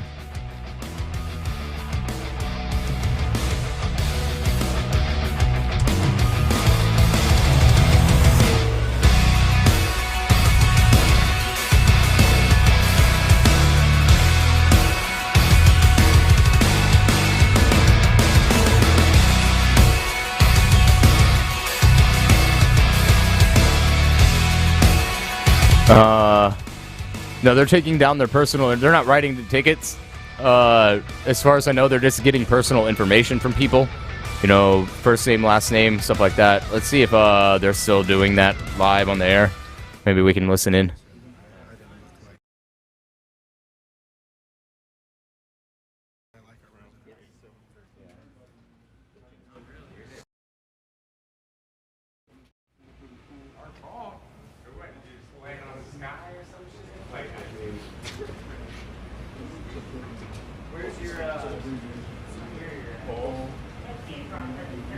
Yeah, good question.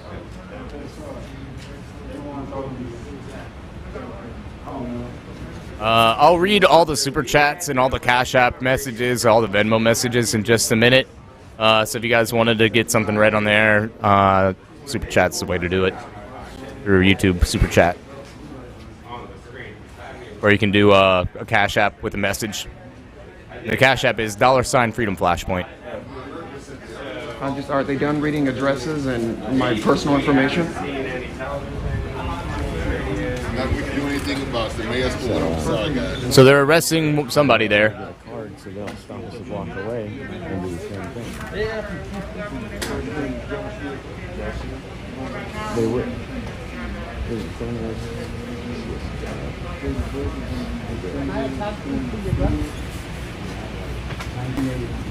Probably with the freaking.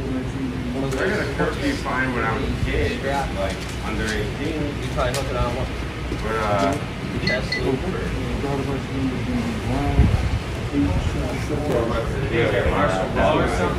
We're gonna have to have my mom come pick me up or something.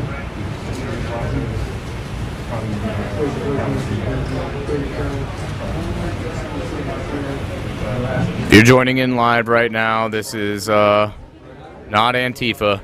These are patriots that are accredited media being arrested. Here's the bar for human decency. Let me see if I have any other feeds I can pull up for you guys too. Ride for me 79. Thanks for the $5 super chat. Appreciate that.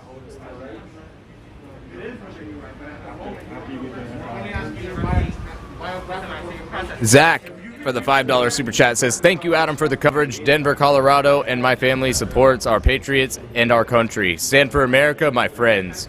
Love you all. Thanks, Zach. We love you too, man. And here at Freedom Flashpoint, we always stand for patriotism. And we back the blue here.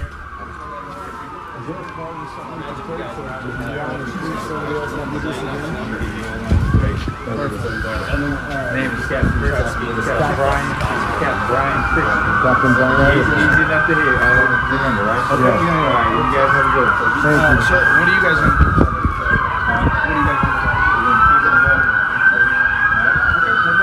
Thank you. I appreciate it. Have a good night.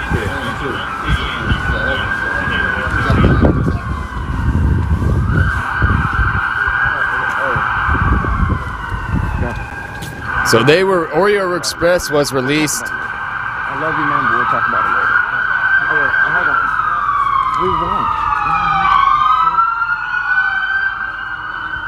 on. So they're just sending down a brigade of officers running full code to arrest these people. Take them all to jail, I guess. Wow. So everybody that's walking down this street here is busted for being out after curfew. They're arresting all of them for violating curfew. They just took down all our information. They're going to log it. What that is the same thing, and I'm going to say it right now. It's the same thing it is with that they do. So if we want to fly out here again, they're going to be watching us. It's just a mayor's log of all the bad people, and it's just crap. It's just crap. No need to argue with them right now. It's just something that's not worth it right now. They're gonna win tonight. They got all those patriots lined up. Everybody that's gonna be walking past there. Let's go tell these people. Let's go tell these people. We're gonna tell everybody we see. You need to go that way. I cannot fucking believe it. Hey, is that John? Hey guys. Go that way. Go that way. Go that way. You're gonna get arrested. And they're arresting everybody that's out after curfew. And if Get we didn't serious. have a media We pass, have media we would've been passes. locked They up just right took now. all our information. Go that way. I'm surprised they're not doing it right here. Yeah. Sorry, I'm just not trying to startle you guys. But I don't want to get it yet. Yeah, no, they got about 9-11 patriots right there.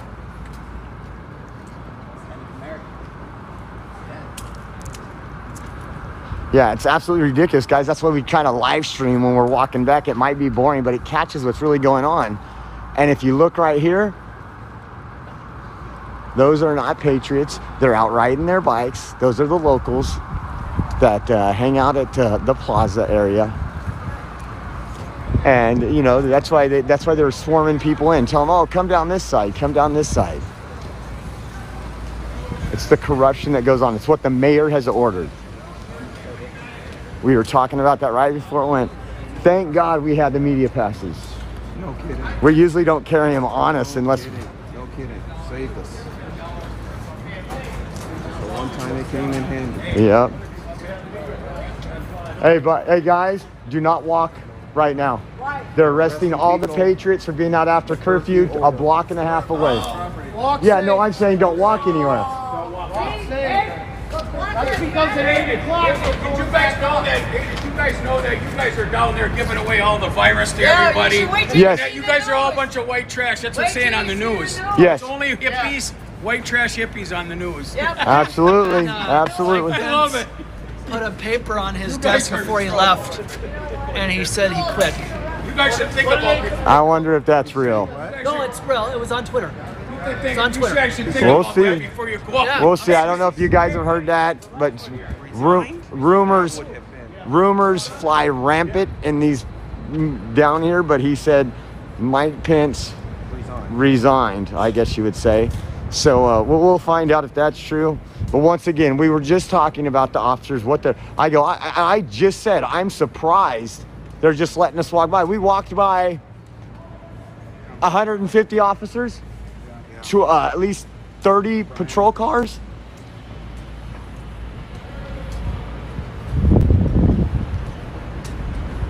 So guys, thanks for tuning in with us. This is just ridiculous.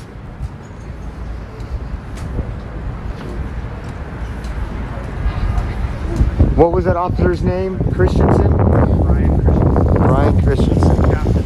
And they're going to store all our information here. We got all kind of officers coming up on bikes here. We are only heading to our hotel. Even though we can be out, it's just a game to these people. They want to make it as miserable as they can for us because we came into their city, we spent money.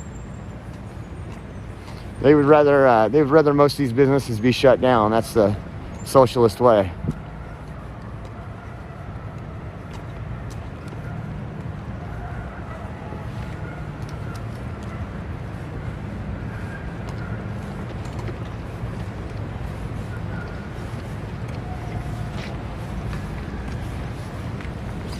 Guys, there's a curfew at 6 p.m. Yes, Yeah, we just talked to Officer Christensen.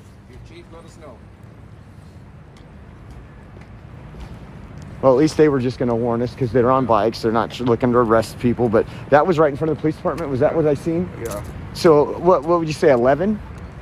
Yeah, probably. Yeah, The guy didn't want to give him the information. He's like, well, can I get some type of legal counselor? I mean, he's walking back to his hotel. Yes, there's a curfew. So if you're out, what if you didn't have a cell phone? What if your cell phone was dead? Where did you get an announcement of a curfew? They said on the news. I said, I haven't watched the news. I can't even get the internet. Yeah. So many patriots. Yeah, so many patriots didn't have internet. But again, it's not worth the argument because they would have found a reason to arrest us. That's what they do. These corrupt police departments. That's not true. What the guy said a minute ago to them, that Mike Pence quit. Yeah, that didn't happen. Rumors like that fly around DC though, really all the time. That were so the officers finches and at least one sidearm. You know if they were. No, well, the president had made his instructions right over his call over the internet, and then they dispersed from there right shortly thereafter. By the time I was out of town today on business, I didn't expect this to go down, so I got in my car. Here's another view right here. This is actually from USA Today. This view is. They're still alive in front of the Capitol.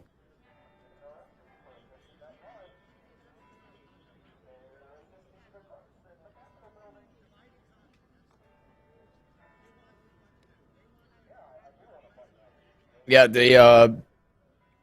as soon as the Senate reconvenes for the debate, we will tune in live to that coverage. We will tune in live as soon as it's up.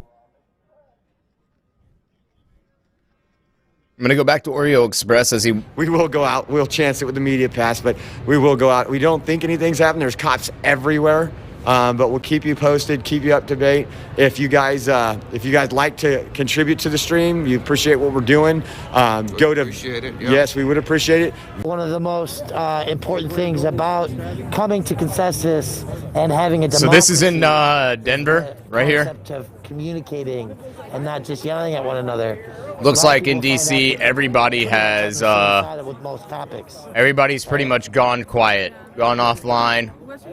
In Washington, D.C. Cut the plastic. I'm one of Denver's prolific live streamers. I'm a constitutional free speech activist and gonzo journalist. And here's another shot right there. This is from ABC 7. No audio with this feed. So not much to hear. You can see there's only a small group of patriots left there. And, you know, they're clearly outnumbered big time.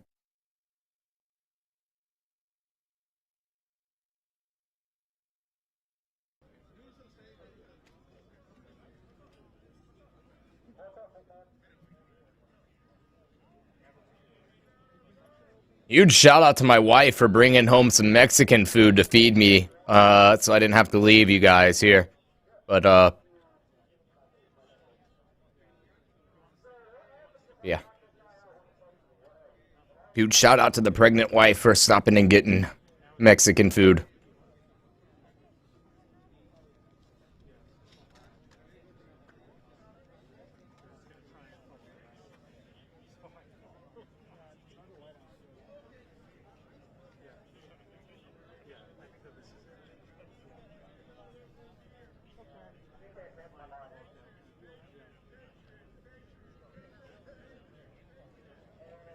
Sorry if you want Mexican food now. That's not my fault. Blame it on my wife. Blame it on her.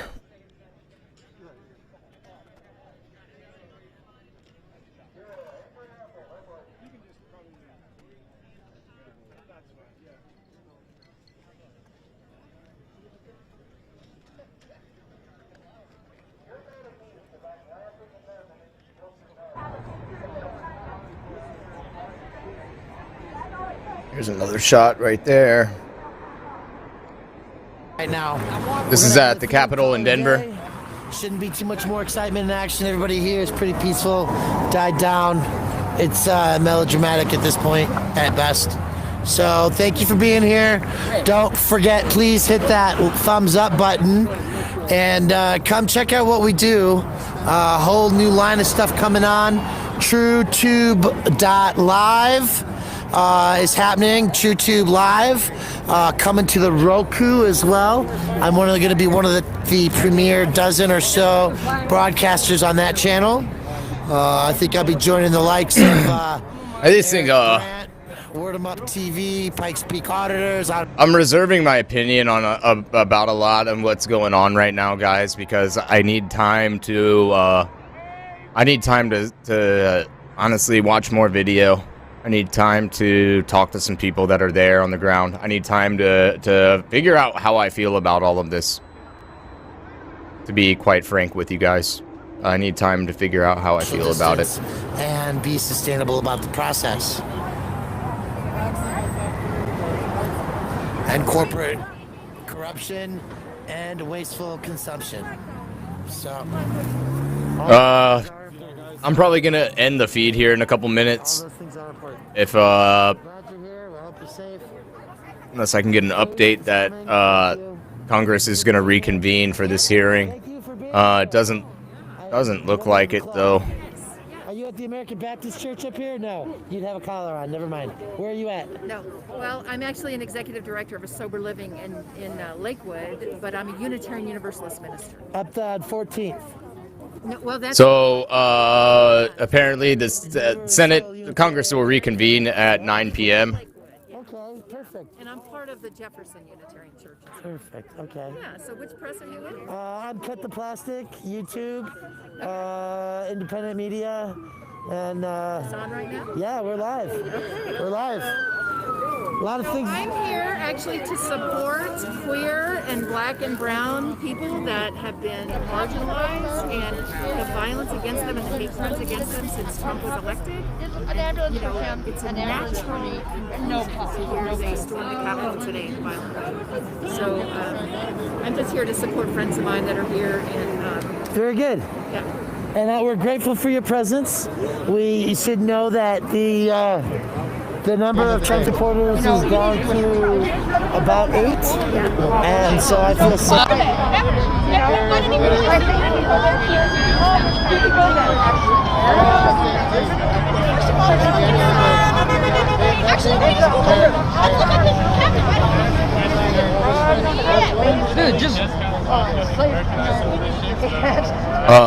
You know, it's funny. Antifa member, BLM member here holding up this brown sign talking to a Trump supporter that says, "I bet you don't make your mom proud." I actually do make my mom very proud. Yeah, they love just so you guys know. Earlier, the guy with the bike, the libertarian, the left, right? Okay. Yeah, oh, they have, Okay. I have a mask in my pocket. Should I take that off? Yeah, Wesley, she said. Do you want to switch? Hold on, so the Secretary of State just Mike Pompeo, I just like to help the black Dude. This guy probably seen me here. All I gotta say is... This is live in DC right here. Alright, we'll talk to other people. Nah, he's pretty chill. He's pretty fucking chill. Hey, what's up, you guys? You want to say hi to my live stream? Hey, what's up? Yeah. Where are you guys from? Maine. We got Maine. All of you guys. Yeah, Pennsylvania. Pennsylvania. Maryland. Hey, where in Maryland? Okay, I'm in Baltimore. Baltimore City or Baltimore County? County. Of course. I got the fuck out of Baltimore City, dude. I grew up in Baltimore City. You know. I used to go down there quite a bit. But... No, don't go that shit. Don't go. Don't go there. Now, That's my buddy basically. said it the best last night. The reason why we don't want to be associated with Baltimore City or Baltimore itself, or why we choose to live where we live, is because we don't want to be part of Baltimore City. Yeah. Don't make our county like Baltimore City. Oh, yeah. You know, that was a testimony last night to our county council. Yeah, my dad lives in Carroll County. Okay. Yeah. They're a little bit freer over there. Yeah, absolutely.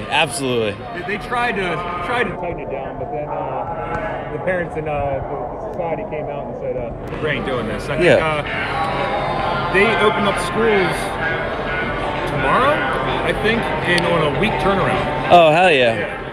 There's an uproar, and they're opening up schools tomorrow. Yeah, imagine Harford County's. Wait, are you talking about Harford County or Carroll County? Carroll County. Okay. Harford County's a piece of shit. Oh, really? I would actually, yeah, it's actually surprising to hear that.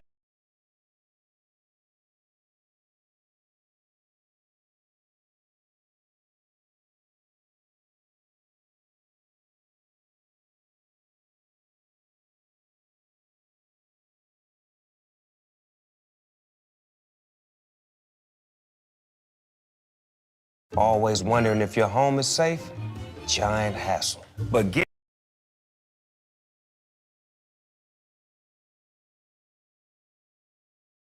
People of the United States have assembled again on the very same the injuries suffered by that took place here.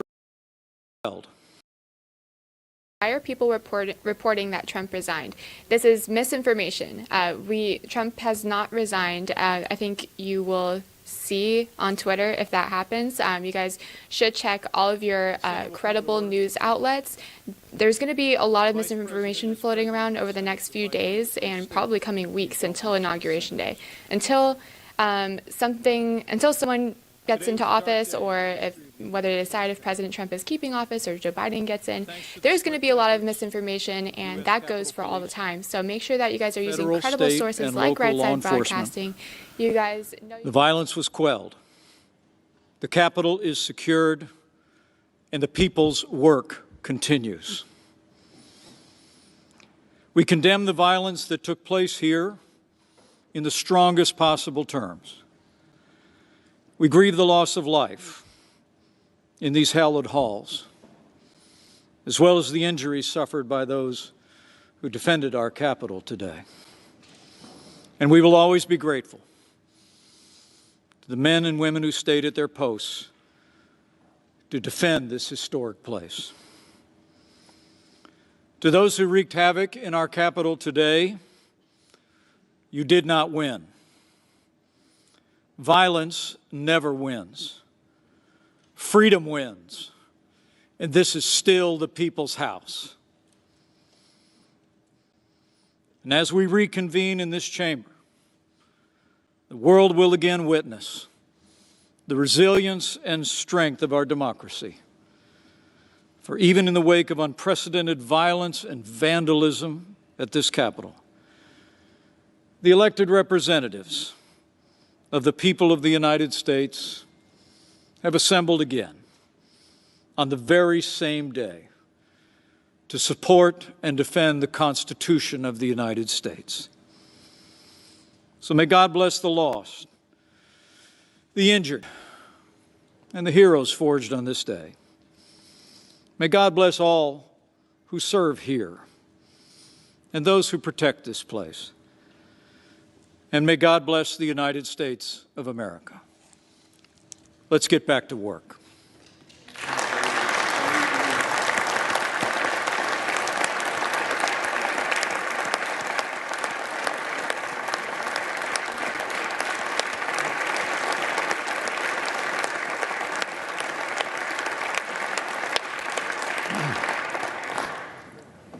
Mr. President.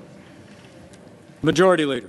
I ask unanimous consent the Majority Leader and the Democratic Leader be allowed to speak, and that the time not count against 2 hours of debate in relation to the objection raised on the state of Arizona. Is there objection? Without objection, so ordered. I want to say to the American people, the United States Senate will not be intimidated. We will not be kept out of this chamber by thugs, mobs, or threats. We will not bow to lawlessness or intimidation. We are back at our posts. We will discharge our duty under the Constitution and for our nation. And we're going to do it tonight. This afternoon, Congress began the process of honoring the will of the American people and counting the Electoral College votes. We've fulfilled this solemn duty every 4 years for more than 2 centuries. Whether our nation's been at war or at peace, under all manner of threats, even during an ongoing armed rebellion and the Civil War, the clockwork of our democracy has carried on. The United States and the United States Congress have faced down much greater threats than the unhinged crowd we saw today. We've never been deterred before and will be not deterred today. They tried to disrupt our democracy. They failed. They failed. They failed to attempt to obstruct the Congress. This failed insurrection only underscores how crucial the task before us is for our republic. Our nation was founded precisely so that the free choice of the American people is what shapes our self-government and determines the destiny of our nation. Not fear, not force, but the peaceful expression of the popular will. Now, we assembled this afternoon to count our citizens' votes and to formalize their choice of the next president. Now we're going to finish exactly what we started. We'll complete the process the right way, by the book. We'll follow our precedents, our laws, and our Constitution to the letter. And we will certify the winner of the 2020 presidential election. Criminal behavior will never dominate the United States Congress. This institution is resilient. Our democratic republic is strong. The American people deserve nothing less.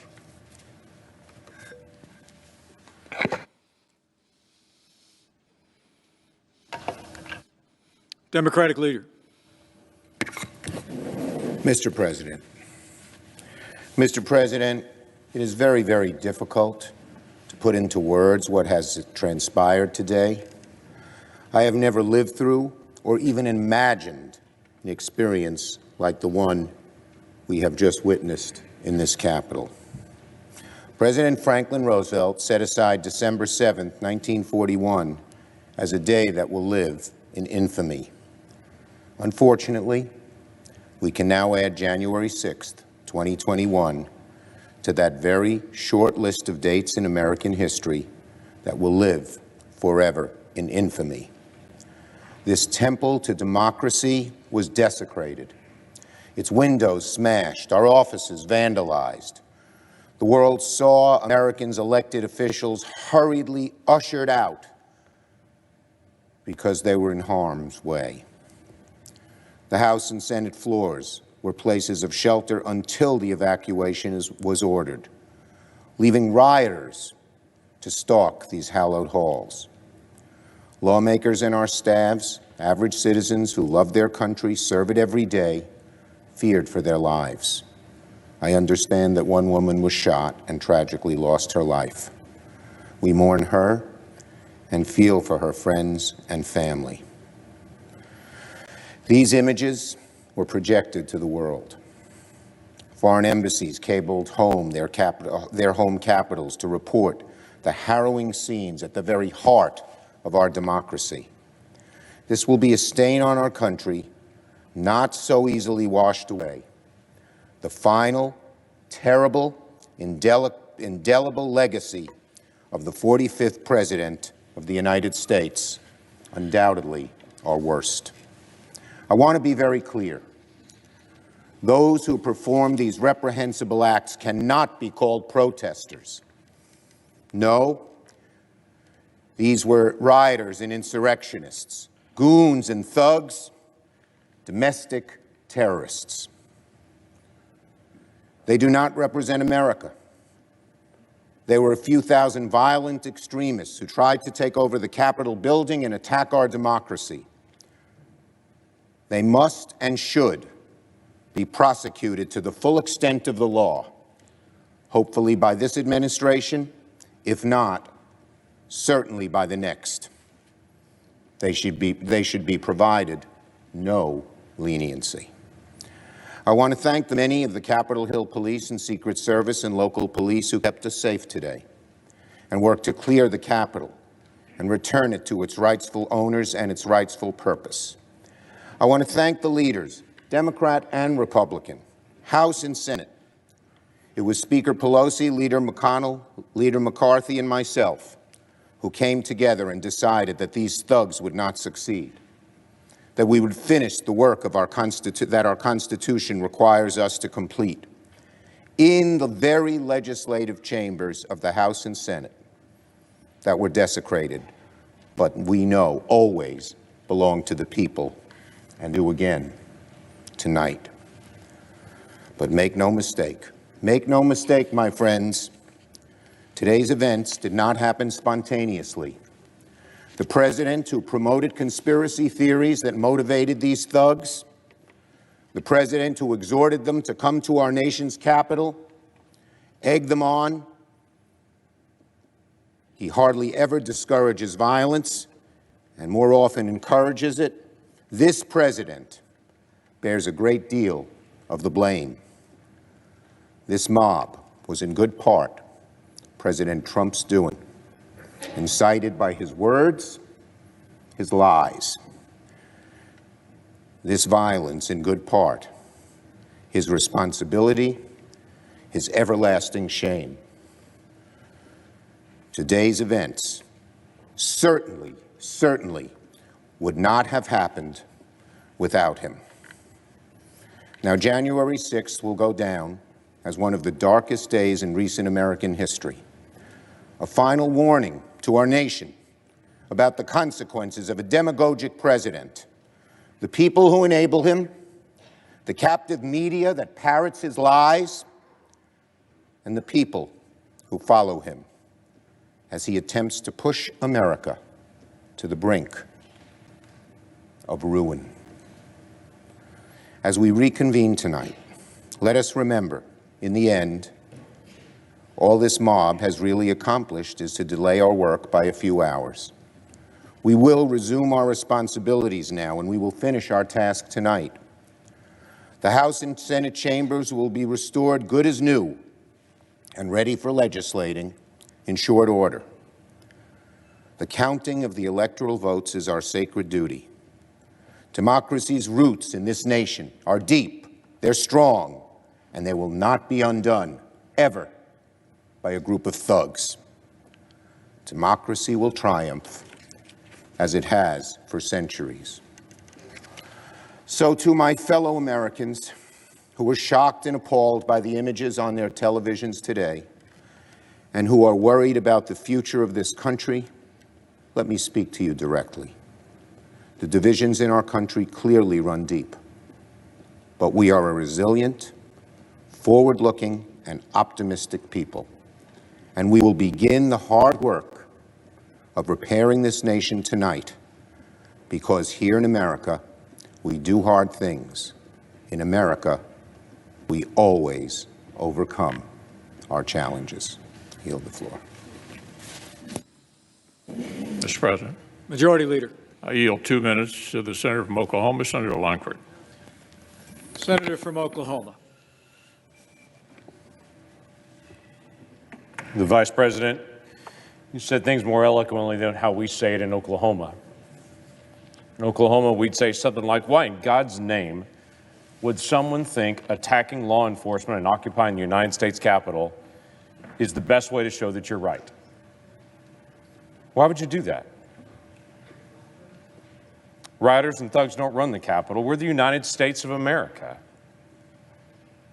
We disagree on a lot of things, and we have a lot of spirited debate in this room. But we talk it out, and we honor each other, even in our disagreement. That person is not my enemy. That's my fellow American. And while we disagree on things and disagree strongly at times, we do not encourage what happened today, ever. I want to join my fellow senators in saying thank you to the Capitol Hill Police, the law enforcement, the National Guard, the Secret Service, who stood in harm's way. While we were here debating, they were pushing back. And I was literally interrupted mid-sentence speaking here because we were all unaware of what was happening right outside this room because of their faithfulness and because of what they have done. And I want to thank them. Ronald Reagan once said, peace is not the absence of conflict. It is the ability to handle conflict by peaceful means. The peaceful people in my state in Oklahoma want their questions answered, but they don't want what happened today. They want to do the right thing, and they also want to do it the right way. They want to honor the constitutional process, but they also want to have debate about election security because they want to make sure it's right, which is why it's an important issue that still needs to be resolved. Transparency in government just doesn't seem like a bad idea. Obviously, the commission that we have asked for is not going to happen at this point, and I understand that. And we're headed towards tonight, towards the certification of Joe Biden to be the President of the United States. And we will work together in this body to be able to set a peaceful example for the days ahead. I yield the floor. Democratic Leader. Senator from Nevada, Senator Cortez Masto. Senator from Nevada. Mr. Vice President, I know that this room is full of leaders of both parties who love this country, and many believe that for America to succeed, our politics must find common ground. And that has never been clearer than today, when armed rioters stormed the U.S. Capitol, emboldened by President Trump's false and inflammatory rhetoric about the 2020 elections. I believe that we in this chamber have a special duty as leaders to work together to lower the temperature of our politics. And I hope that my colleagues who have questioned the legitimacy of this election in Arizona and all of these other states now see the dire and dangerous consequences of sowing doubt and uncertainty. I also know that as U.S. Senators, we all take solemnly the oath we swear to support and defend the Constitution of the United States against all enemies, foreign and domestic. At this moment in history, I can think of nothing more patriotic than renewing our faith in the charters of freedom that our founding fathers crafted for our republic, starting with the fundamental American principle in our Declaration of Independence that governments derive their just powers from the consent of the governed. The people have spoken in this election, and our only job here today is to do what they ask. It is not to argue election security. That's not the place for what we are doing today. Our Constitution specifically reserves to the people the right to meet in their respective states and vote for the president and vice president. As a result, individual states oversee and implement the election process, not the federal government. To guard against fraud or irregularities in the voting process, the states are required to have robust election security measures. Likewise, state legislatures have the opportunity to examine evidence of voter fraud before they certified their electoral college votes. And our courts, from district courts to the United States Supreme Court, adjudicate legal challenges and election disputes. All of those things happened after the 2020 election. State houses and courts across the country took allegations of voter fraud seriously and followed the constitutional process to hear challenges to this year's elections. No state found evidence of any widespread voter fraud, and neither did any court ask to review the state's findings. In Arizona, Republican Governor Doug Ducey, Democratic Secretary of State Katie Hobbs, Republican Attorney General Mark Brnovich, and State Supreme Court Chief Justice Robert Brutinel all certified the results of the election on November 30th. And we have heard, Arizonans have been voting by mail for almost 30 years. And Governor Ducey has expressed confidence in the state's process numerous times. In November, he said, "We do elections well here in Arizona. The system is strong, and that's why I have bragged on it so much." He further stated, "We have some of the strongest election laws in the country, laws that prioritize accountability and clearly lay out our procedures for conducting, canvassing, and even contesting the results." And they are right. Arizona has one of the most transparent election processes in the country, with built-in accountability, starting with internal auditing. We have heard unfounded allegations that voting machines in Arizona and elsewhere somehow changed vote tallies or somehow improperly rejected ballots while claiming to accept them. These allegations all ignore the fact that Arizona counties conducted ballot audits by hand to double-check the machine counts, and these audits found no widespread fraud or irregularities. Maricopa County, the county where more than 60% of the state population resides, conducted a post-election hand count audit in the week after the election, which showed perfect 100% accuracy in the machine tabulations. So why would we need, my colleagues, to call for a 10-day emergency audit to be conducted by a legislative commission when it's already been done by the state of Arizona? What happened to states' rights? The audit involved checking ballots for the presidential election, but also ballots for federal and state legislative elections. The audit report shows every precinct's machine and hand count totals for each of the races audited. And for every single race in every precinct, the difference between the hand count and the machine count was 0. Maricopa's audit report stated no discrepancies were found by the hand count audit boards. Seeking to find any reason to contest these results, some of the state Republicans then tried to claim that Maricopa County failed to follow state law in conducting this audit by selecting voting center locations to audit instead of voting precincts. This was wrong.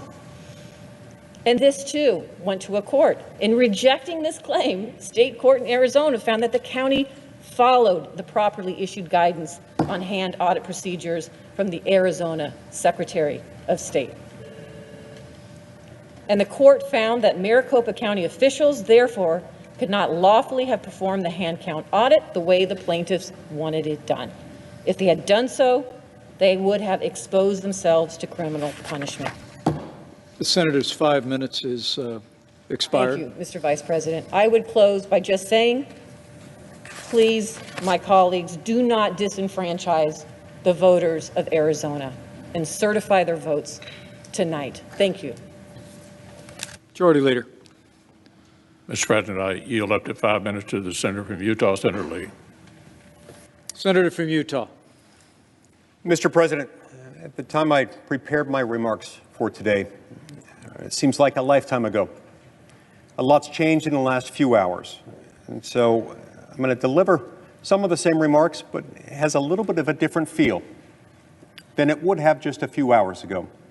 My thoughts and prayers go out to the family members of those who have been injured or killed today. My heartfelt gratitude goes out to the Capitol Hill Police who valiantly defended our building and our lives.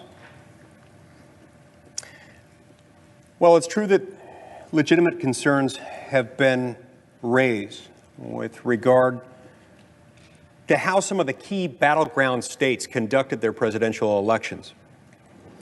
This is not the end of the story. We each have to remember that we've sworn an oath to uphold, protect, and defend this document, written nearly 2.5 centuries ago by wise men raised up by God to that very purpose. That document makes clear what our role is and what it isn't. It makes clear who does what when it comes to deciding presidential elections. You see, because in our system of government, presidents are not directly elected. They're chosen by presidential electors. And the Constitution makes very clear under Article 2, Section 1, that the states shall appoint presidential electors according to procedures that their legislatures develop. Then comes the 12th Amendment. It explains what we're doing here today in the Capitol. It explains that the President of the Senate, the Vice President of the United States, shall open the ballots, and the votes shall then be counted. It's those words that confine, define, and constrain every scrap of authority that we have in this process. Our job is to open and then count. Open, then count. That's it. That's all there is. Now, there are, of course, rare instances in which multiple slates of electors can be submitted by the same state. That doesn't happen very often. It happened in 1960. It happened in 1876. Let's hope it doesn't ever happen again. In those rare moments, Congress has to make a choice. It has to decide which of the electoral votes will be counted and which will not. That did not happen here. Thank heavens, and let's hope that it never does. Now, many of my colleagues have raised objections or had previously stated their intent to raise objections with regard to these. I've spent an enormous time on this issue over the last few weeks. I've met with lawyers on both sides of the issue. I've met with lawyers representing the Trump campaign, reading everything I could find about the constitutional provisions in question.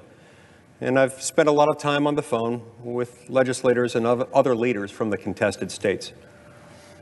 I didn't initially declare my position because I didn't yet have one. I wanted to get the facts first, and I wanted to understand what was happening. I wanted to give the people serving in government in the contested states the opportunity to do whatever they felt they needed to do to make sure that their election was properly reflected. I spent an enormous amount of time reaching out to state government officials in those states, but in none of the contested states, no, not even one, did I discover any indication that there was any chance that any state legislature or secretary of state or governor or lieutenant governor had any intention to alter the slate of electors. That being the case, our job is a very simple one. This simply isn't how our federal system is supposed to work. That is to say, if you have concerns with the way that an election in the presidential race was handled in your state, the appropriate response is to approach your state legislatures, first and foremost. These protests, hearing from those who have raised concerns, They should have been focused on their state capitals, not their nation's capital, because our role is narrow. Our role is defined. Our role is limited. Yes, we are the election judges when it comes to members elected to our own body. And yes, the House of Representatives, they're the judges of their own races there.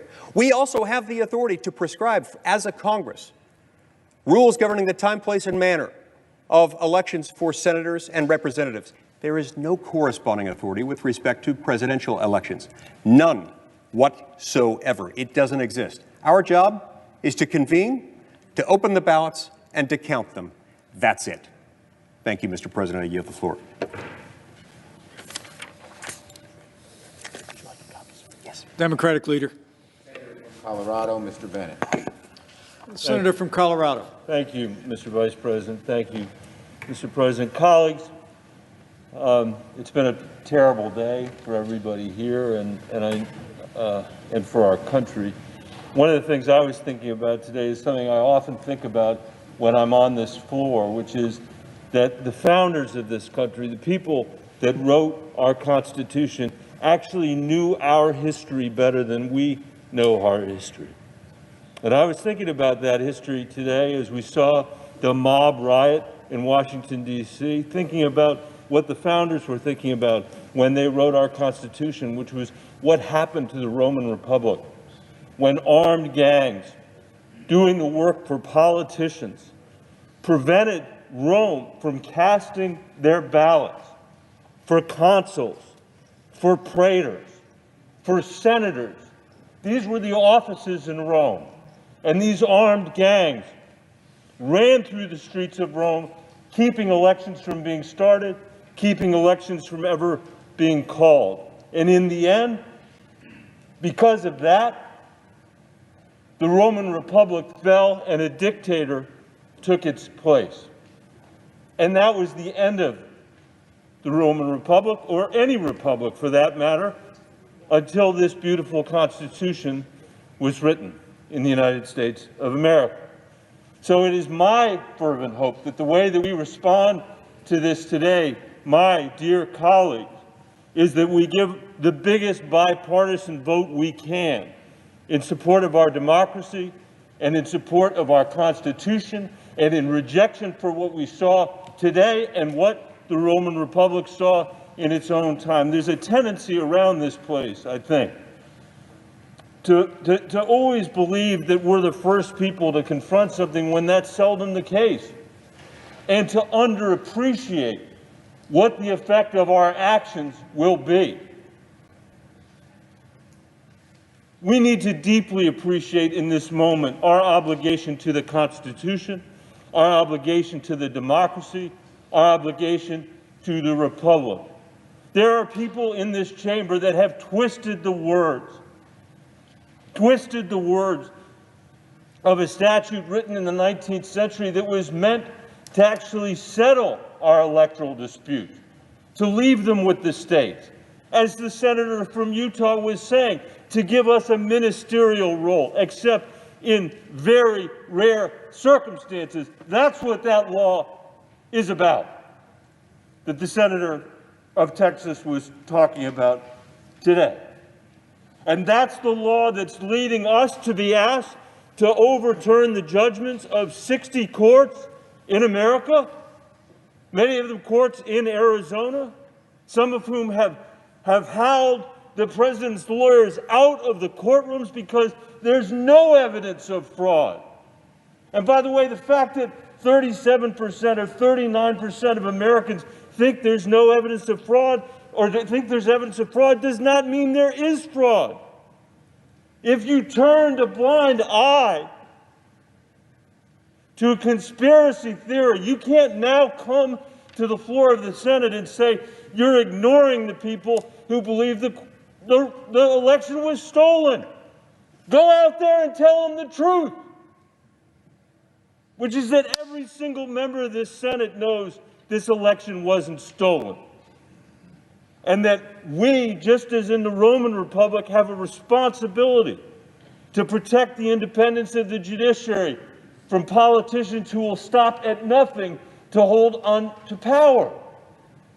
There's nothing new about that either. That's been true since the first republic was founded. So now we find ourselves in a position just days after many senators here swore an oath to uphold and defend the Constitution. Every single member of the House of Representatives swore the same oath as well. And I think we've got a solemn obligation and responsibility here to prove once again that this country is a nation of laws and not of men. And the only result that we can reach together is one that rejects the claim of the senator from Texas and the other members of the House and Senate who seek to overturn the decisions that are made by the states, by the voters in the states, and by the courts. If we follow what they have proposed, we will be the ones that will have disenfranchised every single person who cast a vote in this election, whether they voted for the president or they didn't. I urge you to reject this, and I deeply appreciate the opportunity to serve with every single one of you. Thank you, Mr. President. Majority Leader. I yield up to 5 minutes to the senator from Georgia, Senator Loeffler. Senator from Georgia.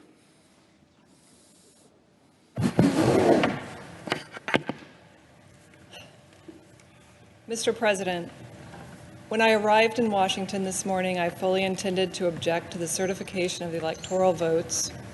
However, the events that have transpired today have forced me to reconsider, and I cannot now in good conscience object to the certification of these electors. The violence, the lawlessness, and siege of the halls of Congress are abhorrent and stand as a direct attack on the very institution my objection was intended to protect, the sanctity of the American democratic process. And I thank law enforcement for keeping us safe. I believe that there were last-minute changes to the November 2020 election process and serious irregularities that resulted in too many Americans losing confidence not only in the integrity of our elections, but in the power of the ballot as a tool of democracy. Too many Americans are frustrated at what they see as an unfair system. Nevertheless, there is no excuse for the events that took place in these chambers today, and I pray that America never suffers such a dark day again. Though the fate of this vote is clear, the future of the American people's faith in the core institution of this democracy remains uncertain. We as a body must turn our focus to protecting the integrity of our elections and restoring every American's faith that their voice and their vote matters. America is a divided country with serious differences, but it is still the greatest country on earth. There can be no disagreement that upholding democracy is the only path to preserving our republic. I yield the floor.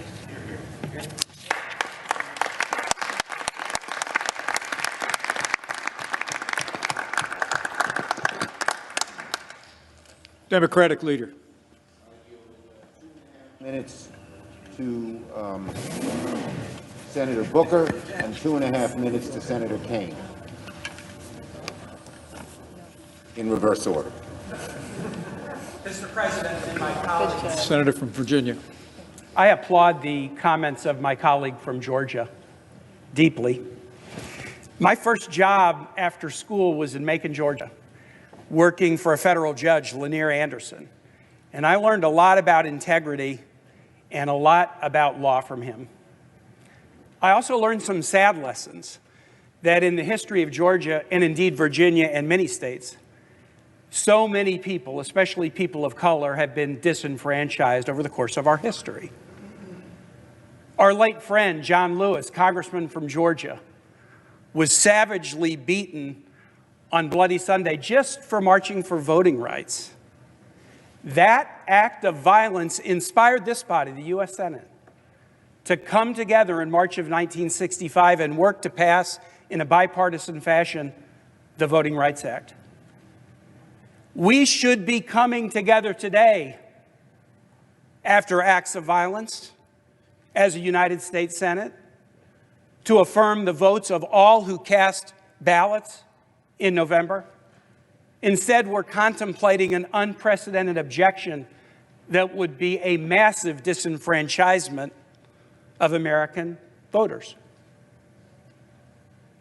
The Georgia result was very clear, a 12,000 vote margin, 2 certifications by Republican officials, 4 separate recounts and canvasses, 7 lawsuits, as in the other states. If we object to results like this, the message is so clear. We are saying to states, no matter how secure and accurate your elections are, we'll gladly overthrow them if we don't like who you voted for. But more importantly, what we'll be saying, really what we'll be doing, is as the body that acted together to guarantee Americans the right to vote, we will become the agent of one of the most massive disenfranchisements in the history of this country. So I urge all of my colleagues, please oppose these objections. Thank you, and I yield to my colleague from New Jersey. Senator from New Jersey.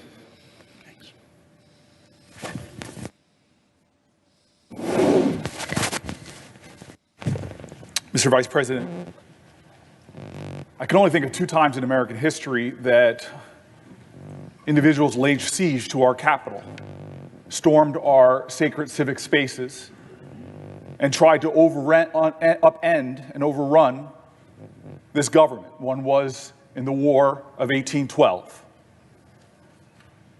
and the other one was today.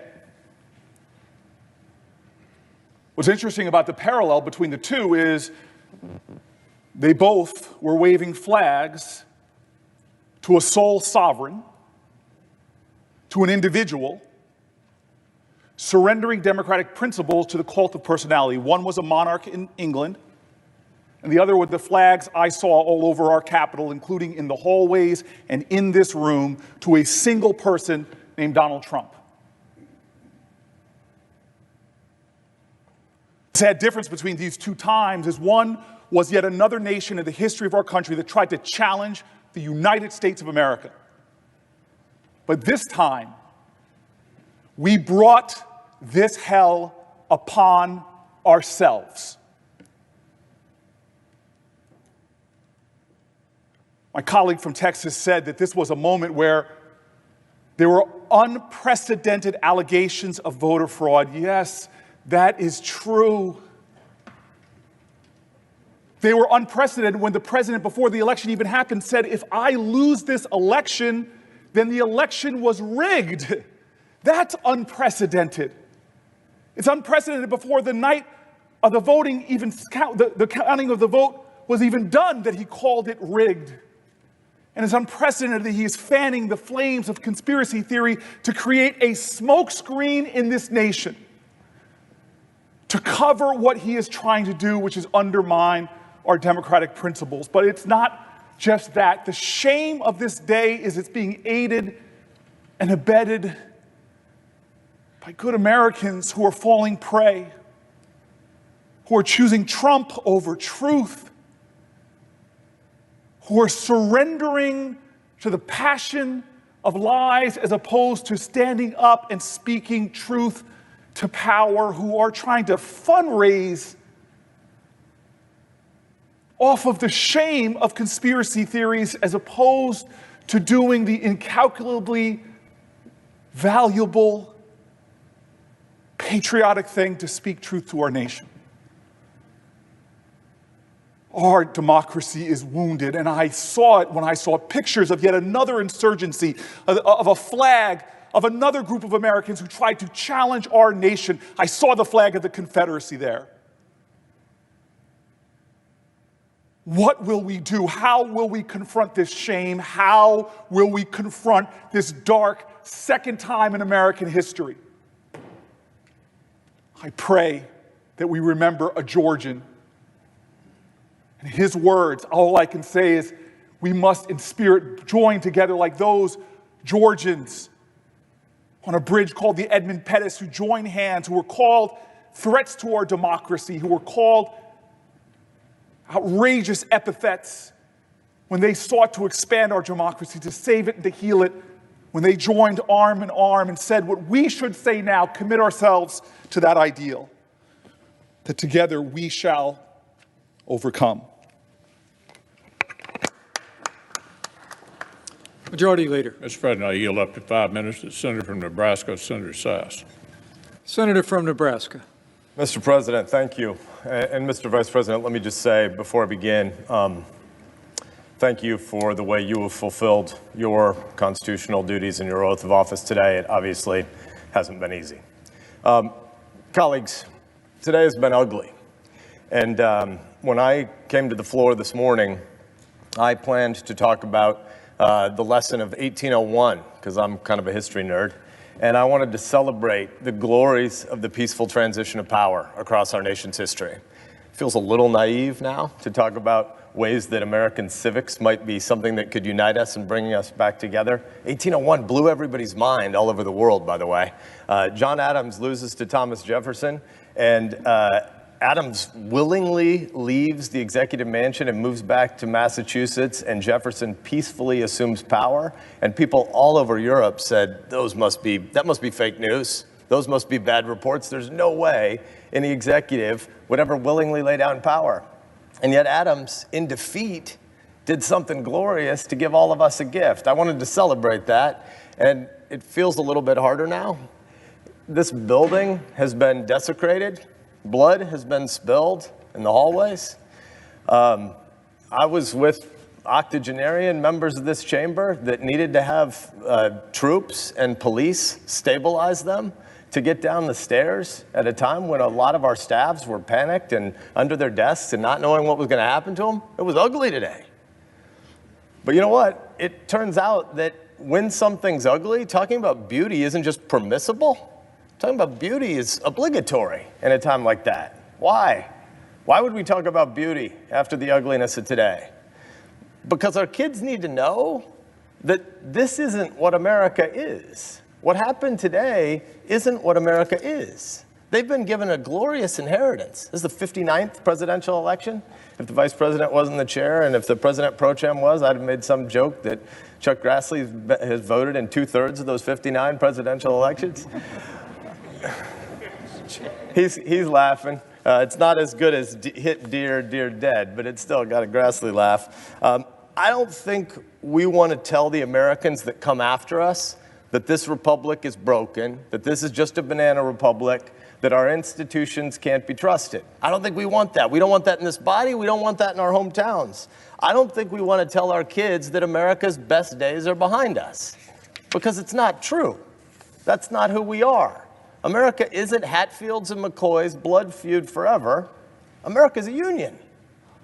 There's a lot that's broken in this country, but not anything that's so big that the American people can't rebuild it, that freedom and community and entrepreneurial effort and that neighborhoods can't rebuild. Nothing that's broken is so big that we can't fix it. Generations of our forefathers and our foremothers, probably not a word, our ancestors, have spilled blood to defend the glories of this republic. Why would they do that? Because America is the most exceptional nation in the history of the world, and because the Constitution is the greatest political document that's ever been written. Most governments in the past have said might makes right, and we saw some of that hooligan nuttery today. Might makes right. No, it doesn't. God gives us rights by nature, and government is just our shared project to secure those rights. America has always been about what we choose to do together, the way we reaffirm our constitutional system, where we've got some governmental tasks, and we all in this body could do better at those governmental tasks, but the heart of America is not government. The center of America is not Washington, D.C. The center of America is the neighborhoods where 330 million Americans are raising their kids and trying to put food on the table and trying to love their neighbor. That's the center of America. We're not supposed to be the most important people in America. We're supposed to be servant leaders who try to maintain a framework for ordered liberty so that there's a structure that back home where they live, they can get from the silver frame of structure and order to the golden apple at the center, as Washington would have said it, which is the things that they build together. The places where they coach Little League, the places where they invite people to synagogue or church. Sometimes the big things we do together are governmental, like kicking Hitler's ass or like going to the moon. Sometimes there is governmental stuff, but the heart of America is about places where moms and dads are raising kids, and we're supposed to serve them by maintaining order and by rejecting violence. You can't do big things like that if you hate your neighbors. You can't do big things together as Americans if you think other Americans are the enemy. Look, there's a lot of uncertainty about the future. I get it. There's a lot that does need to be rebuilt. But if you're angry, I want to beg you, don't let the screamers who monetize hate have the final word. Don't let nihilists become your drug dealers. There are some who want to burn it all down. We met some of them today, but they aren't going to win. Don't let them be your prophets. Instead, organize, persuade, but most importantly, love your neighbor. Visit the widower down the street who's lonely and doesn't want to tell anybody that his wife died and he doesn't have a lot of friends. Shovel somebody's neighbor, or shovel somebody's driveway. You can't hate somebody who just shoveled your driveway. The heart of life is about community and neighborhood, and we're supposed to be servant leaders. The constitutional system is still the greatest order for any government ever, and it's our job to steward it and protect it. Let's remember that today when we vote. Democratic leader. Senator Durbin. Senator from Illinois. Thank you, Mr. Vice President. In March of 1861, a Springfield lawyer caught a train to Washington. His name was Abraham Lincoln. It wasn't his first trip here. He'd served as a congressman 15 years before, and he returned in the beginning of the Civil War to serve as president. It was a different place than he knew it as congressman. In 15 years, it had changed a lot. The Spriggs boarding house across the street, which is now the Library of Congress, was gone. And this building was changing. Big changes. They're building a dome on the Capitol. But they were also in the earliest days of a war, and President Lincoln was counseled, stop building the dome. It costs too much money, and we can't spend any more time on it. And he said, no, we're going to build that dome and we're going to finish it.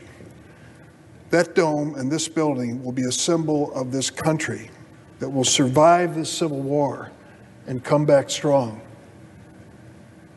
So they built the dome, they won the war, and since those days, that dome and this building have been a symbol to this country, a symbol of unity and of hope.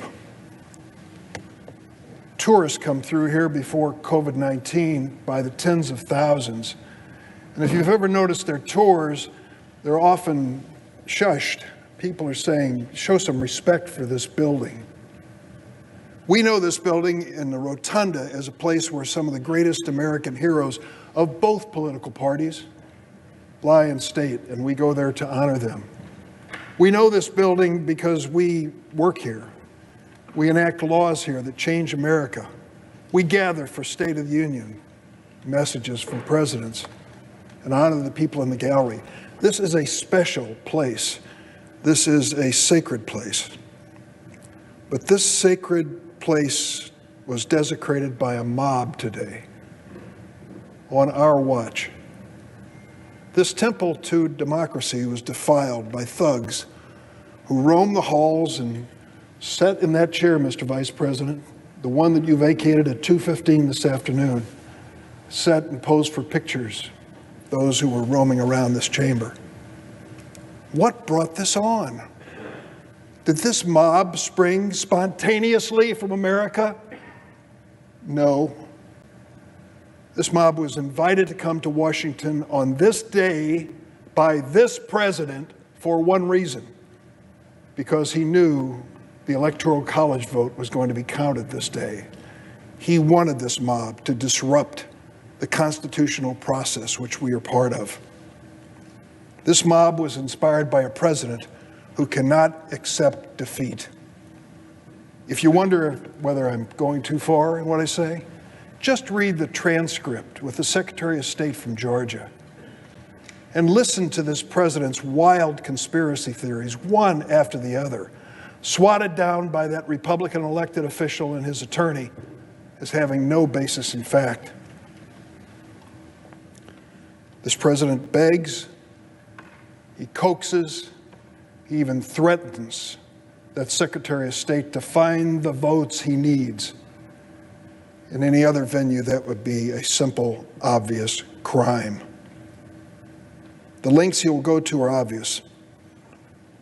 The Texas senator says to us, well, many people still agree with him, you know, when it gets down to the bottom line. Many people have fallen for this presidential position that it must have been a rigged election if I lost. Well, I would say that after we've lost count, 57 lawsuits, 62 lawsuits, I've heard so many numbers, after 90 different judges, after this president took his case, the best he could put together, to the highest court in the land across the street, where he has personally chosen 3 justices on the Supreme Court, I say to the senator from Texas, you know much more about that court than I do. I don't believe they let that paper that he sent up there even hit the desk before they laughed it out of the court. And that's the best he had to offer. No evidence whatsoever of this rigged election and this fraudulence. The senator from Texas says, we just want to create a little commission. 10 days, we're going to audit all the states, particularly the ones in contention here, and find out what actually occurred. And it really draws its parallel in 1876, Hayes and Tilden. Don't forget what that commission, that so-called political compromise, achieved. It was not just some ordinary governmental commission. It was a commission that killed Reconstruction, that established Jim Crow, that even after a civil war which tore this nation apart, it re-enslaved African Americans. And it was a commission that invited the voter suppression we are still fighting today in America. Let me close by saying this. The vote we're going to have here is a clear choice of whether we are going to feed the beast of ignorance or we are going to tell the truth to the American people. We saw that beast today roaming the halls. Let's not invite it back. Majority Leader. President, I yield up to 5 minutes to the senator from Kansas, Senator Marshall. Senator from Kansas. Thank you, Mr. President. Freedom of speech and the freedom to protest are provided in our Constitution. And while I share the same frustrations many Americans have over the presidential election, the violence and mob rule which occurred at the U.S. Capitol today and across the country over the past year are unacceptable, and I condemn them at the highest level. And like all of us in the chamber, I'm thankful for the heroic law enforcement officers who worked feverishly to restore order so that we get back to the electoral certification process. During my 29-year career as an obstetrician and gynecologist, too often I had to sit down with patients and give them a very bad diagnosis. It might have been a young mother of 3 who I delivered all 3 of her babies, now with metastatic breast cancer, or perhaps another woman with advanced cervical or ovarian cancer, all with a very challenging prognosis. But before I sat down with each one of those patients, I carefully reviewed all their labs, their x-rays, and their pathology to make sure I had the facts straight. But at the end of the day, my final recommendation was always going to be a recommendation from my heart. I want my fellow Kansans and all Americans to know that I've given as much consideration and thought surrounding the issue objecting to a state's electoral college votes as I did considering the treatment plan for a serious health concern. And today's decision, once again, is from my heart. Mr. President, I rise today to restore integrity to our republic. And I rise to join the many of our colleagues who are all concerned for current and future generations. We must restore faith and confidence in one of our republic's most hallowed patriotic duties, voting. There is no question our U.S. Constitution empowers state legislatures to execute free, legal, and fair elections.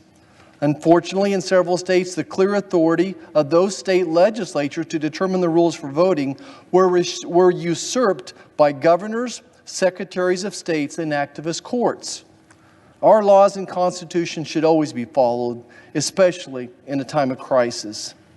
I don't rise to undo a state's legally obtained electoral college votes. Rather, I rise in hopes of improving the integrity of the ballot to hold states accountable to the time-proven constitutional system of the electoral college. This is why I urge the formation of an electoral commission to give constructive suggestions and recommendations that states can make to make our elections once again safe, free, and fair after a year of jarring irregularities. We must and will have a peaceful transition to power. To all my fellow Americans, I have no doubt that our republic can go stronger through this difficult day. May God bless this great republic. Thank you, Mr. President. I yield back. Democratic leader. Senator Duckworth. Senator from Illinois. President, in 2004, I packed up my rucksack, laced up my boots, and deployed to Iraq, ready to sacrifice whatever was asked of me, all because I loved this nation, willing to sacrifice my life if needed. Because I believe in the sanctity of our electoral system, which had declared George W. Bush my commander-in-chief. I earned my wounds, proudly fighting in a war I did not support, on the orders of a president I did not vote for, because I believed in, and I still do believe in, the values of our nation, because I believe in a government of, by, and for the people, where voters choose who leads them, not the other way around. I have spent my entire adult life defending our democracy, but I never thought it would be necessary to defend it from an attempted violent overthrow in our nation's own Capitol building. Well, I refuse to let anyone intent on instigating chaos or inciting violence deter me from carrying out my constitutional duties. You know, when my Army buddies and I raised our right hands, when the 45,000 troops in Arizona raised their right hands and swore to protect and defend the Constitution, we did not qualify our oath by saying that we'd follow orders only when the commander-in-chief was someone whose election we were happy with. Just like when every senator in this chamber was sworn into office, we didn't mutter under our breath that we discharge our duties only when it served our political interests or helped us to avoid the wrath of a petty, insecure, wannabe tin pot dictator on the precipice of losing power and relevance. No, there is no ambiguity here. Joe Biden won the election with a record number of votes.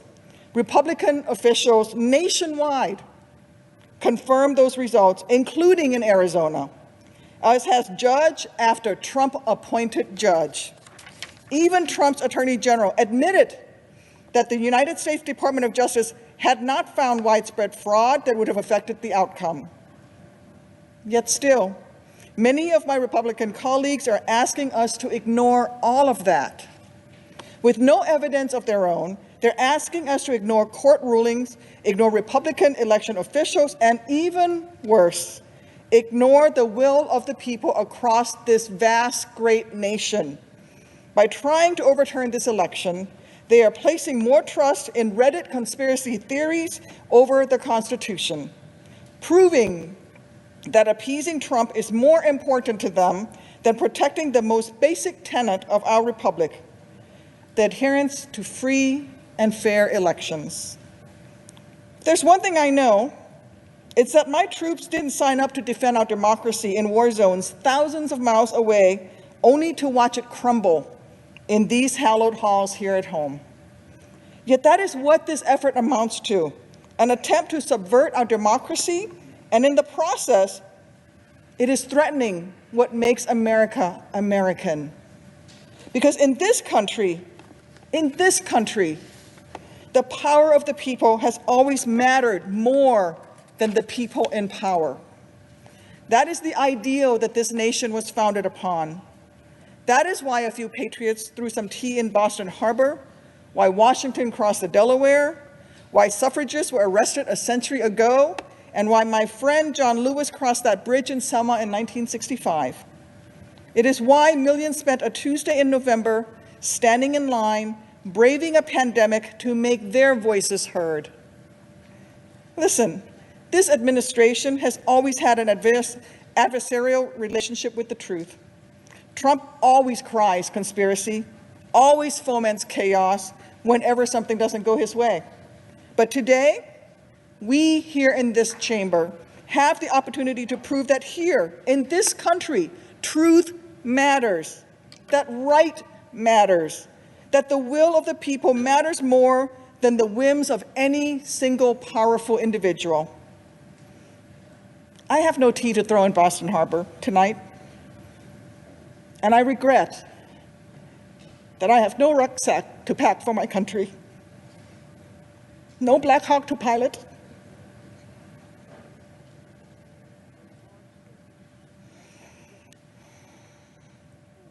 nor am I asking for any grand gesture from my Republican colleagues.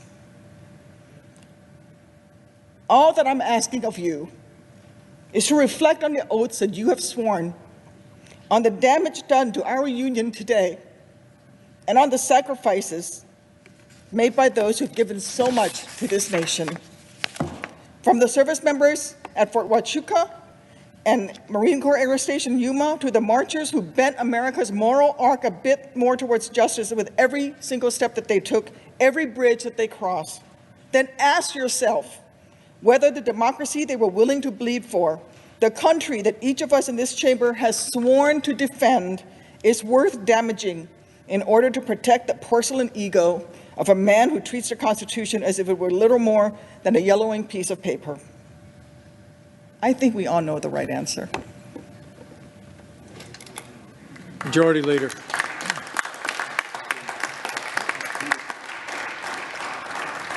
Mr. President, I yield up to 5 minutes to the senator from Kentucky, Senator Paul. Senator from Kentucky. I wrote a speech for today. I was planning to say that I fear the chaos of establishing a precedent that Congress can overturn elections. Boy, was I right. Chaos, anarchy. The violence today was wrong and un-American. The vote we are about to cast is incredibly important. Now more than ever, the question is, should Congress override the certified results from the states and nullify the states' rights to conduct elections? The vote today is not a protest. The vote today is literally to overturn elections. We've been told that this is a protest, or this is about an electoral commission. No, it's not. It's about whether to seat the electors that have been certified by a state. It's not about an electoral commission. It's not about a protest. You can go outside if you want to protest. This is about overturning a state-certified election. If you vote to overturn these elections, wouldn't it be the opposite of what states' rights Republicans have always advocated for? This would doom the Electoral College forever.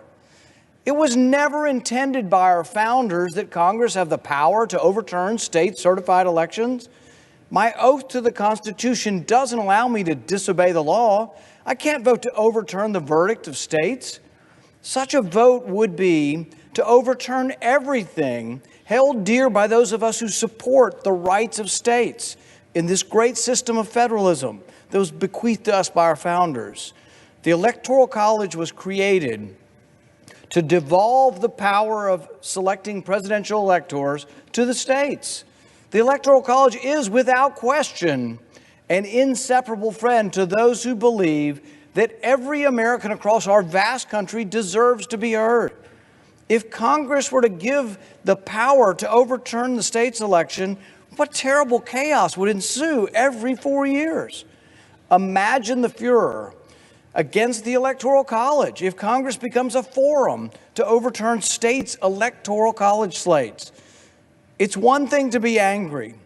It's another to focus one's anger in constructive ways. That hasn't happened today, to say the least. We simply cannot destroy the Constitution, our laws, and the Electoral College in the process.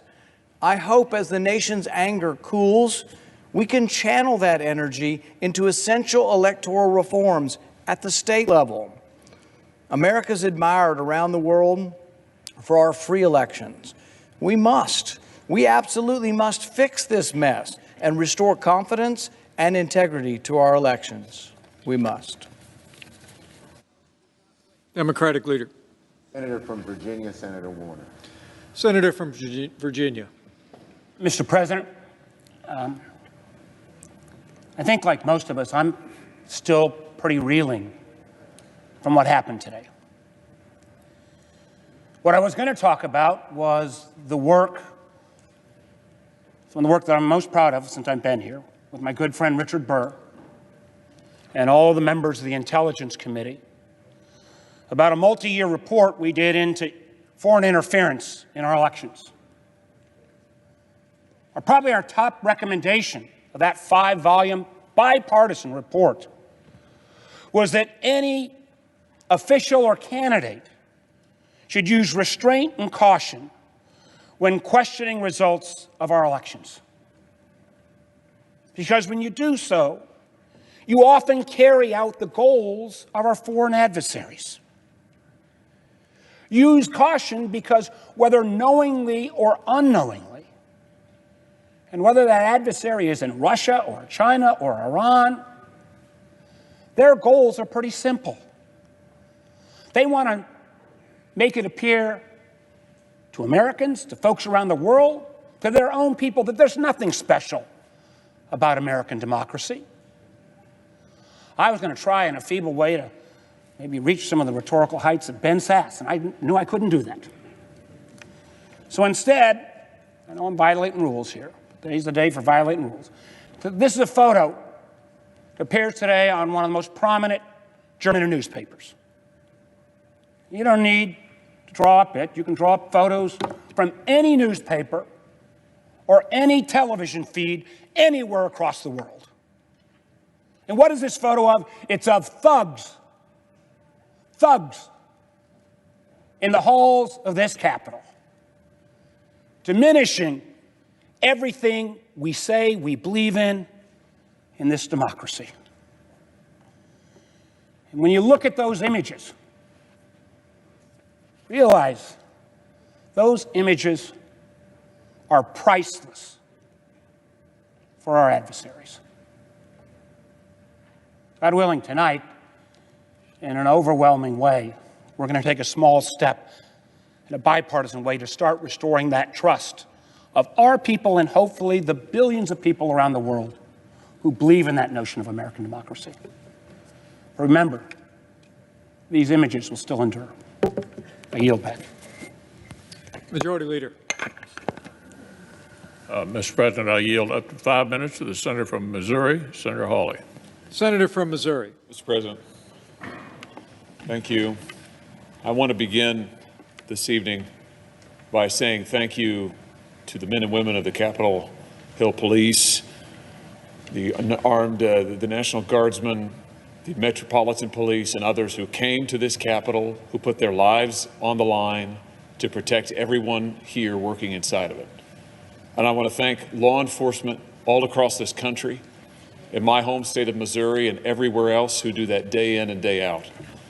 And I just want to acknowledge that when it comes to violence, this has been a terrible year in America this last year. We've seen a lot of violence against law enforcement, and today we saw it here in the capital of the United States. And in this country, in the United States of America, we cannot say emphatically enough, violence is not how you achieve change. Violence is not how you achieve something better. Our Constitution was built and put into place so that there would be, in the words of Abraham Lincoln, no appeal from ballots to bullets, which is what we saw, unfortunately, attempted tonight. There is no place for that in the United States of America. And that's why I submit to my colleagues that what we're doing here tonight is actually very important. Because for those who have concerns about the integrity of our elections, those who have concerns about what happened in November, this is the appropriate means. This is the lawful place where those objections and concerns should be heard. This is the forum that the law provides for, our laws provide for those concerns to be registered, not through violence, not by appealing from ballots to bullets, but here in this lawful process. And so to those who say that this is just a formality today, an antique ceremony that we've engaged in for a couple of hundred years, I can't say that I agree. I can't say that our precedents suggest that. I actually think it's very vital what we do. The opportunity to be heard, to register objections is very vital, because this is the place where those objections are to be heard and dealt with, debated, and finally resolved in this lawful means, peacefully, without violence, without attacks, without bullets. And so, Mr. President, let me just say now briefly, in lieu of speaking about it later, a word about Pennsylvania, which is a state that I have been focused on, objected to, as an example of why people are concerned, millions of Americans concerned about our election integrity. The state of Pennsylvania, quite apart from allegations of any fraud, you have a state constitution that has been interpreted for over a century to say that there is no mail-in balloting permitted except for in very narrow circumstances that's also provided for in the law. And yet, last year, Pennsylvania elected officials passed a whole new law that allows universal mail-in balloting and did it irregardless of what the Pennsylvania Constitution said. And then when Pennsylvania citizens tried to go and be heard on this subject before the Pennsylvania Supreme Court, they were dismissed on grounds of procedure, timeliness, in violation of that Supreme Court's own precedent. So the merits of the case have never been heard. The constitutionality of the statute actually has never been defended. I'm not aware of any court that has passed on its constitutionality. Actually, I'm not aware of anybody who's defended the constitutionality. And this was the statute that governed this last election, in which there are over 2.5 million mail-in ballots in Pennsylvania. This is my point, that this is the forum. The Pennsylvania Supreme Court hasn't heard the case. There's no other court to go to hear the case in the state. And so this is the appropriate place for these concerns to be raised, which is why I have raised them here today. And I hope that this body will not miss the opportunity to take affirmative action to address the concerns of so many millions of Americans, to say to millions of Americans tonight that violence is never warranted, that violence will not be tolerated, that those who engage in it will be prosecuted, but that this body will act to address the concerns of all Americans across the country. We do need an investigation into irregularities, fraud. We do need a way forward together. We need election security reforms. I bet my friends on the other side of the aisle don't disagree with that. We need to find a way to move forward on that together so that the American people from both parties, all walks of life, can have confidence in their elections and that we can arrange ourselves under the rule of law that we share together. Thank you, Mr. President. I yield the floor. Democratic leader. Senator from Pennsylvania, Mr. Casey. Senator from Pennsylvania. I rise tonight to defend the people of the Commonwealth of Pennsylvania, to defend the more than 6.9 million voters who voted in this election, and to condemn in the strongest possible terms this attempt to disenfranchise the voters of Pennsylvania based upon a lie, a falsehood. That same lie sowed the seeds of today's violence and today's lawlessness here in the Capitol. One of my constituents, Susan from the Lehigh Valley, the community of our state where Senator Toomey lives, recently wrote to my office and perhaps said it best. She said, and I quote, "We cannot allow anybody to overturn the legal votes of the citizens of Pennsylvania. This would be the ultimate destruction of our democracy," unquote. Susan had it right. We cannot allow anybody, and she put that word in all caps, to overturn the legal votes of the people of our state. Let me address the allegation regarding the Pennsylvania Constitution and the General Assembly. Somehow that the General Assembly didn't have the authority to enact no-excuse mail-in voting, that process for the people of our state. First, the law in question, Act 77, was passed in 2019 and was implemented without any serious question as to its constitutionality. The law was passed by a Republican-controlled General Assembly, House and Senate. It was only after the 2020 election, when it became clear that President-elect Joe Biden won Pennsylvania by a little more than 80,000 votes, did some Republican politicians in our state decide to challenge the constitutionality of the law. Second, Act 77 is plainly constitutional.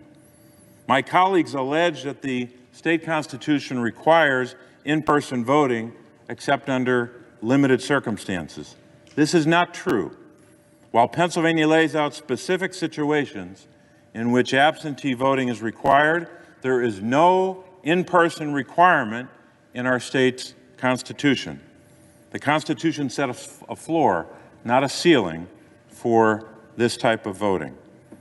Second, apart from the argument made by my colleague, there's bipartisan agreement across our state, at the local, state, and federal level, that our election was fair, secure, and lawful.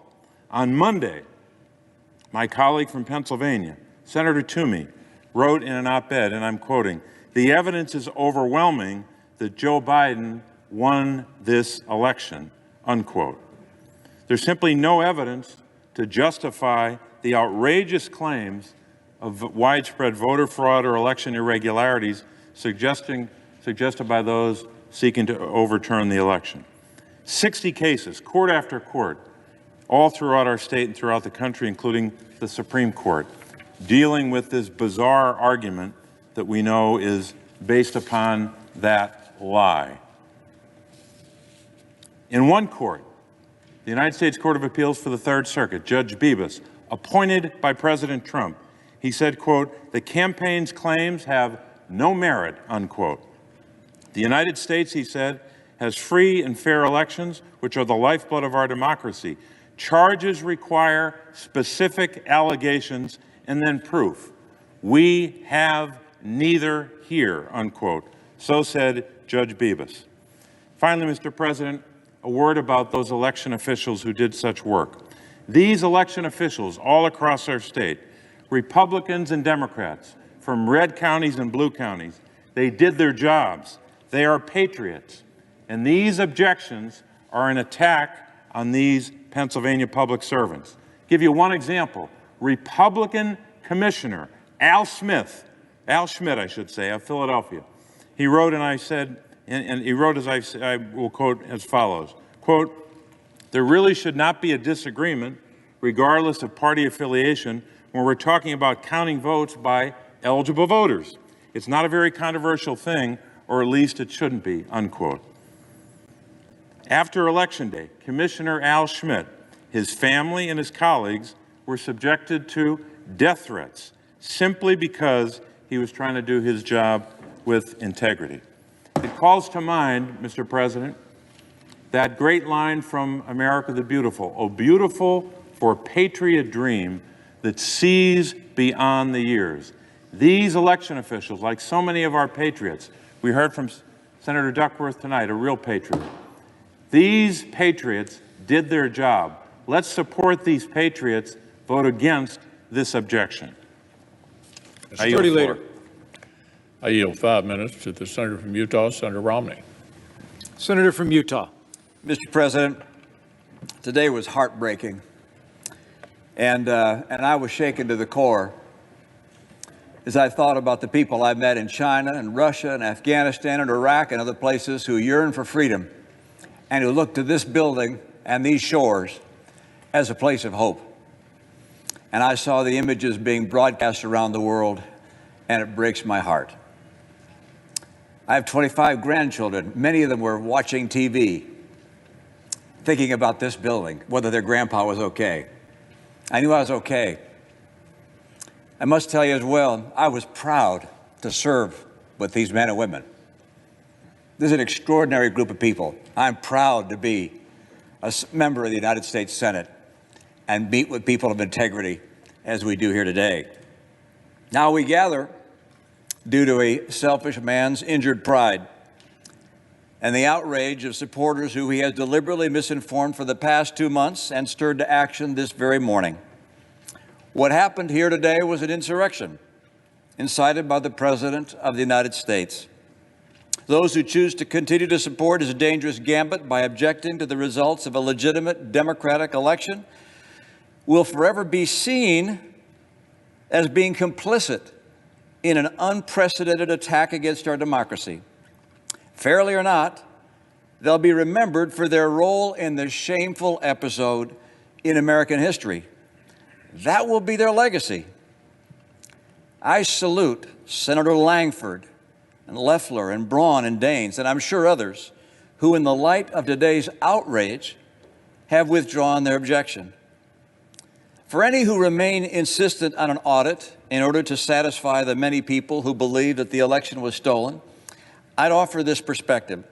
No congressional audit is ever going to convince these voters, particularly when the president will continue to say that the election was stolen.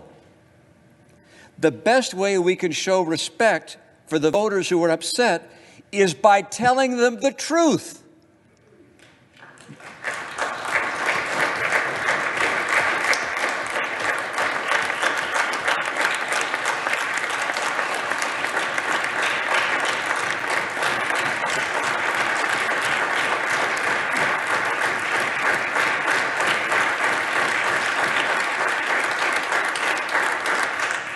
That's the burden. That's the duty of leadership. The truth is that President-elect Biden won the election. President Trump lost. I've had that experience myself. It's no fun.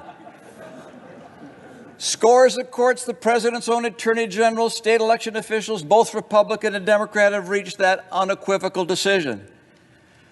And in light of today's sad circumstances, I asked my colleague, do we weigh our own political fortunes more heavily than we weigh the strength of our republic, the strength of our democracy, and the cause of freedom? What's the weight of personal acclaim compared to the weight of conscience?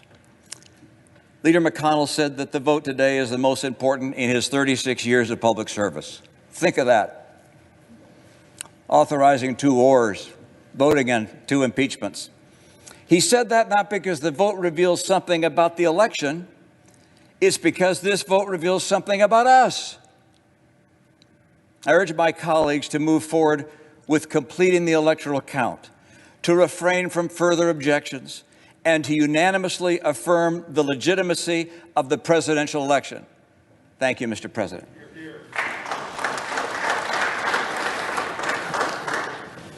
Democratic leader. Senator from New Hampshire, Senator Shaheen.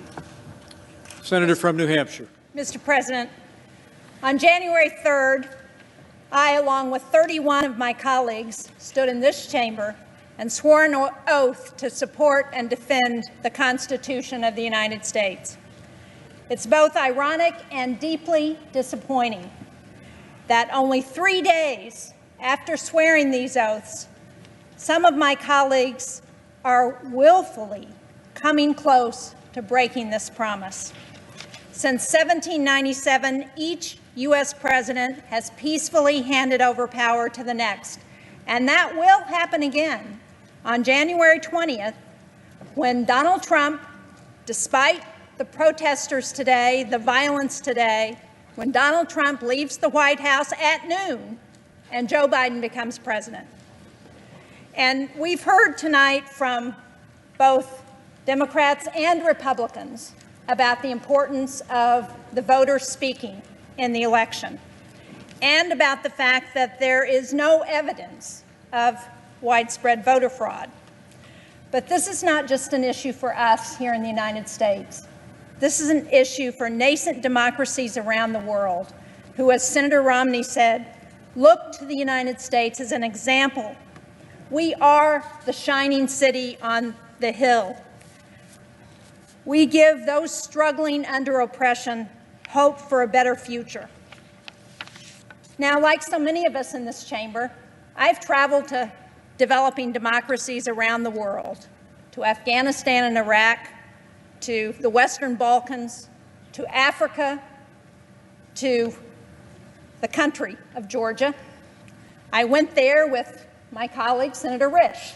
In 2012, we went to Georgia to observe officially, on behalf of the Senate, the election between outgoing President Mikhail Saakashvili and his United National Movement Party, and the challenge by Georgian Dream, which was a newly formed party supported and funded by billionaire oligarch Bidzina Ivanishvili. It was a battle for parliament, but also for control of the government. Senator Risch and I visited multiple polling places on Election Day, and we agreed with the international assessment that that election was free and fair and that Georgian Dream were the winners. But there was real concern in the country that Saakashvili was going to refuse to give up power, that would lead to violence. It would end the nascent democratic reforms that were happening in that former Soviet republic. And so Senator Risch and I, the day after the election, went to visit President Saakashvili to try and talk him out of staying in power. And I remember very clearly going to his home, and we sat down with him and we pointed out that the hallmark of a democracy, what he had worked so hard for in his 8 years as president of Georgia, the hallmark of that was to turn over power in a peaceful election to the person that the voters chose. Well, President Saakashvili listened to us, and he did leave office peacefully. But it's important that future generations recognize that America, like democracies everywhere, depends on a peaceful transition of power, on believing in what the voters say and in ensuring that happens. Unfortunately, we've heard from some senators today who have been enabling President Trump's willful disregard of the votes of our citizenry, even as they speak out against foreign leaders who ignore their own people. They will fail, and history will remember them. And I hope that future generations will view the actions of some of those folks today as little more than an unfortunate anomaly. Future opportunists may use this ill-fated effort to seek short-term political gain over the long-term stability of our republic. But for the sake of our great country and America's standing in the world, I ask my colleagues today to fully endorse the results of the free and fair election and set aside this partisan attempt to subvert the will of the people. We should be venerating the peaceful transition of power, even if our own preferred candidate didn't win. That is, after all, who we are in the United States of America. Thank you, Mr. President. Majority Leader. Mr. President, I yield up to 5 minutes to the Senator from Ohio, Senator Portman. Senator from Ohio. Mr. Vice President, you have fulfilled your duties as President of the Senate tonight with distinction, and we all appreciate it.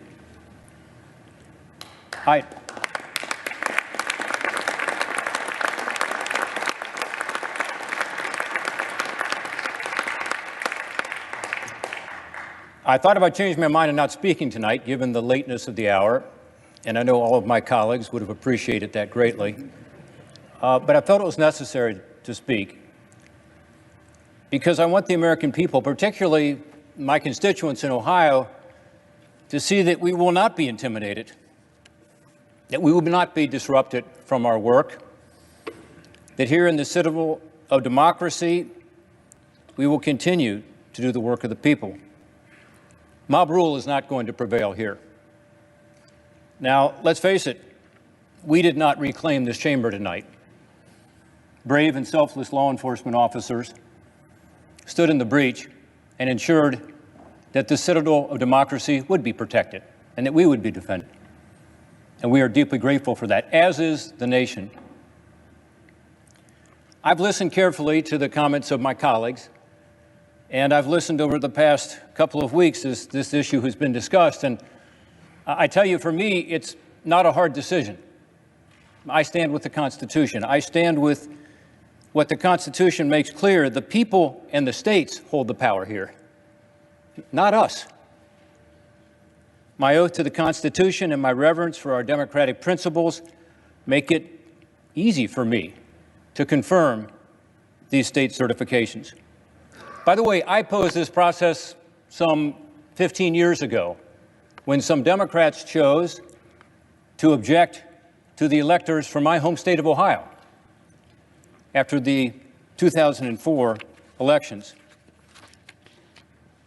I opposed it then, and I oppose it now. I said at the time, Congress must not thwart the will of the people. That's what we would be doing. Let's assume for a moment that those who object to the certifications are right, that the Constitution intended that a bare majority of members of Congress could circumvent the states that have chosen to certify the popular votes of their own state citizens. I ask the objectors to think about the precedent that would be set if we were to do that. What if the majority in the House and the Senate was of the other party when a presidential candidate of our party came through a close presidential election? Would you want a Congress controlled by the Democrats to play the role you now intend for us? It is asking Congress to substitute its judgment for the judgment of the voters, and its judgment for the judgment of the states that certified the results. And even forgetting the dangerous precedent that would be set, what would be the basis for objecting in this election? Look, I voted for President Trump. I supported him because I believe the Trump administration's policies are better for Ohio and for the country. And I supported the Trump campaign's right to pursue recounts. They had every right to do it. And legal challenges. I agree that there were instances of fraud and irregularities in the 2020 elections. I think we all do. And by the way, there's fraud and irregularities in every presidential election. But it is also true that after 2 months of recounts and legal challenges, not a single state recount changed the result. And of the dozens of lawsuits filed, not one found evidence of fraud or irregularities widespread enough to change the result of the election. This was the finding of numerous Republican-appointed judges and the Trump administration's own Department of Justice. Every state has now weighed in and chosen to certify its electoral slate based on the popular vote as set out in the Constitution. I understand that many Americans who would never storm this Capitol don't trust the integrity of the 2020 election, don't think the states should have certified, don't think we should have accepted the results from the states, and are insisting on more transparency and accountability. In the 2016 elections, lest we forget, many Democrats objected to the results and distrusted the election. I challenge my colleagues on both sides of the aisle to listen, but also to do our part to try to restore faith in our elections.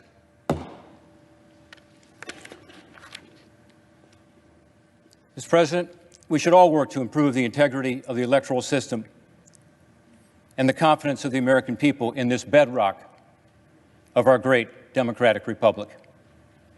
Today, I'll do my constitutional duty and oppose these efforts to reject the state-certified results. And tomorrow, in the wake of this attack on the Capitol, the pandemic that engulfs us, and other national challenges, let's work together for the people. Yield back.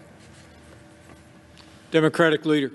Mr. President, I believe we have 8 minutes left, so I'd like to divide 4 to Senator King and 4 to Senator Van Hollen. That's correct, Leader. Mr. President. Senator from Maine. Mr. President, Winston Churchill once said that he could do a 2-hour speech extemporaneously, but a 10-minute speech took immense preparation. I don't know what he would have said about a 4-minute speech. We are a 240-year anomaly in world history. We think that what we have here in this country is the way it's always been. It is a very unusual form of government. The normal form of government throughout world history is dictators, kings, czars, pharaohs, warlords, tyrants. And we thought 20 years ago the march of history was toward democracy, but it is in retreat in Hungary and Turkey. Goodness knows in Russia. Democracy, as we have practiced it, is fragile. It's fragile and it rests upon trust. It rests upon trust in facts. It rests upon trust in courts, in public officials, and yes, in elections. I don't sympathize or justify or in any way support, that's putting it mildly, what happened here today, but I understand it. I understand it because I saw those people interviewed today and they said, we're here because this election has been stolen. And the reason they said that is that their leader has been telling them that every day for 2 months. We cannot afford to pull bricks out from the foundation of trust that underlies our entire system. And I agree with Governor Romney that the answer to this problem is to tell people the truth, is to tell them what happened. It's easy to confront your opponents. It's hard to confront your friends. It's hard to tell your supporters something they don't want to hear. But that's our obligation. That's why the word leader is applied to people in jobs like ours. It's not supposed to be easy. It's supposed to be something that we take on as a sacred obligation. And if people believe something that isn't true, it's our obligation to tell them, no, I'm sorry, it isn't. Just as Senator Portman just said, as Mike Lee just said, I'm sorry, we can't do this here. We don't want to do this here. This is a power reserved to the states, not to the Congress. And I agree with the majority leader. I think this is one of the most important votes any of us will ever take. On December 1st, 1862, Abraham Lincoln came to this building. He came to this building in the darkest days of the Civil War. He was trying to awaken the Congress to the crisis that we were facing. And he didn't feel that they were fully and effectively engaged. And he ended his speech that day with words that I think have an eerie relevance tonight. Here's what Abraham Lincoln said. Fellow Americans, we cannot escape history. We of this Congress and this administration will be remembered in spite of ourselves. No personal significance or insignificance can spare one or another of us. And here's his final words.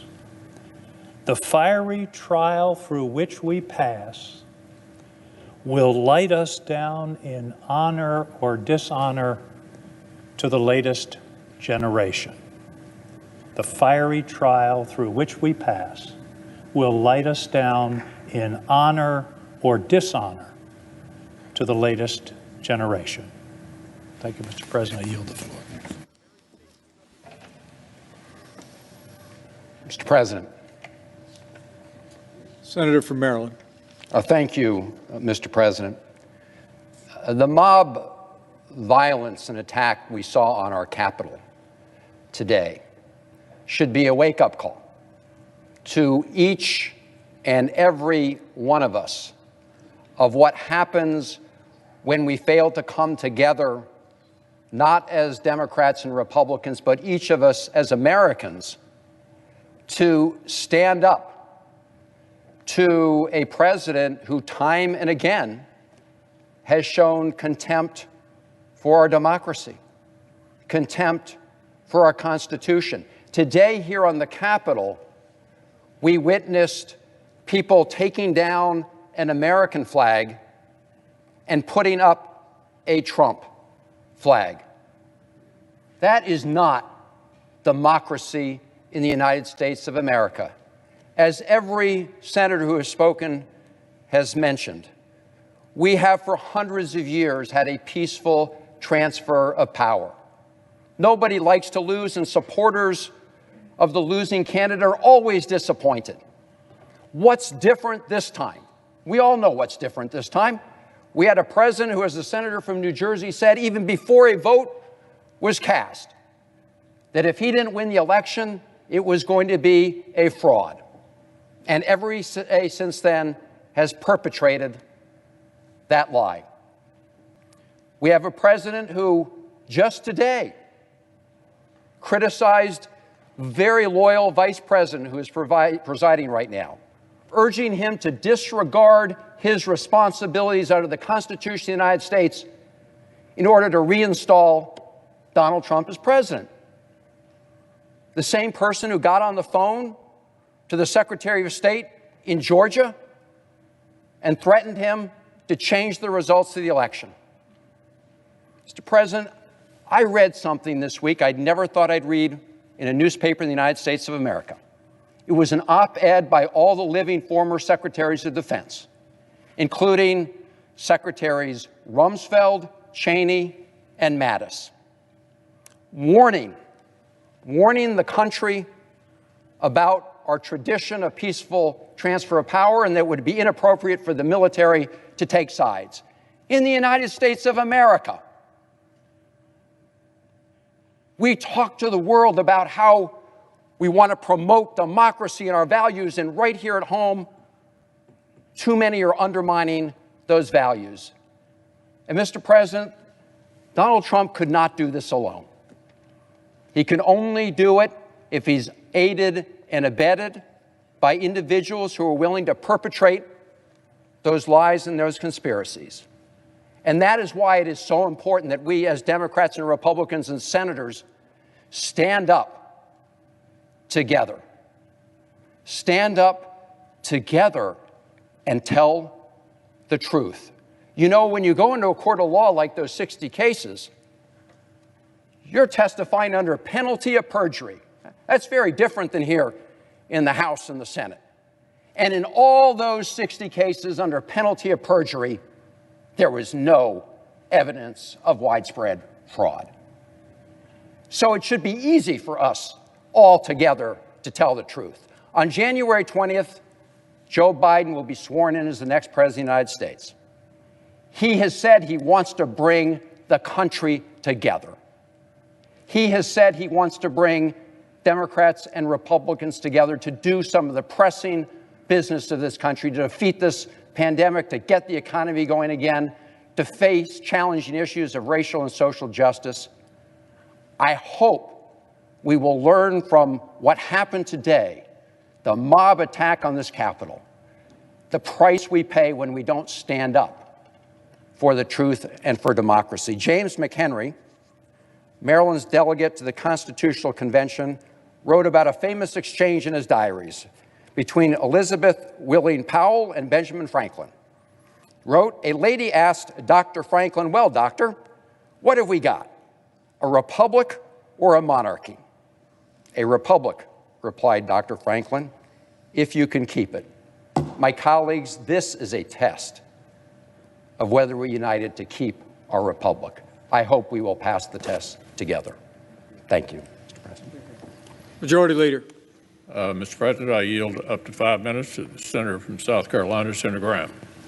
Senator from South Carolina. Many times my state has been the problem. I love it. It's where I want to die, but no time soon. Tim and I have a good relationship. I love Tim Scott. 1876, South Carolina, Louisiana, and Florida sent two slate of electors. They had two governments, by the way, and we didn't know what to do. Why did South Carolina, Florida, and Louisiana do it? To hold the country hostage to end Reconstruction. It worked. The commission was 8-7. It didn't work. Nobody accepted it. The way it ended is when Hayes did a deal with these 3 states. You give me the electors, I'll kick the Union Army out. The rest is history. It led to Jim Crow. If you're looking for historical guidance, this is not the one to pick. If you're looking for a way to convince people there was no fraud, having a commission chosen by Nancy Pelosi, Mitch McConnell, and John Roberts is not going to get you to where you want to go. It ain't going to work. So it's not going to do any good. It's going to delay, and it gives credibility to a dark chapter of our history. That's why I'm not with you. But I will fight to my death for you. You're able to object. You're not doing anything wrong. Other people have objected. I just think it's a uniquely bad idea to delay this election. Trump and I, we've had a hell of a journey. I hate it being this way. Oh my God, I hate it. From my point of view, he's been a consequential president. But today, first thing you'll see.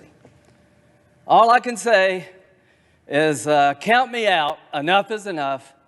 I've tried to be helpful. But when the Wisconsin Supreme Court ruled 4-3 that they didn't violate the Constitution of Wisconsin, I agree with the 3, but I accept the 4. If Al Gore can accept 5-4, he's not president. I can accept Wisconsin 4-3. Pennsylvania, it went to the Second Circuit. So much for all the judges being in Trump's pocket. They said, no, you're wrong. I accept the Pennsylvania Second Circuit that Trump's lawsuit wasn't right. Georgia, they said the Secretary of State took the law in his own hands. He changed the election laws unlawfully. A federal judge said, no, I accept the federal judge even though I don't agree with it. Fraud. They said there's 66,000 people in Georgia under 18 voted. How many people believe that? I asked, give me 10. Hadn't had one. They said 8,000 felons in prison in Arizona voted. Give me 10. Hadn't gotten one. Does that say there's problems in every election? I don't buy this. Enough's enough. We got to end it. Vice President Pence, what they're asking you to do, you won't do because you can't. You talk about interesting times. I associate myself with Rand Paul. How many times will you hear that? The mob has done something nobody else could do to get me and Rand to agree. Rand is right. If you're a conservative, this is the most offensive concept in the world, that a single person could disenfranchise 155 million people. The President of the Senate shall, in the presence of the Senate and the House of Representatives, open all certificates, and the votes shall then be counted. The person having the greatest number of votes for president shall be president. Where in there does it say Mike can say, I don't like the results? I want to send them back to the states. I believe there was fraud. To the conservatives who believe in the Constitution, now's your chance to stand up and be counted. Originalism, count me in. It means what it says. So, Mike, Mr. Vice President, just hang in there. They said we can count on Mike. All of us can count on the Vice President. You're going to do the right thing. You're going to do the constitutional thing. You got a son who flies F-35s. You got a son-in-law who flies F-18s. They're out there flying so that we can get it right here. There are people dying, to my good friend from Illinois, to make sure we have a chance to argue among ourselves. And when it's over, it is over. It is over. The final thing, Joe Biden. I've traveled the world with Joe. I hoped he lost. I prayed he would lose. He won. He's a legitimate president of the United States. I cannot convince people, certain groups, by my words, but I will tell you by my actions that maybe I, above all others in this body, need to say this. Joe Biden and Kamala Harris are lawfully elected and will become the president and the vice president of the United States on January the 20th.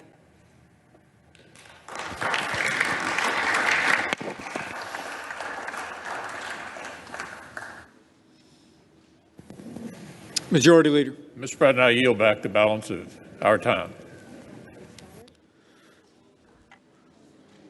All time has expired.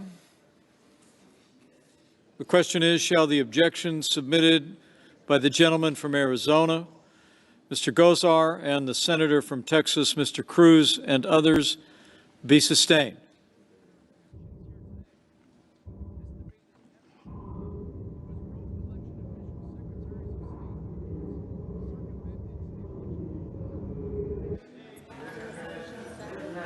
Is there a second? There is. Clerk will call the roll. Ms. Baldwin. No. Mr. Barrasso. Mr. Bennett. Mrs. Blackburn. Mr. Blumenthal. Mr. Blunt. Mr. Booker. Mr. Bozeman. Mr. Braun. Mr. Brown. Mr. Burr. Ms. Cantwell. Mrs. Capito. Mr. Cardin. Mr. Carper. Mr. Casey. Mr. Cassidy. Ms. Collins. Mr. Coons. Mr. Cornyn.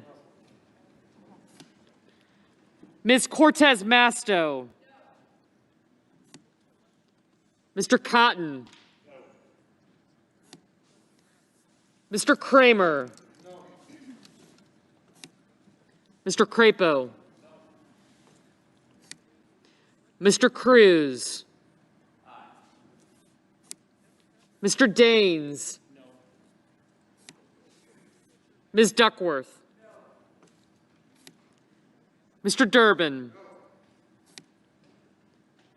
Ms. Ernst. Mrs. Feinstein. Mrs. Fisher. Mrs. Gillibrand. Mr. Graham. Mr. Grassley.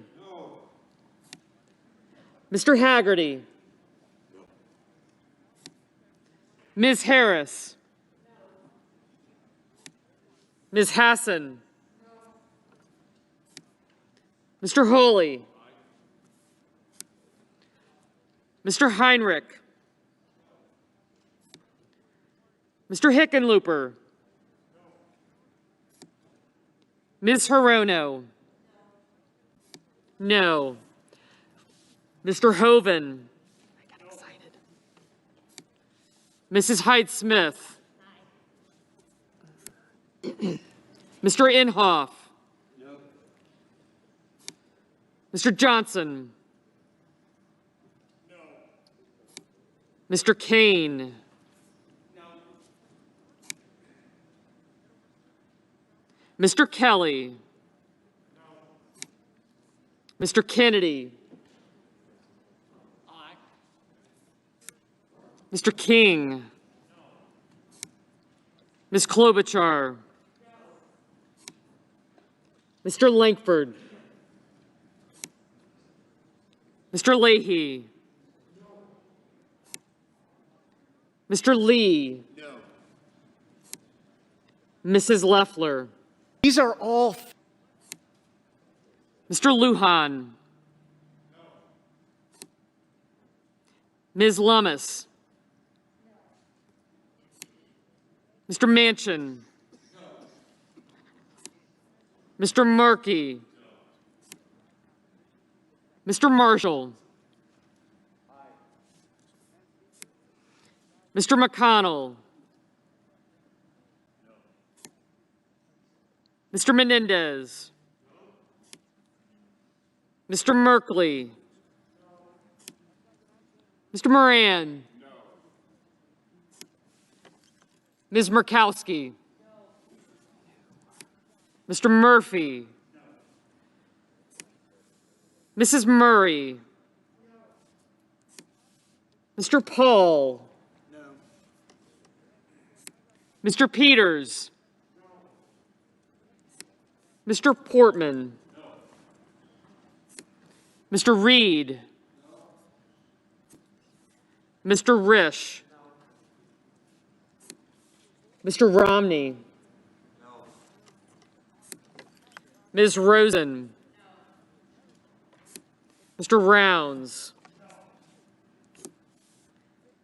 Mr. Rubio. No. Mr. Sanders. No. Mr. Sass. No. Mr. Schatz. No. Mr. Schumer. No. Mr. Scott of Florida. No. Mr. Scott of South Carolina. No. Mrs. Shaheen. Mr. Shelby. Ms. Sinema. Ms. Smith. Ms. Stabenow. Mr. Sullivan. Mr. Tester. Mr. Thune. Mr. Tillis. Mr. Toomey. No. Mr. Tuberville.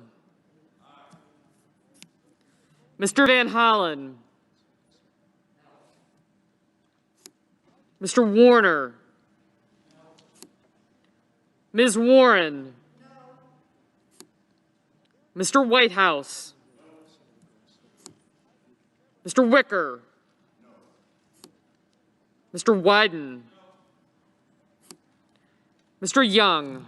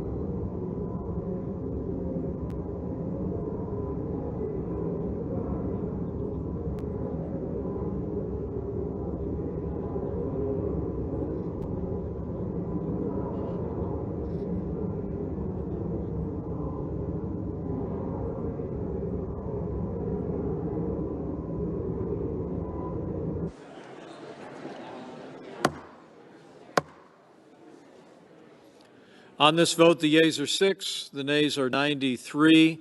The objection is not sustained. The Secretary will notify the House of the action of the Senate, informing that body that the Senate is now ready to proceed to joint session with further counting of the electoral vote for President and Vice President. Majority Leader. Mr. President. So, colleagues, here's where we are. We have a few more speakers now as we wait for the House to finish their debate and vote. We expect the House to finish voting on Arizona between 11:30 and midnight. I ask unanimous consent the Senate be in a period of morning business with the following senators permitted to speak therein for up to 5 minutes each: Senator Toomey, Senator Rubio, Senator Collins. And on our side, Senators Wyden, Hirono, and Coons. Finally, following their remarks, the Senate stand in recess subject to the call of the chair. No. Maybe not. Maybe not. We may have. Okay, so we'll figure it out.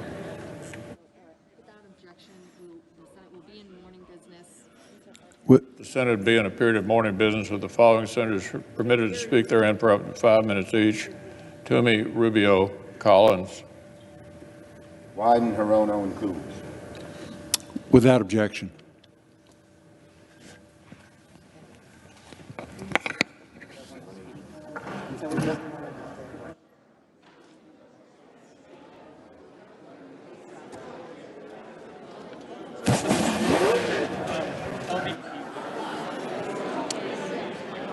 Not many will.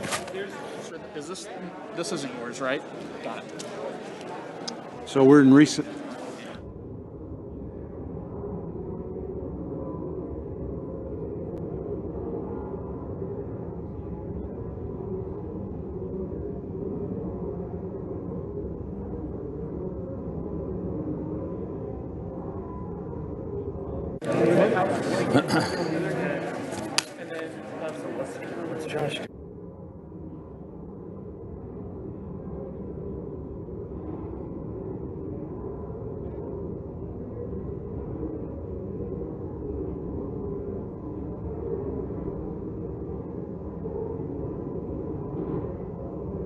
Registered this election than any other party.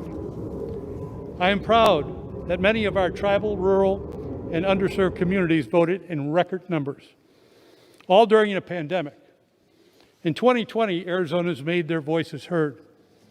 The fact is, multiple federal, state judges, agencies, state elected officials concluded the winner was Joe Biden. In Arizona, this process was administered and overseen by officials from both parties. Elections officials conducted random, hand-counted audits of many precincts. They confirmed there were no errors that would change the result of the election. The fact is that the Republican chairman of Maricopa County, the largest Republican county in the state, the biggest population county, he stated more than 2 million ballots were cast, and there was no evidence of fraud or misconduct or malfunction. He concluded, no matter how you voted, this election was administered with integrity, transparency, and in accordance with state laws. The fact is, the president and his campaign and several Republican-led groups filed 8 election lawsuits, all of which were dismissed. The Arizona Supreme Court, a body where all justices have been appointed by Republican governors, unanimously dismissed the case. The justices found that the party had failed to present any evidence of misconduct or illegal votes, let alone establish any degree of fraud or a significant error rate that would undermine the certainty of the election results. After these judicial rulings, the governor said, "I trust our election system. There's integrity in our election system." The fact is, Joe Biden is the certified winner of Arizona's 11 electoral votes. Arizona's elected and appointed officials from both parties followed the facts and came to this conclusion. I urge my colleagues to do the same. To my colleagues across the aisle, I know we may disagree on who we want as president. But what we personally want is not what matters here. Rather, the people's influence, as reflected in the certified electoral college results, is what matters. Facts matter. Undermining faith in our election process by attempting to mislead the American public it would only overturn serves the to results weaken us of the presidential election in Pennsylvania, and it would thereby deny Pennsylvania's voters the opportunity to even participate in the presidential election. Mr. President, even if Congress did have the constitutional responsibility to judge the worthiness of a state's election process, which it does not, rejecting Pennsylvania's electoral votes would still be wildly out of proportion to the purported offenses and very damaging to our republic. Let me go through a few facts about Pennsylvania. First, some of the objectors, and in fact even the President of the United States this morning, have observed that the Pennsylvania Supreme Court disregarded existing law when it ruled that mail-in ballots could be counted even if they arrived up to 3 days after the election day. Now, the objectors are right about that. In my view, the Supreme Court of the United States should overturn that illegal decision. But, Mr. President, only 10,097 ballots arrived in Pennsylvania during the 3 days after the election. And those 10,097 ballots have been excluded from the vote count that resulted in President-elect Biden winning Pennsylvania by about 80,000 votes. What greater remedy could the objectors possibly want than the complete exclusion of the late arriving ballots? How could we possibly invalidate the entire Pennsylvania election over 10,000 votes that were not even included in the vote count? A second charge we heard, and the senator from Missouri alluded to it this evening, is a 2019 Pennsylvania law that allows mail-in ballots for any reason, that might violate the Pennsylvania Constitution. Well, first of all, as Senator Casey observed, this was a bipartisan law passed with nearly unanimous Republican support. Clearly, the state legislators and the governor believe it is consistent with the Pennsylvania Constitution. Secondly, this law was not challenged when it was passed. It wasn't challenged when it was applied during the June primary election. It was only challenged after President Trump lost the general election. But 2.6 million Pennsylvanians voted by mail-in ballot in the general election. Over 37% of Pennsylvania voters in good faith relied on a law to cast their votes as they had done previously. Now, I understand you can make a theoretical argument about whether this is consistent with Pennsylvania's Constitution, and that needs to be resolved for future elections. But because of this constitutional question that some people have, the objectors want to prevent Pennsylvania voters from participating in the presidential election entirely. That would be an outrageous remedy to this purported offense. A third charge we've heard is that Pennsylvania officials did not properly implement Pennsylvania election law in a variety of other ways. But the Trump campaign has shown that many of these issues have, well, first of all, none of these issues would have changed the election outcome, but more importantly, the campaign had many opportunities of which it availed itself to litigate these issues. They did time and again, and they lost repeatedly, often in unanimous bipartisan decisions. Now, some of the objectors also cite Congress's own failure to investigate allegations of election irregularities, and that's their justification for refusing to certify the election results. But the allegations of election irregularities and fraud have been investigated. They've been adjudicated. They were adjudicated in the states in which they're alleged to have occurred. Now, in Pennsylvania, the Trump campaign took their case of election irregularities into the courtroom of Judge Matthew Brann of the Federal District Court. Judge Brann is a conservative Republican Federalist Society member. And here's what he said about the Trump campaign case, and I quote, "This court has been presented with strained legal arguments without merit and speculative accusations unsupported by evidence. In the United States of America, this cannot justify the disenfranchisement of a single voter, let alone all the voters of the sixth most populated state." End quote. So the campaign then appealed Judge Brann's decision to the Third Circuit, and they drew a 3-judge panel, all Republican appointed judges, one appointed by President Trump. The panel concurred with Judge Brann. Mr. President, certainly there were irregularities in this election. There always are. But there's no evidence of significant fraud, conspiracies, or even significant anomalies that cast any serious doubt on who actually won the election. And you know, one of the ways you can tell is look at the big picture in Pennsylvania. Look at what happened. In 2016, President Trump won Pennsylvania by 0.8%.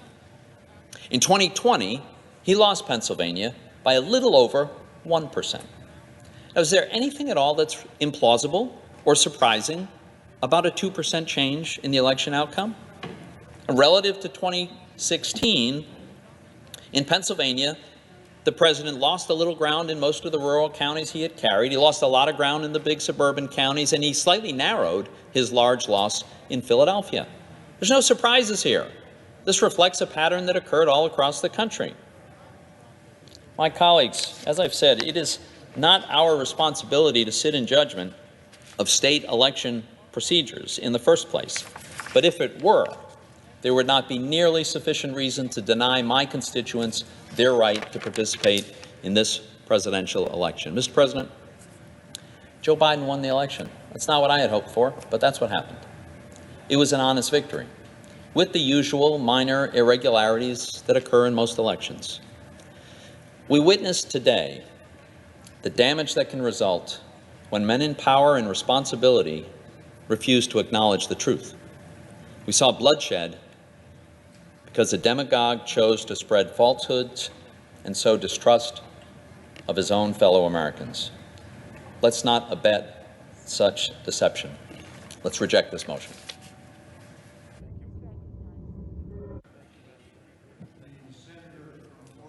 Mr. President, with just a few minutes to speak, I'm going to get right to the point.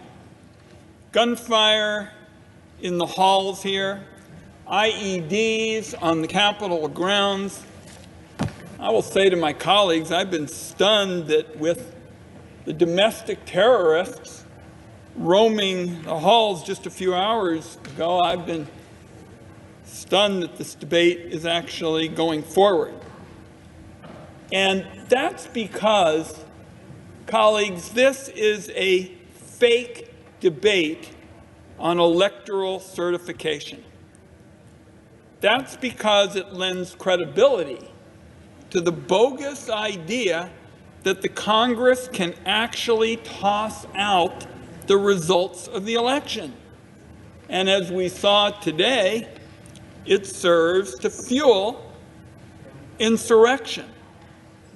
Now, contrary to what some of my aye-voting colleagues believe, aye votes cast just a few minutes ago, this debate has never been about setting up some kind of routine election tribunal. This isn't about election security. If the Republican majority for the last 2 years had actually been interested in election security, they would not have worked relentlessly to block my legislation to secure our 2020 elections with hand-marked paper ballots and post-election security audits.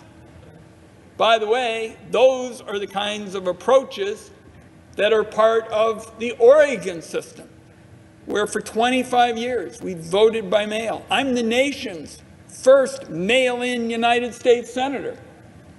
The second, and I see my colleagues from Maine and Alaska here because they're very fond of him like I was, Gordon Smith, a Republican, was the second mail-in United States senator in our country. That's because we do the job right. It's efficient. Our late Republican Secretary of State, Dennis Richardson, actually told President Trump there was no evidence of fraud. So if Republicans had been interested over the last 2 years in actually working with me and colleagues on both sides of the aisle and secretaries of state, we could have had an approach that would have empowered the Oregon idea to go national.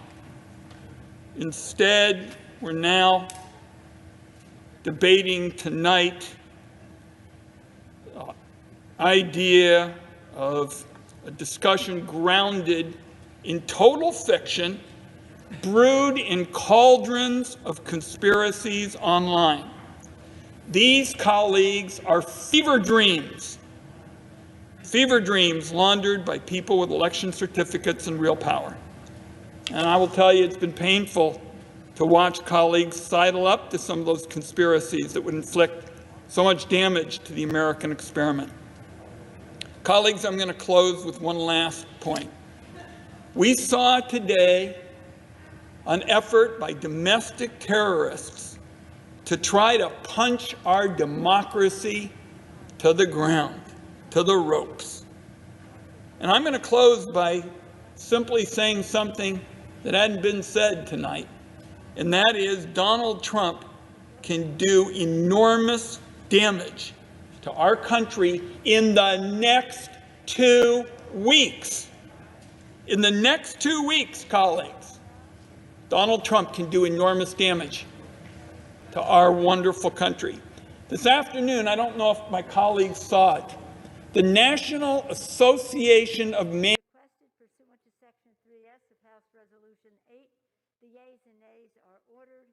Members will record their votes by electronic device and are to remind manufacturers, another organization with thousands, a left-wing outfit. They called for moving forward with the 25th Amendment. All over the news already, colleagues, this afternoon, the National Association of Manufacturers. That's what we're seeing in our country with respect to the fear of Americans having watched what happened here. So I'm just going to close by way of saying, I believe that for the next 2 weeks, we have an enormous responsibility to watchdog Donald Trump day in and day out, to do everything possible to prevent the kind of abuses that we saw today, where an American lost her life. And we saw the fear among our citizens at what went on. Let's do everything we can as leaders, Democrats and Republicans, to make sure in the next 2 weeks Donald Trump's abuses are checked. We do everything we can to protect this wonderful nation of ours. Mr. President, I yield the floor.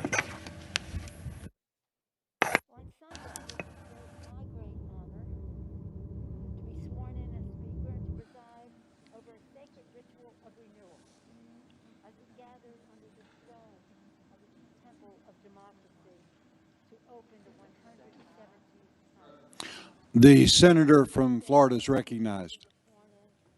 Mr. President, over the last weeks and days leading up to this vote here today, I've heard from a lot of people about this vote, and I guess I want to address it as much to them as anybody else. And these are people that I know. These are friends. These are neighbors. These are longtime supporters, generally people on my side of the political aisle. And they're upset. They're upset. They look at the media, and the media, they feel censored stories that might have been negative towards Joe Biden or were negative towards Joe Biden, and the social media companies helped them out. And they saw how some states tinkered with and even mutilated state election laws, and they have doubts that the election was legitimate. And it gives this country this extraordinary crisis of confidence, which is very dangerous because democracy is very fragile, and it's not held together by elections. Democracy is held together by people's confidence in the election and their willingness to abide by its results. And so the notion was, we need to do something, we need to fight. And several of my colleagues have adopted the idea, and I respect it, that they're going to object. Now listen, it's important to understand something. Even the people objecting in the Senate recognize that it's not going to pass. It's not going to change the outcome, but it's going to send a message. And it's going to make a point. The problem is, I think it's a terrible idea at this moment. Just hours ago, a young lady died in this Capitol. That means somebody somewhere in this country got a phone call that their daughter was dead. Daughter was going to a political rally. She is dead. Died in this Capitol, somewhere not far from where we are standing. We had police officers, the men and women that we walk by every single day that guard the doors and we say hello to, out there with riot gear, getting spit on and attacked.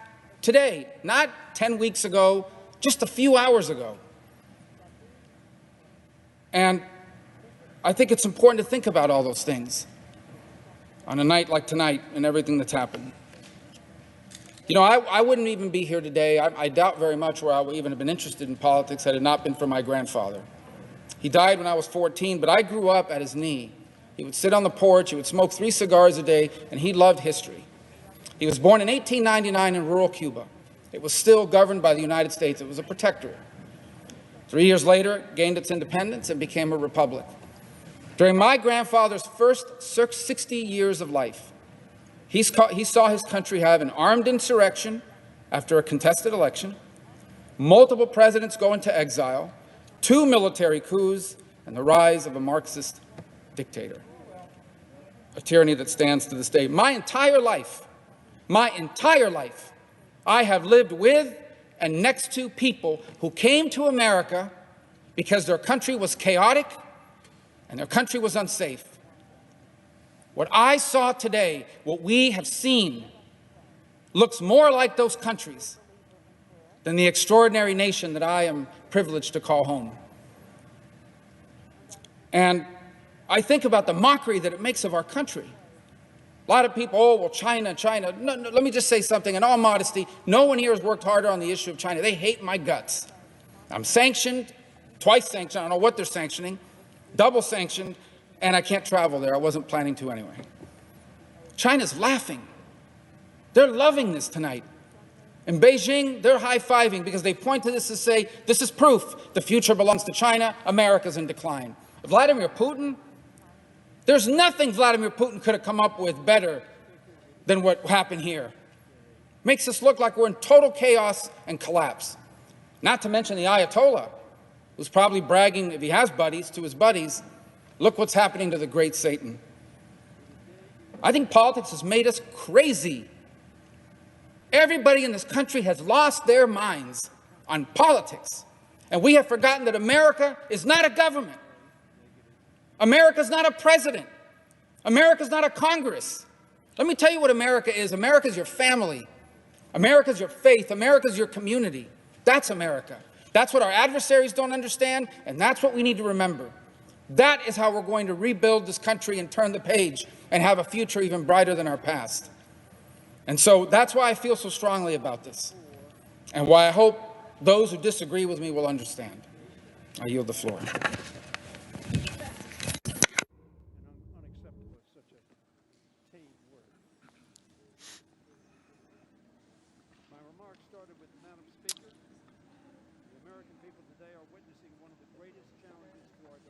The senator from Hawaii is recognized. Mr. President, it has been hard at times to find the words to describe the full harm Donald Trump has inflicted on our country.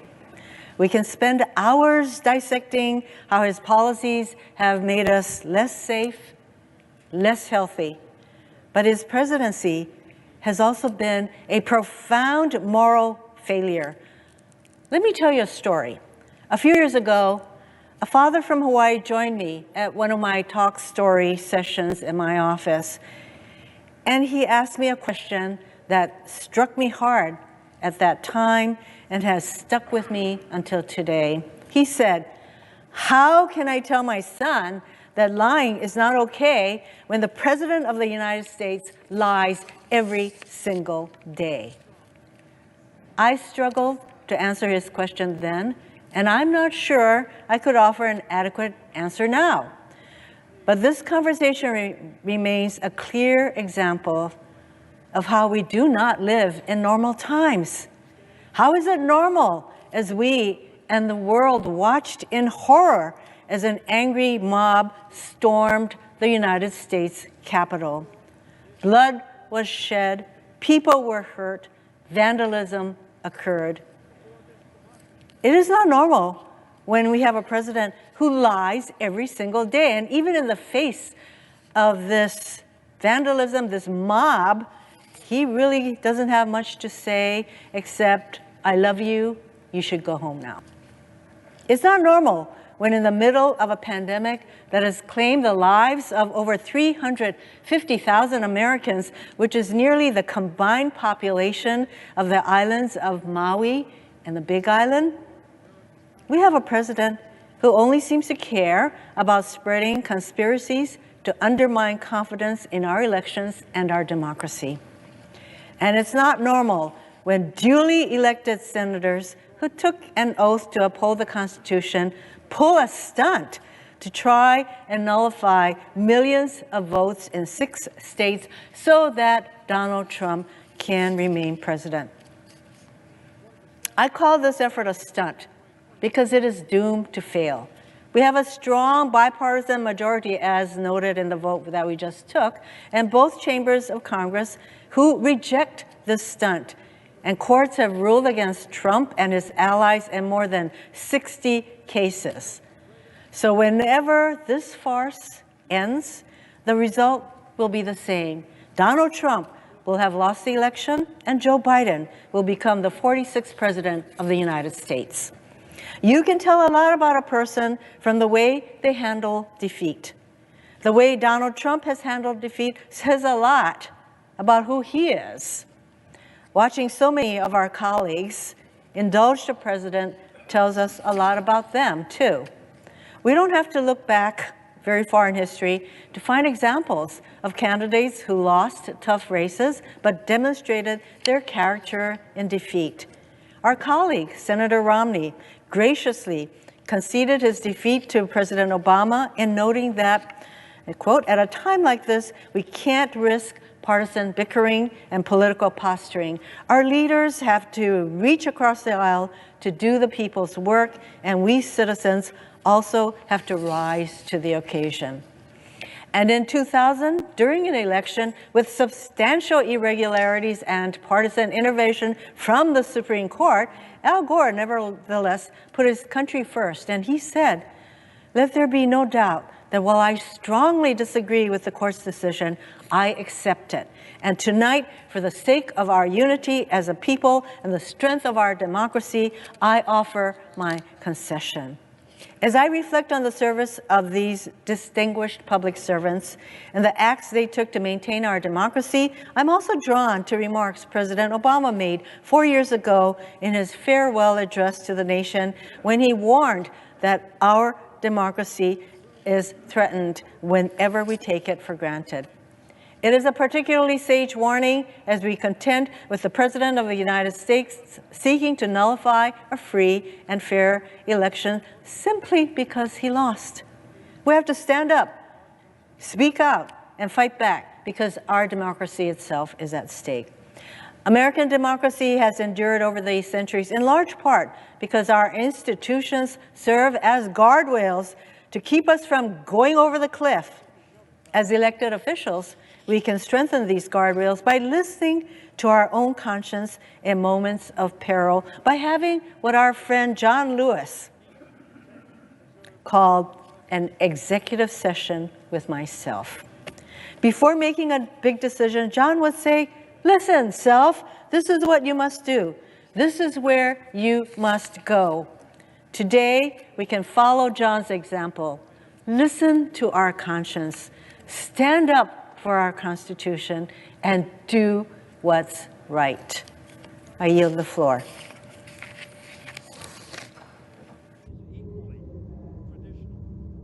The senator from Maine is recognized. Thank you, Mr. President. Mr. President, let me begin my remarks tonight by expressing my heartfelt gratitude to the members of the law enforcement community and the National Guard, whose hard work and courage made it possible for us to resume our deliberations tonight. We return to this chamber tonight undeterred by the violence we witnessed and strengthened in our determination to fulfill our constitutional duty. Mr. President, the Constitution is the foundation of our American democracy, and the Constitution is what must guide our decisions on the presidential election. The process the Constitution sets forth for electing presidents through the Electoral College is straightforward. The people vote. Electors are chosen. The electors vote. Then Congress counts the electors' votes. That final step in the process is why we have convened today. Counting the votes of the electors, a function that the 12th Amendment assigns to Congress, is an administrative and largely ceremonial act.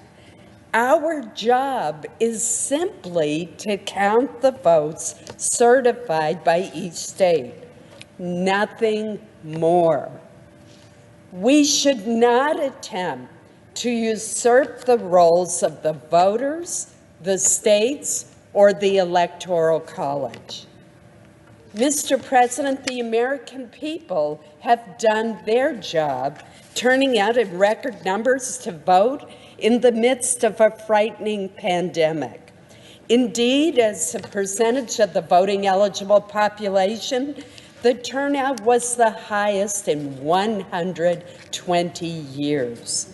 Similarly, in the midst of this pandemic, hundreds of election officials and volunteers have done their job, staffing polling places and faithfully counting and often recounting votes. The states have done their job by certifying the election results. Now, Mr. President, I've heard the proponents of these objections raise questions about whether the various states conducted their elections properly. When disputes over elections arise, candidates are able to appeal to our legal system, not Congress, for recourse.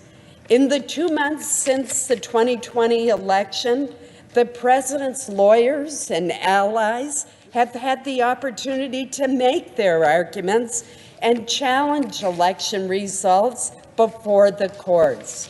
Notably, every one of nearly 60 lawsuits that they brought forward have been rejected.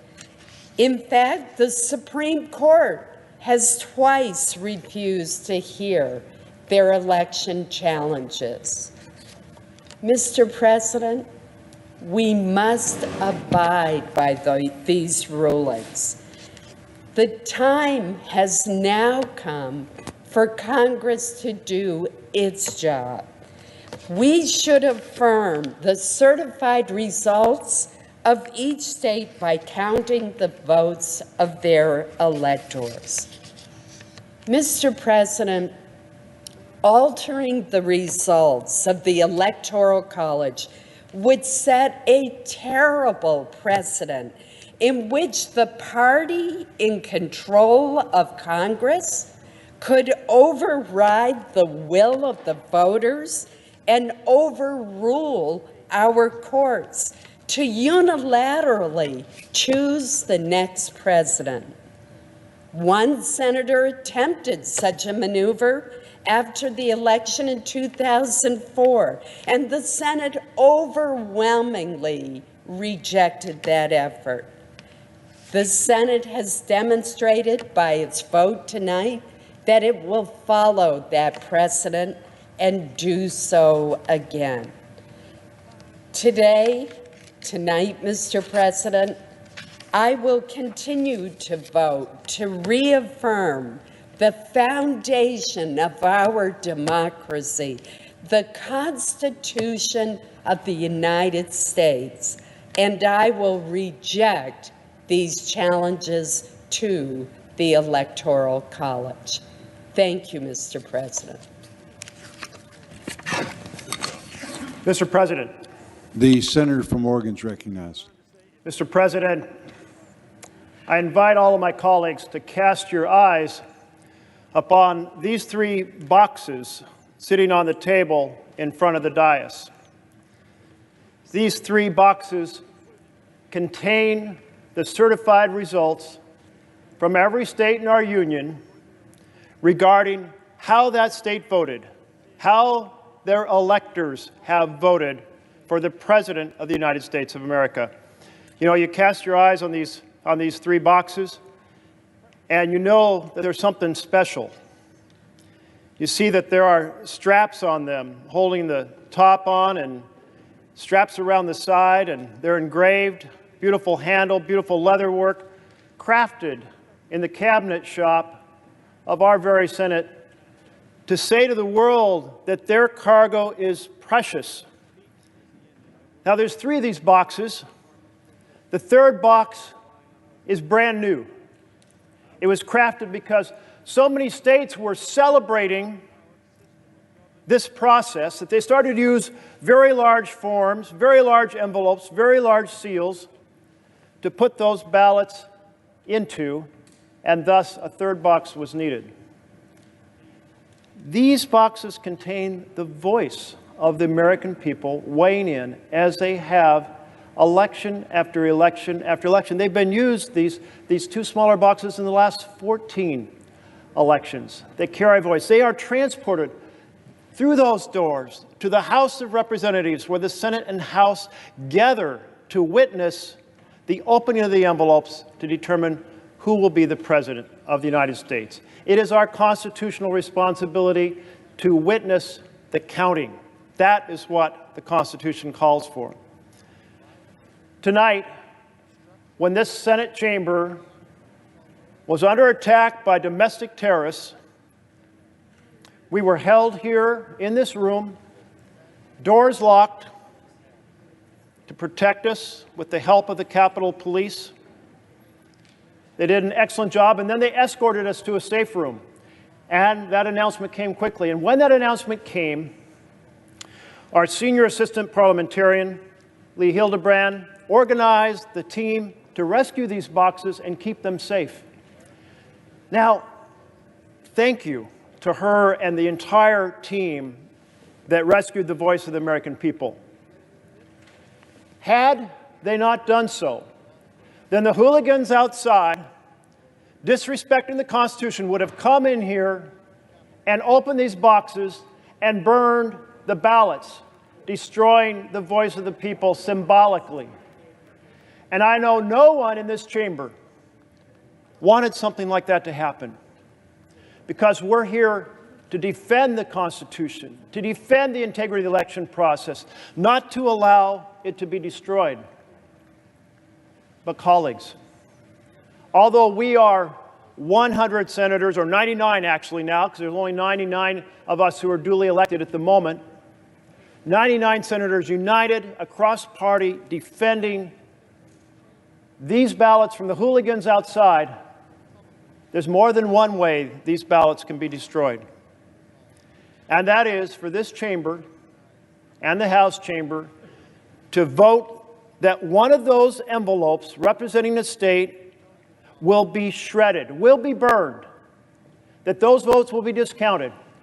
We just held a vote on whether or not the envelope containing the electoral votes from Arizona should be burned. We defended these ballots against the hooligans outside. But there are those in this chamber supporting the destruction of the voice of the citizens of Arizona. 6 voted. And we are coming back later tonight to vote on whether to shred or burn the ballots for the people of Pennsylvania. So we have to stand together to say absolutely not. The constitutional responsibility is for us to defend the process, not to proceed institution, but to destroy these ballots. Pauses for that moment and thanks among themselves. that we can disagree with one another, but not dislike each other. We can respect the voices of others. There's many times we debate on this body, and we should. There's many times we can get heated. I still consider Steny Hoyer a very good friend. There's times I get upset. I'll call him at home to express what things I may not see fair or just. But that's the way we should handle things. The majority leader is right. We are all Americans first. But should we also think for a moment, what do we put on social media? What do we convey to one another? Just because you have a personal opinion different than mine, you have a right to say it, but nobody has a right to become a mob. And we all should stand united in condemning the mob together. Yeah.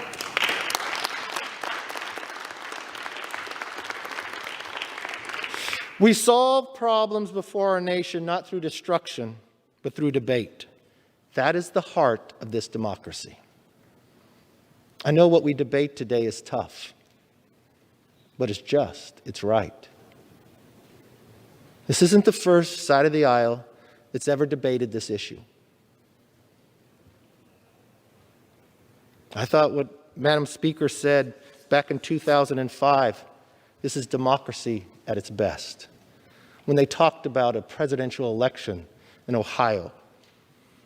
These are the moments that we should raise the issue about integrity and accountability and accuracy in our elections. But you know what we should do, the next difference? Not just raise the issue, but work together to solve the problems.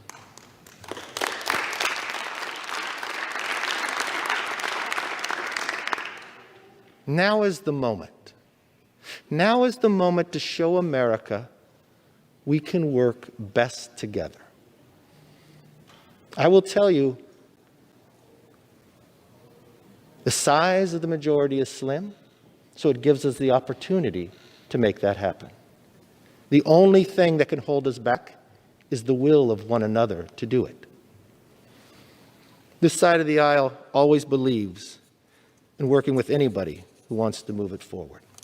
That does not mean that we're going to agree 100% of the time. That does not mean our voice cannot be heard. That does not mean we cannot be treated fairly. We should be. That may mean on the size of committees. That means on our ability to offer an amendment.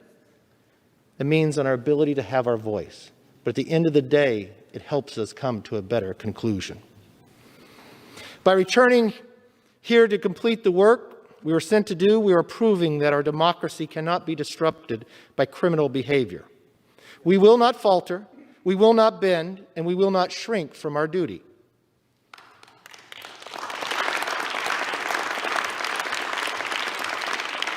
Let me be very clear. Mobs don't rule America. Laws rule America.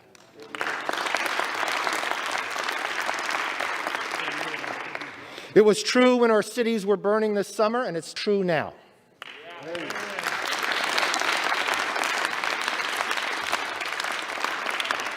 When Americans go to bed tonight, their lasting memory should not be a Congress overrun by rioters. It must be a resolute Congress conducting healthy debate. We may not disagree on a lot in America, but tonight we must show the world that we will respectfully but thoroughly carry out the most basic duties of democracy. We will continue with the task that we have been sent here to do. We will follow the Constitution and the law and the process for hearing valid concerns about election integrity. We'll do it with respect. We will respect your opinion. We'll respect what you say, and we're willing to listen to it. I think the nation will be better for it on both sides of the aisle. Let's show the country the mob did not win. We have a job to do it. Let's do it with pride, and let's be better when the sun rises tomorrow. With that, I yield back, Madam Speaker.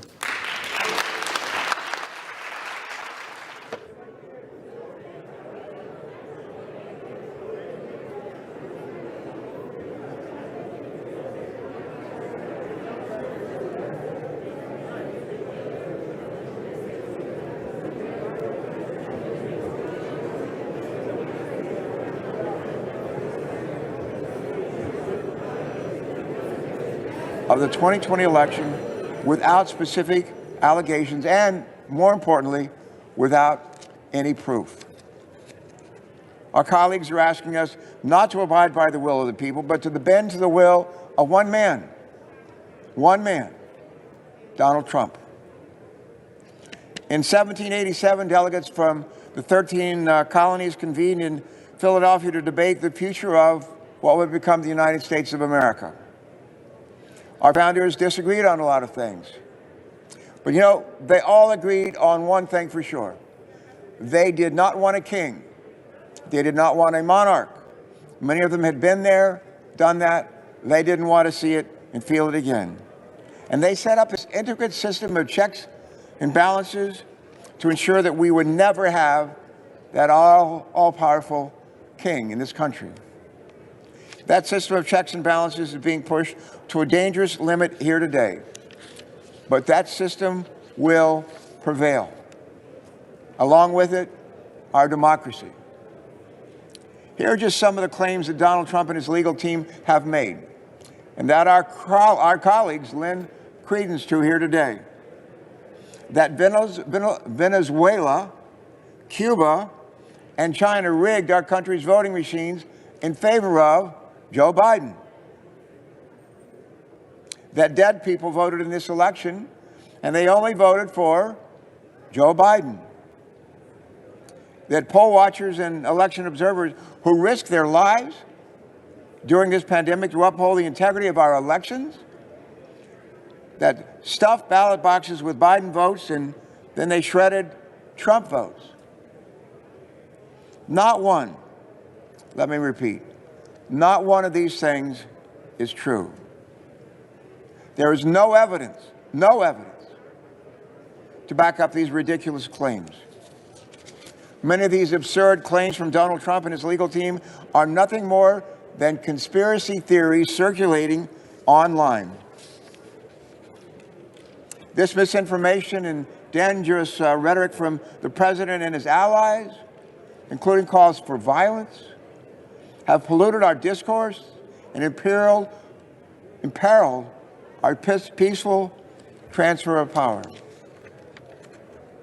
And when our colleagues show indifference or outright support for these unsubstantiated claims and conspiracy theories, they lead our nation and our Constitution down a dangerous, dangerous path. All of us who serve here swore an oath to support and defend our Constitution. I swore that same oath as a naval flight officer many times, as a midshipman before that. But all of us here have sworn to support and defend our Constitution, not our political party, and certainly not any individual candidate. Colleagues, for the safety of our citizens and our republic, we must lead by example. We must turn the temperature down. It was a hard-fought campaign, but the campaign is over. The votes have been counted. The count has been certified in all 50 states. And in 2 weeks, on January 20th, Joe Biden and Kamala Harris will be sworn in as President and Vice President of the United States, as they should be.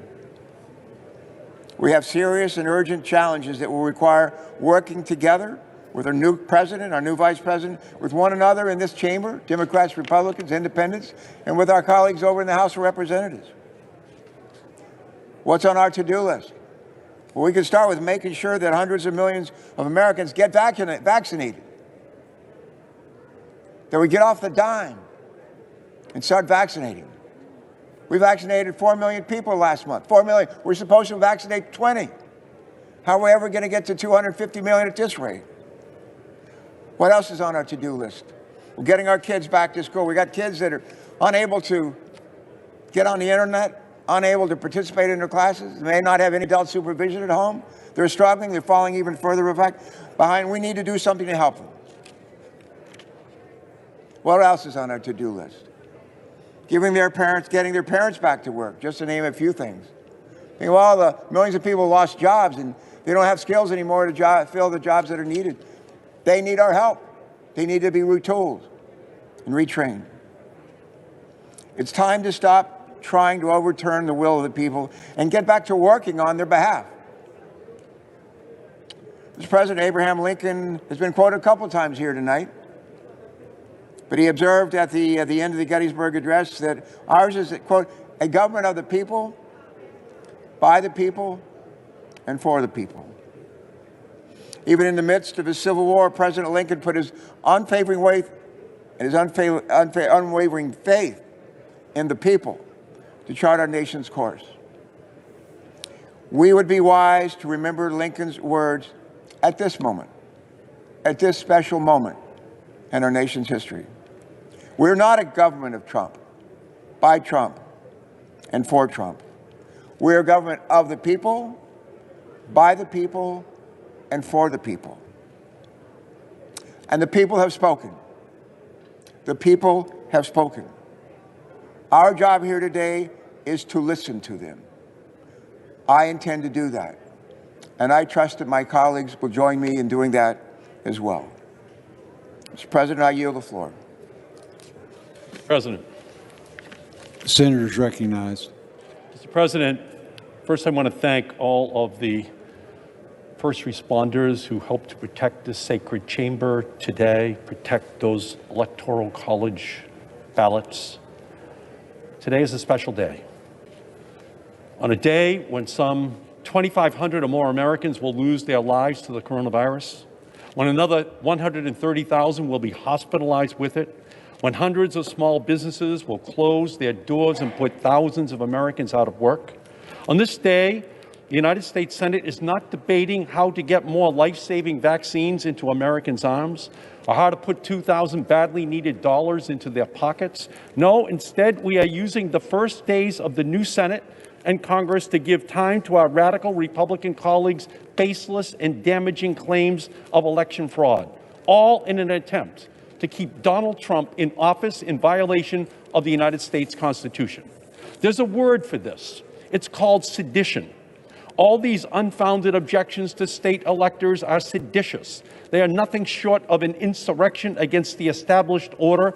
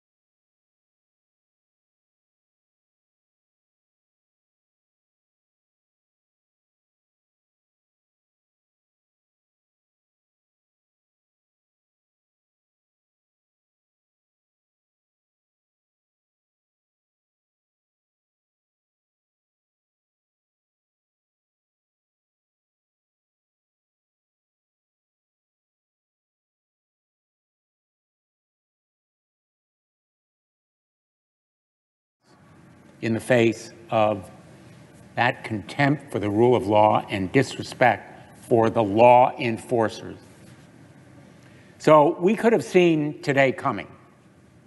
In fact, we did. I warned about it, others did, because the fantasies and falsehoods that drove those rioters, not protesters, the mob who assaulted the temple of democracy, were fueled by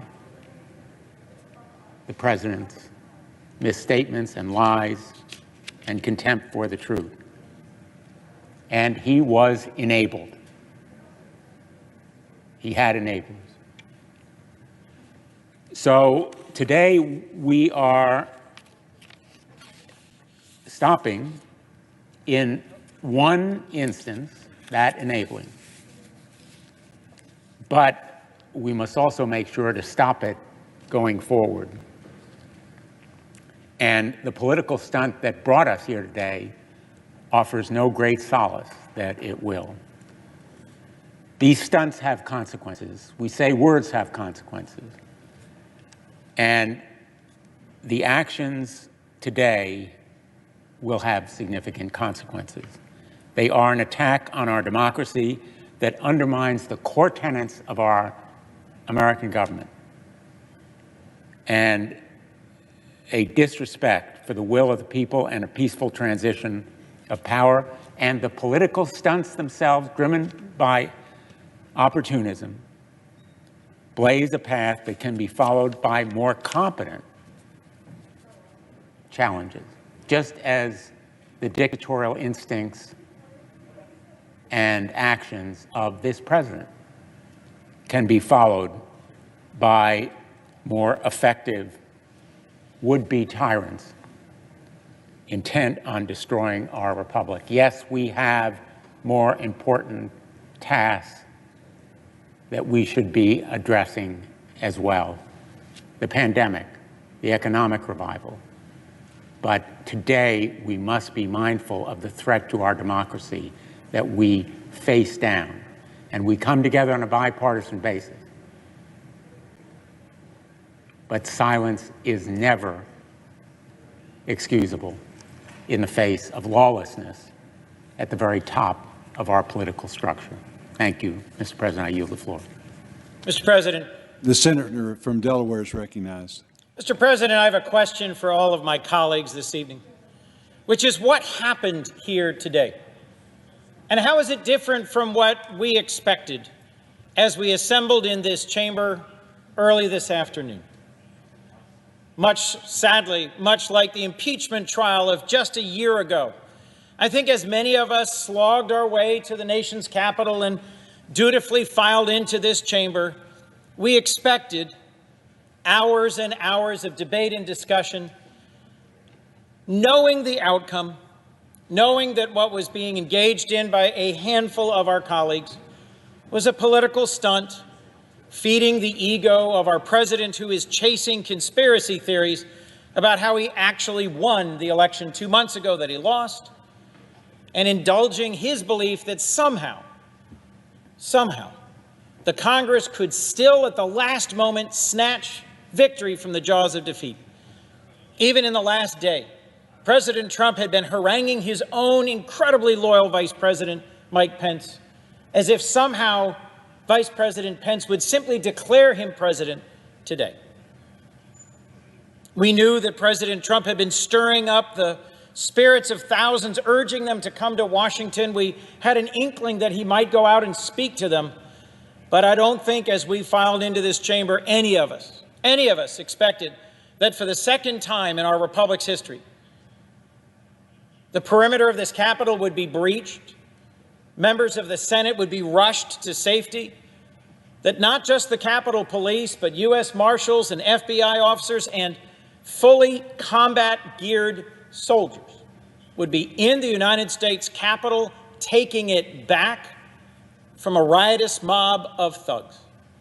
Just a few moments ago, I went to the rotunda to see the litter and the trash, the residue and the remnants of those who took over this building today, and to say thank you to the men and women of law enforcement who helped secure it, after it fell to an angry mob.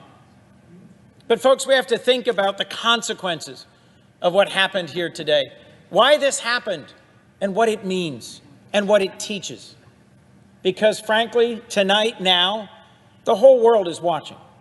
The entire world is watching a montage of scenes of folks cavorting in the Capitol, half-naked men taking that seat, scrawling things on different surfaces, parading up and down the Capitol corridors with a Confederate flag, with a Trump flag, and in other ways signaling that they had done something significant.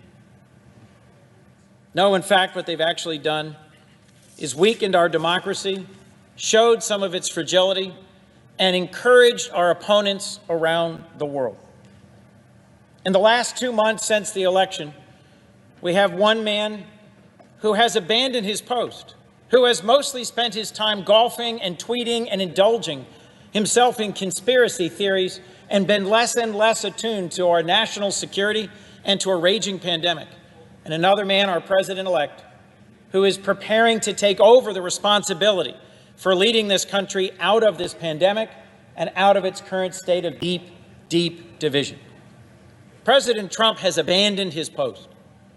He does not deserve to be president any longer, and he poses a real and present threat to the future of our democracy. But let me also say this to my colleagues, half of whom changed their intended vote today after seeing what happened in the Capitol. There were, as we began, roughly 13 senators, Republicans, who said they were going to vote against the certification of the election. And when we actually finally called the roll, it was just 6. 7 of them having been chastened by the events of today. But 2 who continue on this quest, clerked for the Supreme Court Chief Justice, are deeply schooled in the law, know better than what they did today. And in the count and the debate going on over in the House, even now, more than 100 House Republicans continue with this effort. On this floor earlier today, this evening, there were strong and clear and brave speeches by Republicans and Democrats alike. So I have a question as we move forward. When will this fever break? When will we finally say to each other, enough is enough of indulging and following populism and demagoguery?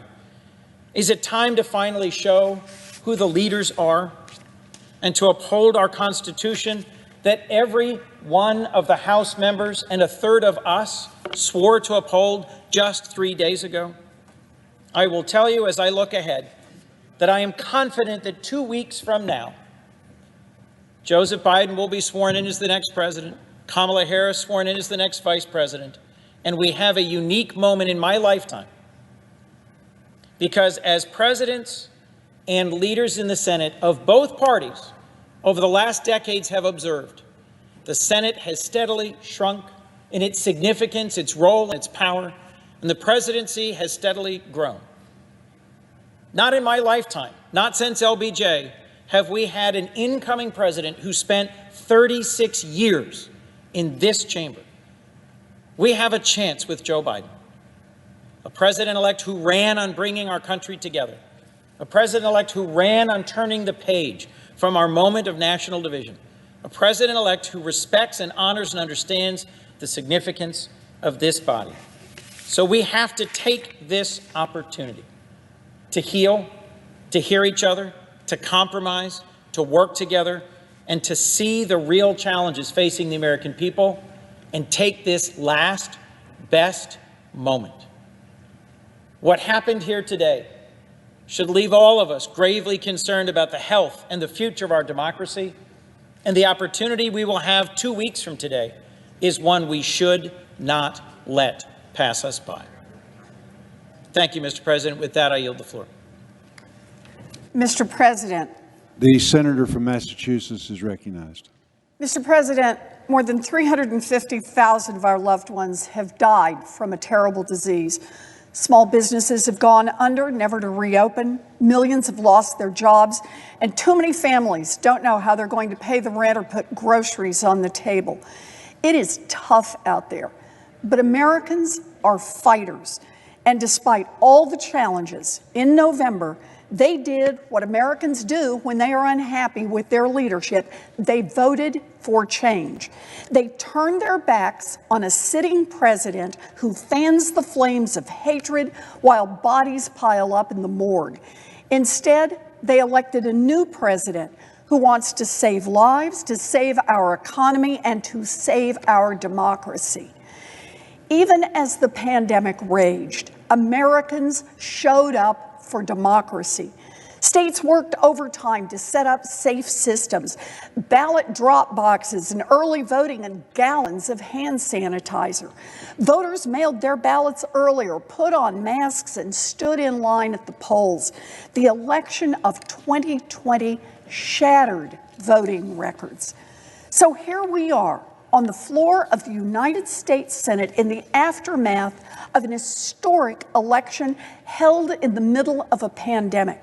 People are suffering, and we should be working to get them the help they need. Instead, we are here because Donald Trump wants to overturn the results of that election. The Republicans objecting to the results of this election will be judged by history. But the rest of us will be judged as well. It is our responsibility to stand up for our democracy, even while other senators work to undermine it. Losing is hard. I ran for president myself. It was a hard-fought primary, but Joe Biden won and I lost. I am not the only one to live through that.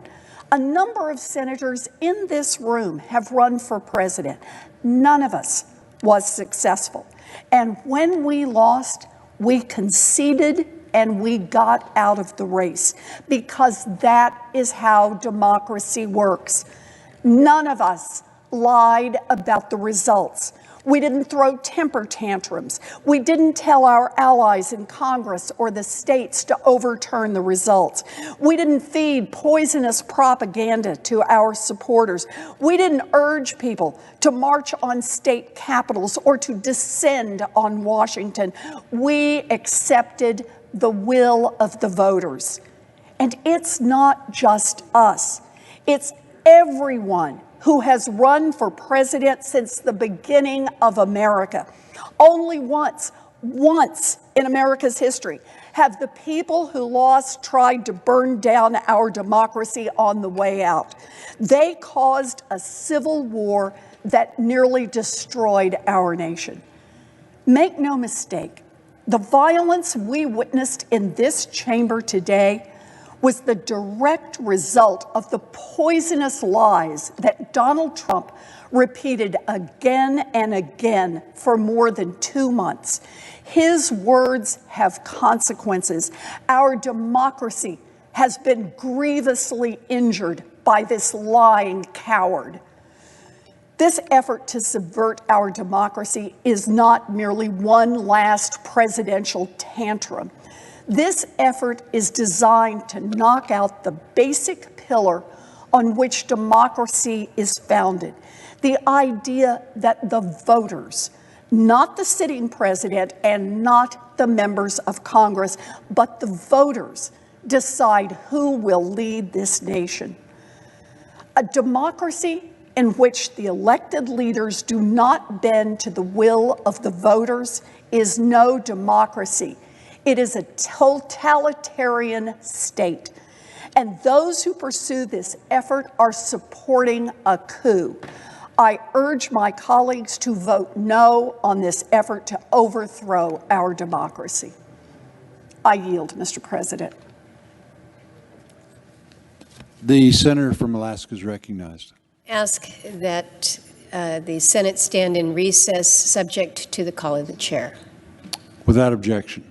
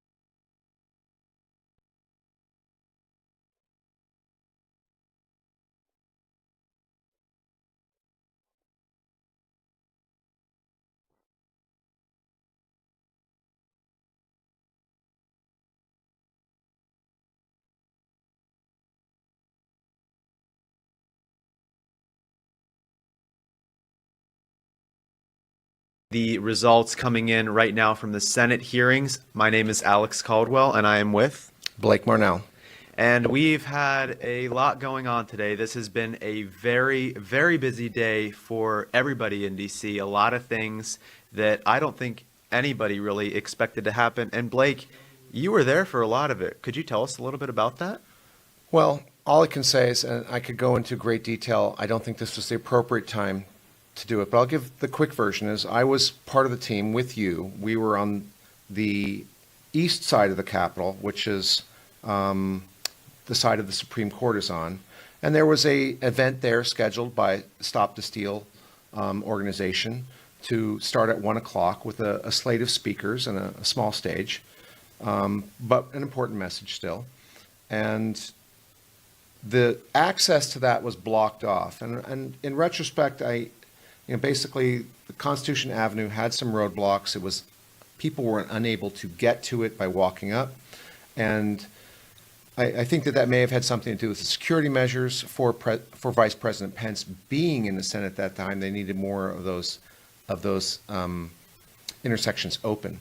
And when it became apparent that 1 o'clock event was not going to start, our team was called back to our studio here, and on the process, while we were walking back, we crossed in front of the Capitol, and that's when I saw that people had advanced towards the Capitol steps. I knew we had one team down there.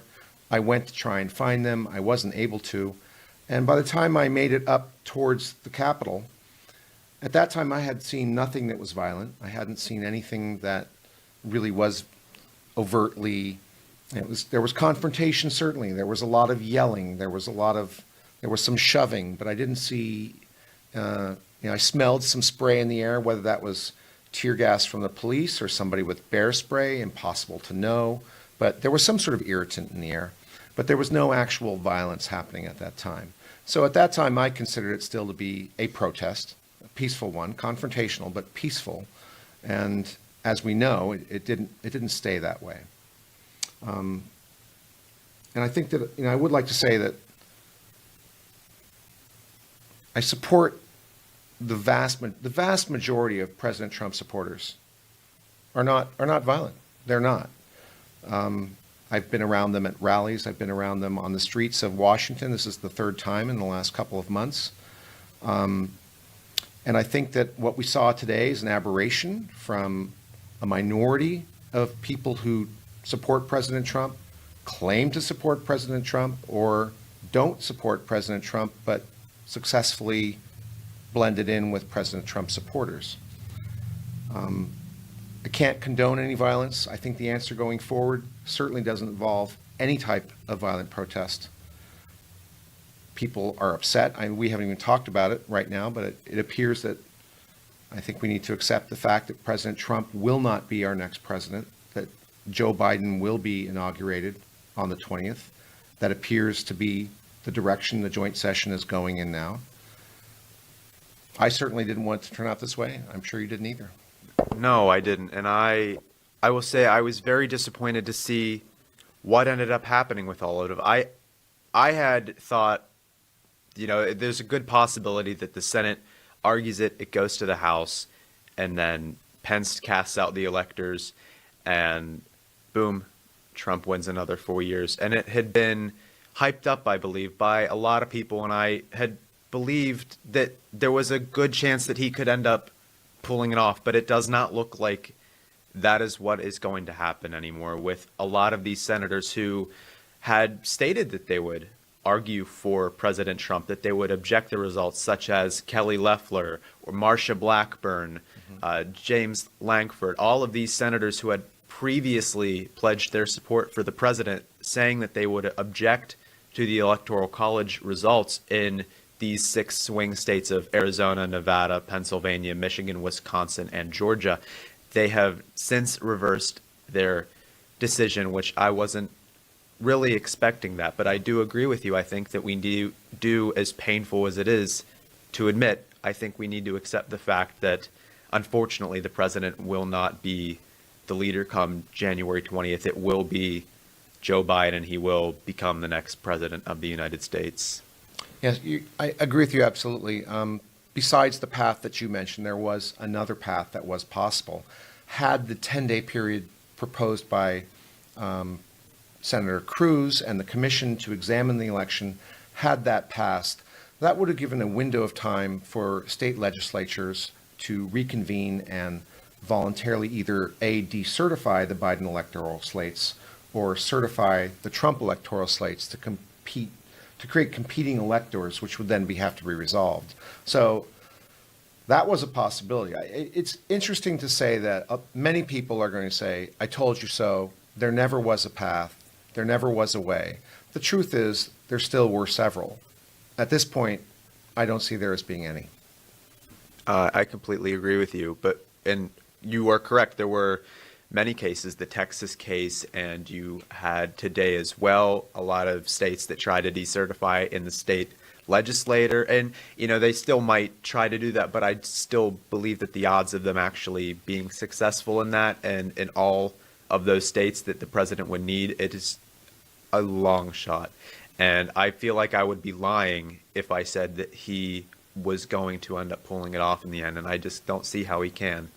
But even though he won't be president, he has had more of an impact on us and on this country more than any other president in modern history. 4 years ago, or 5 years ago, I could say, in 2015, he came down that escalator in Trump Tower and he announced his candidacy, and nobody thought he was going to win. Everybody viewed him as a laughingstock, but he was an outsider. And he brought attention to issues that we never thought really mattered. We had never really considered the swamp and what they do. No. And he brought light to that. And he showed us just how deep the swamp really was and what it really was. And he really opened a lot of our eyes. And while he might not be president, I still think he can do a lot from the outside. He has said he's not going to go away. Come 2022, he's going to be out there campaigning for the midterms. He's not a huge fan of Brian Kemp. He's not a huge fan of John Thune, senator from South Dakota. And he has said he's going to campaign against them. He even announced on his Georgia rally in Dalton, Georgia, that he was going to campaign against Governor Brian Kemp of Georgia.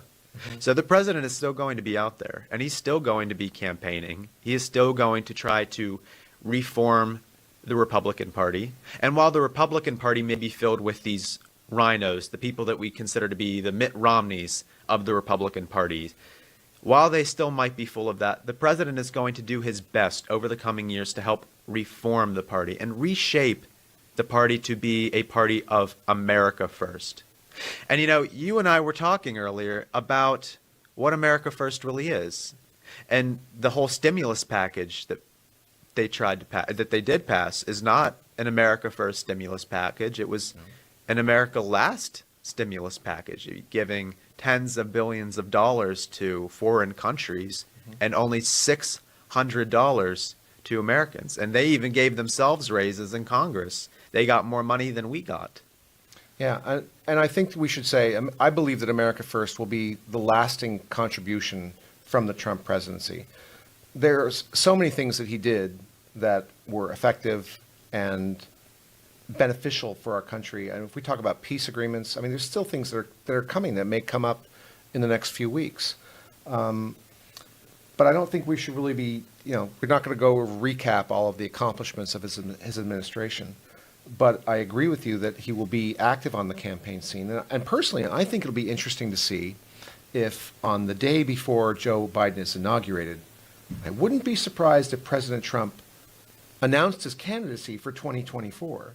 It has some beneficial avenues for him. He basically would never go back to being a private citizen. His social media accounts wouldn't be at risk of being censored that way. He would essentially go from being the president to a candidate for president in 2024. And I fully support the president still. I believe that having seen firsthand what happened on the west side of the Capitol, I didn't see what happened on the east.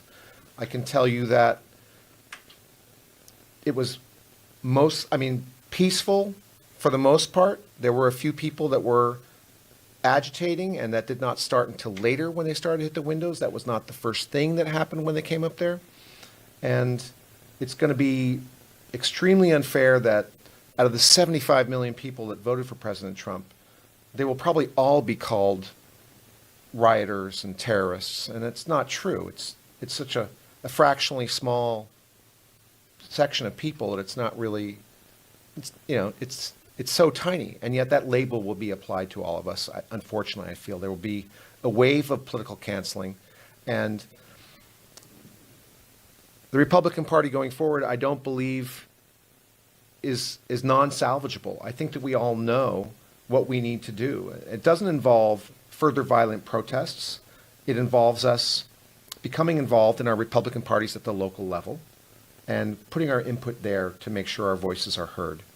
I think that's something that we need to be doing. I think you're exactly right, Blake. And on to that point you were making about all of the protests that were going on today, I'd say about 95% of the protests that were going on were peaceful, maybe even more than 95%. As we're walking through Washington, D.C., we've seen people praying, we've seen people singing, we've seen people bonding and meeting other people, and it's been a really friendly environment here. And what happened today at the Capitol was not what 95% of this protest was. 95% of this protest was peaceful. There were people who were celebrating, people who were so happy to see their president. And one of the interesting things that I thought was very neat was on my plane ride here, I took off. Chicago as one of my connecting flights, and I'm on the airplane from Chicago, and most of the airplane is filled with Trump supporters in Chicago, one of the most liberal cities in the country. I mean, we've had people coming from all around to see him, see the president. There has been a lot of support for him here, and it is a shame that a lot of these people are going to automatically be told that they are rioters, that they are violent people, and it's really a shame. And I think it's also fair. I would like to see the Senate take some criticism. I know that people were characterizing what happened here, that they're rioters, they're terrorists, they're domestic terrorists, and yet the same type of actions that we saw in protests earlier this year didn't necessarily get that type of classification. I mean, if you were attacking federal buildings in the city of Portland, Oregon, for instance, over an 80-day period, that didn't qualify you for being a terrorist. That didn't qualify you for being a rioter. You were merely a protester. I think that people will see the dichotomy about that. There's obviously a lot of tragedy that happened today. There was a loss of life, and I think that that does not take away from the fact that the same type of actions were not labeled that way earlier this year. I would like to see some equity in that. I would also like to see the senators who perceived that there was some form of injustice in the way the states had cast their ballots, the way the electoral votes had been made, that they were going to support the 10-day commission to investigate it. And then after the events of today, no longer support it. So to me, that seems like, well, we think there's something wrong here. There's a crime, possibly, something that needs to be investigated against, but now we don't feel like we want to investigate it because of what happened today. And that doesn't seem like following the rule of law. That seems like taking something personally and deciding to no longer go through with what you had previously announced you would do based upon your legal analysis. I think you're exactly correct. And I think that that will shape how the Senate is going to end up looking in the next several years to come throughout these coming elections. Whether or not you'll have a lot of these incumbents who didn't support the president be primaried out, maybe they decide to resign. But either way, they're not going to have the support that they once had when a majority of these Trump supporters believe the president when the president says that there was fraud in this election. And the president's claims that there were fraud in the election, I believe, are going to cause a lot of these conservatives to vote out their incumbents. Yes, and I think there's definitely room for calling for improvement in the mechanism by which ballots are counted, by which recounts are done. I think people, once they've taken a look under some of the voting machines, are not really happy with the processes there. Maybe they're not as trustworthy as they thought. I mean, honestly, I didn't know that much about voting machines before. I figured you vote, there's a paper ballot, there's a recount, you go back to the paper ballots. Apparently that's not the way it is. And I think that people would like some more confidence in their voting systems. And I think that that's not even a partisan issue. Making elections fair and removing doubt from them shouldn't be a partisan issue. And I think we'll definitely see that. I completely agree with you, Blake. And I think one of the things that we have to do right now as Americans is try to pray and hope that our country really can heal and unite, because I think if we've learned anything from these past several weeks since the election, is that our country is very much divided. I mean, we're walking through the street and we are walking through Black Lives Matter Plaza, and we see a lot of anti-Trump liberal stuff out there. And then you walk through the rest of DC and you see a lot of conservatives, and you see people storming into the Capitol. I mean, there are a lot of people on both sides who just don't like each other very much. And I think that one of the things we need more than anything right now is peace. I think we need God, and I think we need unity. And I'm hoping that someday, and I don't know when it will be, but I'm hoping that that will happen to us someday. And I'm also hoping that while I do not believe he is going to do a good job whatsoever, I'm hoping that Joe Biden does a good job while he's president. I don't think he will. Why would we want something bad to happen to America with our leader? If he does well, our country does well. I don't think he will, but I pray that he does, and I pray that our country can succeed with him. Yeah, and another thing I might add is that many of us will be hearing calls for forming a third party, whether it's a Patriot Party or a Lion Party. Good idea. I think we need to, as conservatives, reform our party from within, much as we saw in a really large class of freshman representatives in the House of Representatives come in this last election. And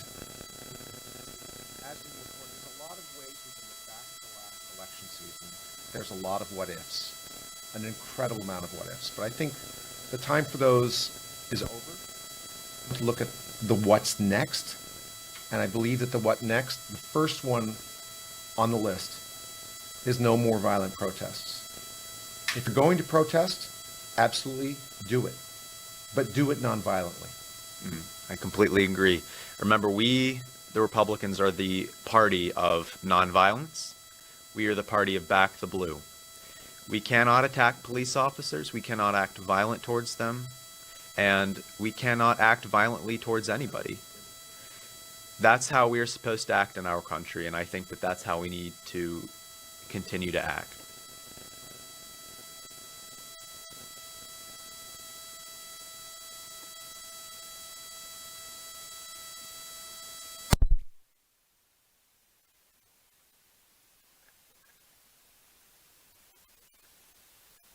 With what our politicians have to say.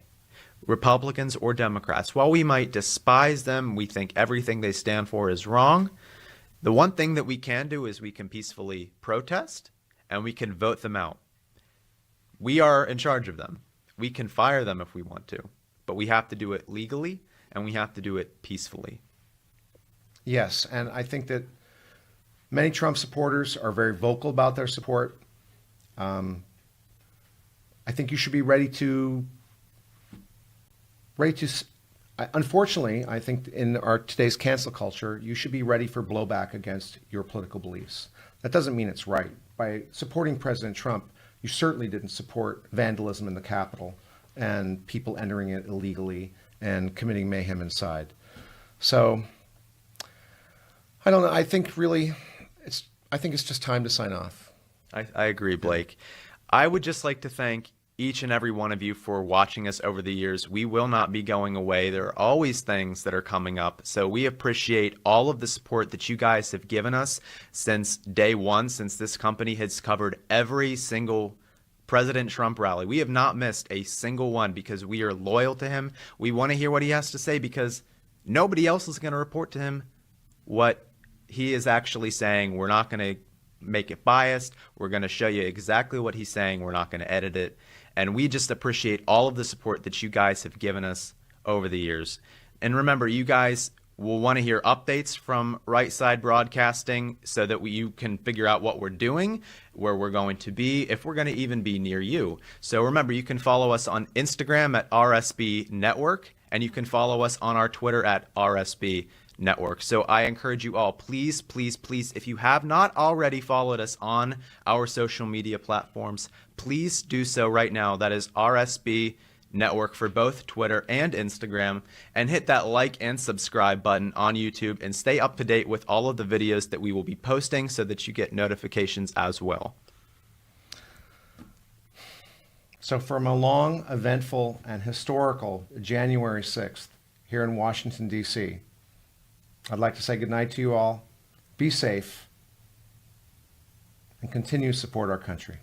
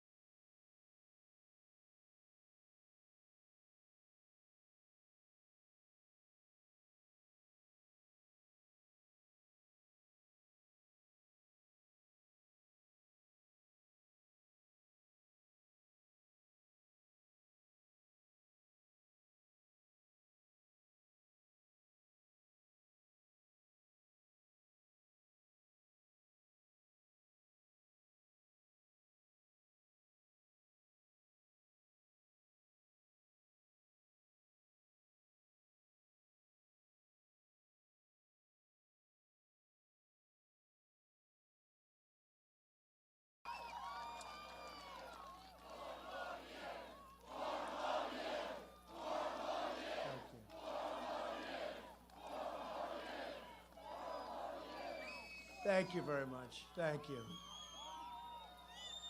We love this section of the world. It's a beautiful section. We appreciate it very much.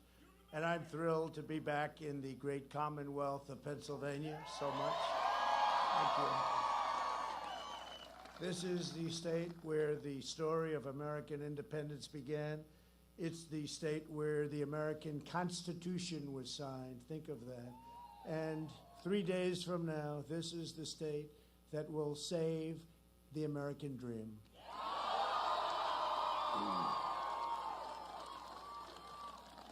On November 3rd, we're going to win Pennsylvania, and we are going to win 4 more years in that very beautiful White House. We're gathered today in a very special place. In the harrowing days of December 1776, when the American Revolution seemed lost, General George Washington made his headquarters at this Bucks County farmhouse to plan his famous crossing of the Delaware.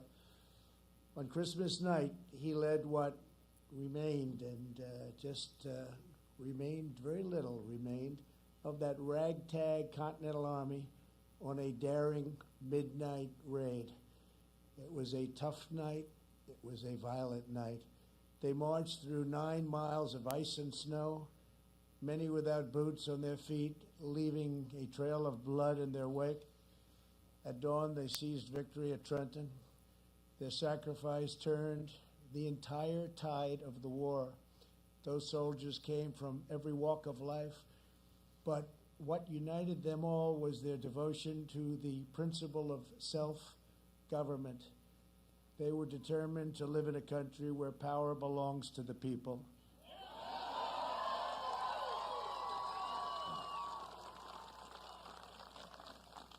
That priceless inheritance is at stake just 3 days from now, and a great red wave is forming.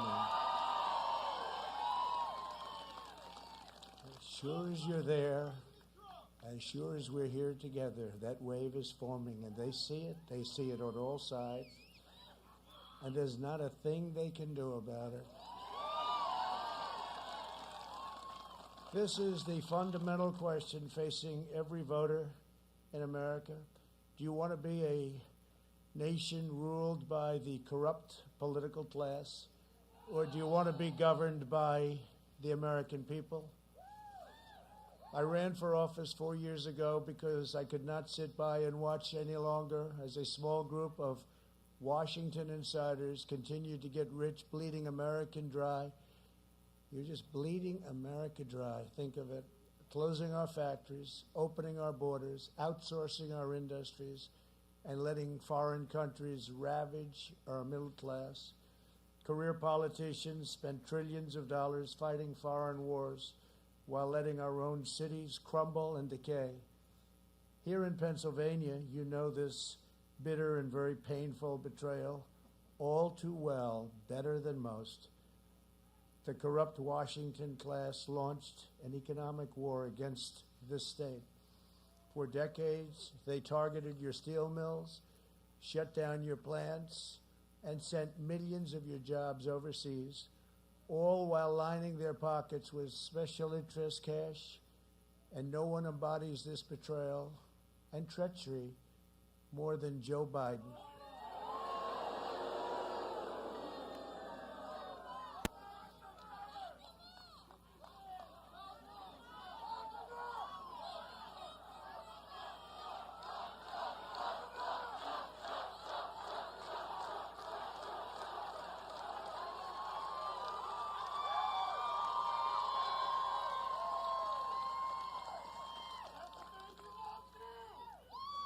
And worst of all, the suppressed media and big tech refuses to cover the crime. They refuse to cover.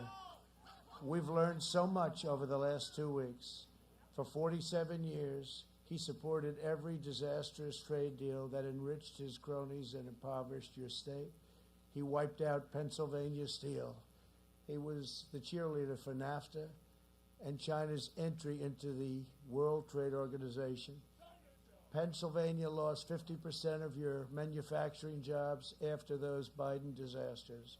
Then Biden pushed the job-killing Paris Climate Accord, an economic nightmare for Pennsylvania miners and every worker in our country. He backed TPP, which would have extinguished the American auto industry forever. Forever. These betrayals not only made Biden's donors rich, they made his family rich. And as we know, he profited from the misery of unleashed work and horror given to Pennsylvania workers. He made a lot of money, and his family made a lot of money, and nobody knew about it until just recently. At the debate, I looked at him and said, Joe, you were here for 47 years, and you left only 3.5 years ago. Why didn't you do these things that you want done? Why didn't you fix it, Joe? And as you know, because I assume a number of you watched the debate,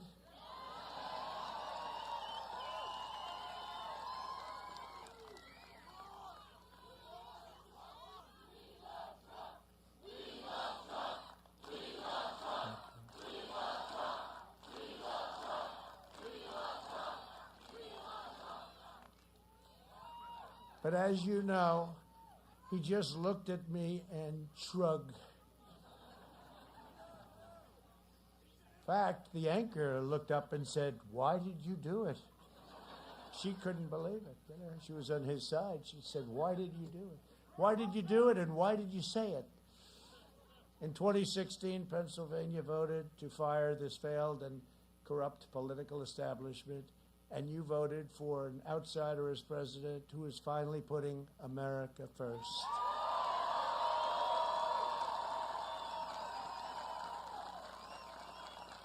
And if I don't look like a typical politician, that's very simple. It's because I'm not a politician. If I don't always play by the rules of Washington and the Washington establishment, it's because I was elected to fight for you, and I fought harder for you than any president in the history of our country.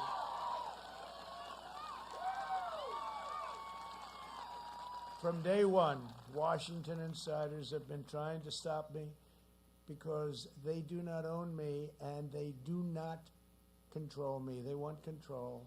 They don't like what I'm doing. They don't like what I've said to the big pharma, the drug companies, the number one lobbyist in the world, number one lobbyist in our country. They didn't like that I instituted favored nations so that we now pay the lowest prices in the world for prescription drugs instead of the highest prices in the world. If these corrupt forces succeed in electing Joe Biden, Washington will see to it that another outsider never becomes president again. It'll never happen again. And nobody has done in 3.5 years, nobody, no administration, no president, what we've done and what we've accomplished. And it's not even challenged. Nobody even challenges that. They'll take back control and they will never, ever give it up. This once-in-a-lifetime opportunity to beat the corrupt politicians will be lost forever, and they know it. They're fighting so hard, and they hate what they're seeing because they're not looking at fake suppression polls anymore. Now they're looking at the numbers that are pouring in, and they don't like the numbers that they're seeing in Florida and in Ohio and in North Carolina. And we think in Pennsylvania, although those numbers come in late.